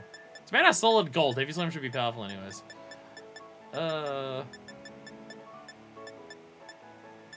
Don't Focus Blast. I guess I'll nuke it with Maran since you most likely want to see battling your version anyway. Okay, I don't have that. Alright. I'm ready to join in raid. I'm ready to join in raid. My god, I've got to get up for a second. Whee! The way it just rides around on a surfboard. And there's just coins flying off the surfboard. That is so silly. That is so silly and I love it. Psyduck, my beloved. We have had some of the wildest fucking Pokemon so far in this playthrough. Like, we have the mice that fucking have a family. We have Edgy Flame Mega Man. We have the dolphin that becomes a dolphin but then is also Superman. And then we have the treasure chest that loves coins that turns into a surfer bro. made of gold. Because he's the gold surfer. We've had some incredible Pokemon so far. I kind of don't want to change my team up for any of the other storylines because what we've got is so good already. But also, they're all like in their 40 levels. Rawr, everything roars. What the fuck is that thing to my right? What the fuck is that thing to my right? The Shadow Ball. How's the matchmaking in this game? No idea. Oh yeah, this one's just a Finison. This one's not good enough to be a superhero. It's not good enough to be a superhero. I guess you can't tell whether it's a Finison or a Palafin, can you? You'll never be able to tell whether it's a Finison or a Palafin. Because it only shows you the silhouette. I think Finison and Palafin's still my favorite of the gen so far. Golden goes pretty good. Golden goes pretty good though. Golden Go is great. There's been a lot of good ones this gen so far. There's been a lot of good ones this gen so far. Again, Palafin would be top 10 though. Yeah, bunch of experience. Oh, some things to sell as well. Nice. Nice. Yeah, it's gonna be so good to have all of those things to just level up our Pokemon in the objectives. Should I take these Pokemon? Idea. Should I... So, all of these Pokemon that I've been collecting and gotten attached to this playthrough, we don't immediately dump when it comes to battle. Would anyone mind if I took these Pokemon against the Titans? Maybe I'll swap out Chargo's already high levels. Because what I'm thinking, because we've come attached to these Pokemon, because like we've used these Pokemon the entire playthrough so far, and like I love so many of them. Maybe we'll use these Pokemon for the Titans, and just crush the Titans, fuck them up. And then we'll use other Pokemon for the other like Team Star battles and the gym battles. Because otherwise we'll have all these Pokemon that we've come to know and love for this playthrough so far, and then just never use them. And then I guess at the Pokemon League, we'll like choose our favorite 6 of all of them. Echo and Mimic will be there. Echo and Mimic will be in that one. Mind that at all, just remember when we start that you need to trade the others, other sides to you, so you have them for the others. Yeah. Yeah. Well, also, because we're doing the gyms last, also, everything that I use has to be stuff that's under level 20. When I caught it. Or, we can just use Pokemon that are above level 20 caught right now, and just, as a challenge, see if we can fight the other ones with Pokemon that won't listen to me. I could use Earth Doggo and Red Bull. I could use some of these Pokemon that won't listen to me for the lols. We could do that. Because we're doing the gyms last. That'll be our personal challenge for fighting Team Star. We have to fight Team Star with Pokemon that are all start above level 20. Except for like the starter.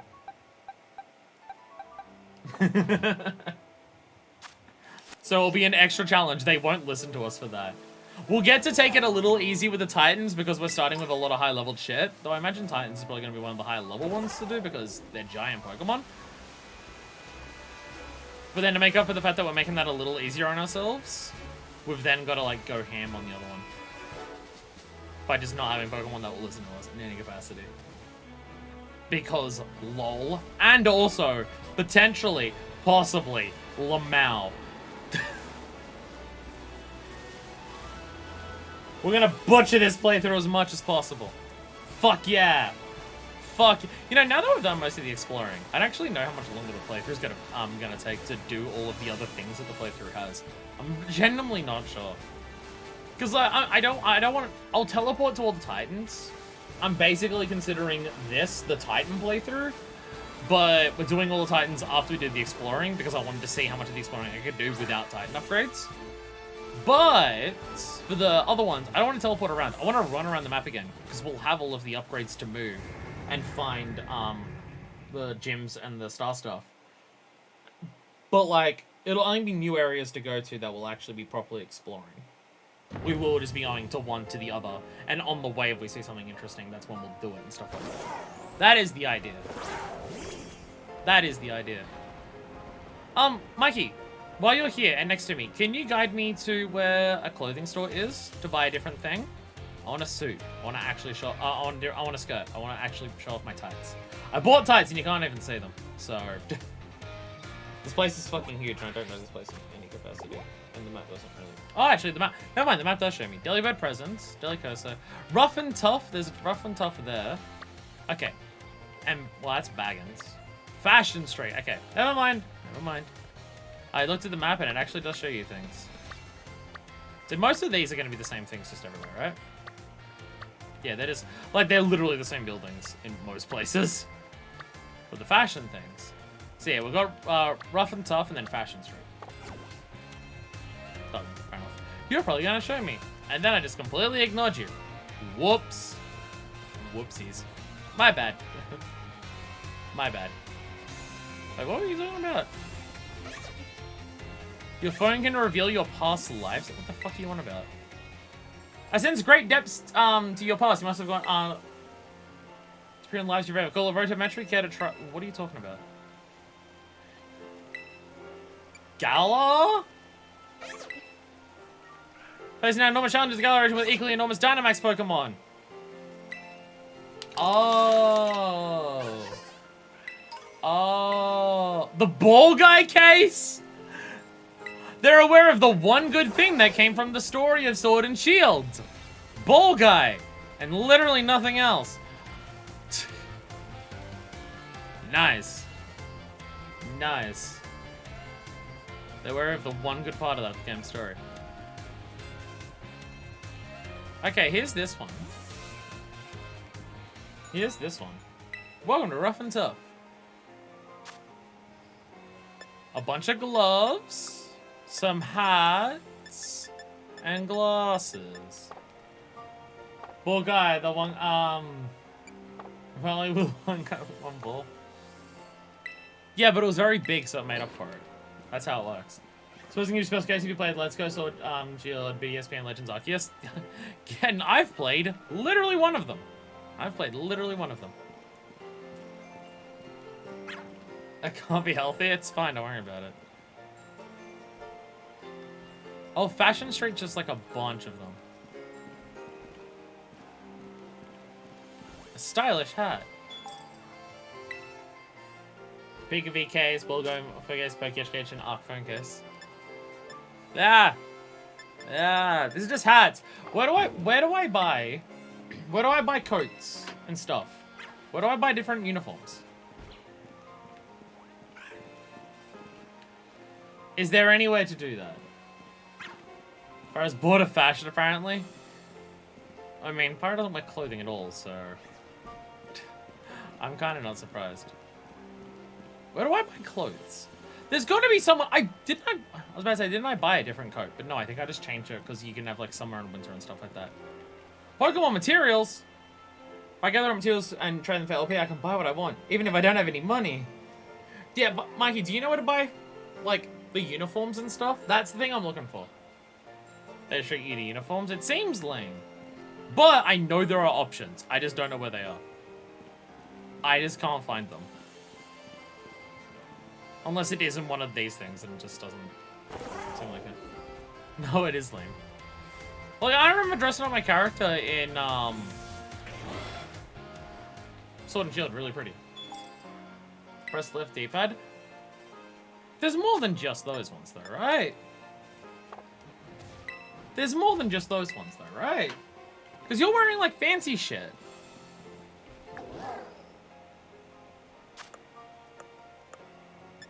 Ball Guy case. Yeah, because there's these. There's more.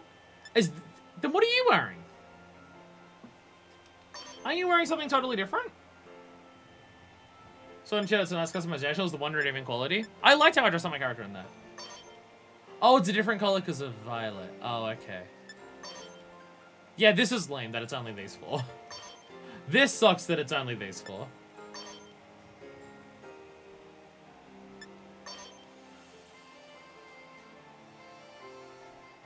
I mean, that shows off the red tights.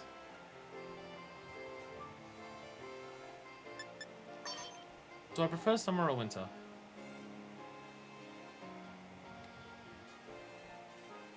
Yeah, to go from the previous game that had a lot more customization to just 4 outfits here is pretty bad.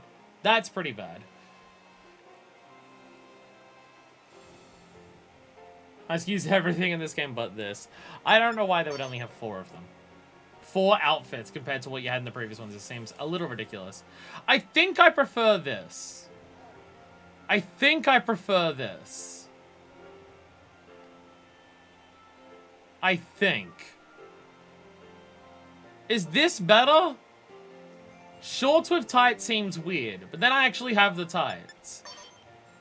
But I like the jacket on this, but I hate the pants.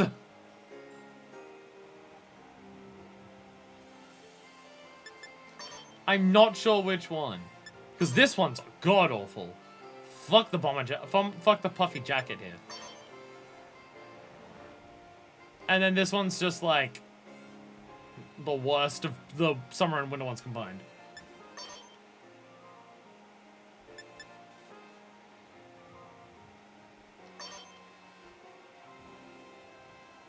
I think I'm gonna stick with that one. I think I'm gonna stick with that one. So the violet uniform does just look better. Yours actually looks like it has some form of design to it. Mine looks ridiculous. Tights or shorts is very strange. That's what I'm thinking. Like, I want a flowy skirt to show off my tights as well. I mean, I got the Dorothea JoJo hat. So, you know, it's not all bad. It's not all bad. It's not all bad. Just mostly. Anyway, now that we're back here at the front of Mesagoza, after 5 streams of doing literally nothing productive in this video game, after 5 whole streams of exploration, which I've enjoyed. I don't know about all of you. People are probably sick of me and just go, get to the game already! But I've had fun, and that's the only thing that matters. We got a wacky cast of characters here. I'm fine with it. When we come back, it is Titan time. Bow down of a dweller. Bow down of a dweller. Bow down of a dweller. Titan.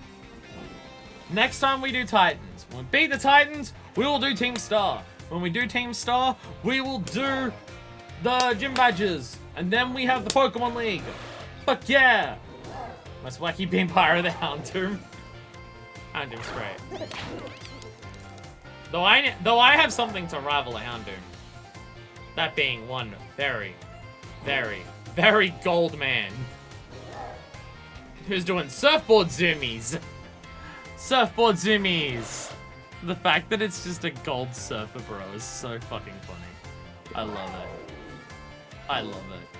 Anyway, thank you all so much for watching. Next time, actual progress, I swear to God. Because now that we've visited, like, every flying location in the game outside of possibly some of the sites of Paldea, there's not much left I could do that wouldn't be absolutely nothing, other than doing some progress. So next time, it is Titan time. And given the fact that I'll be teleporting between the Titans, we might also finish the Titans next time. Who the fuck knows? And asleep. Well, mine zoomies. Well, mine does the zoomies. Zoomies! I finally have... One of mine is finally doing zoomies, by the way. I don't think I've had any that do zoomies, but now I have a surfer who does zoomies. If my Goldingo actually has the same personality as Houndoom, that's hilarious. Will you go to sleep now? Will you go to sleep now? Will you sleep? Go to sleep. Go to sleep, Goldingo. Come on. That would wrap it up pretty well if you went to sleep right now. Nope, nope, nope, back to zoomies. Never mind. Never mind. Never mind, more surfboard zoomies. Thank you all so much for watching. I'll see you the next time we play Pokemon Scarlet. So until then, this is version 2, signing out.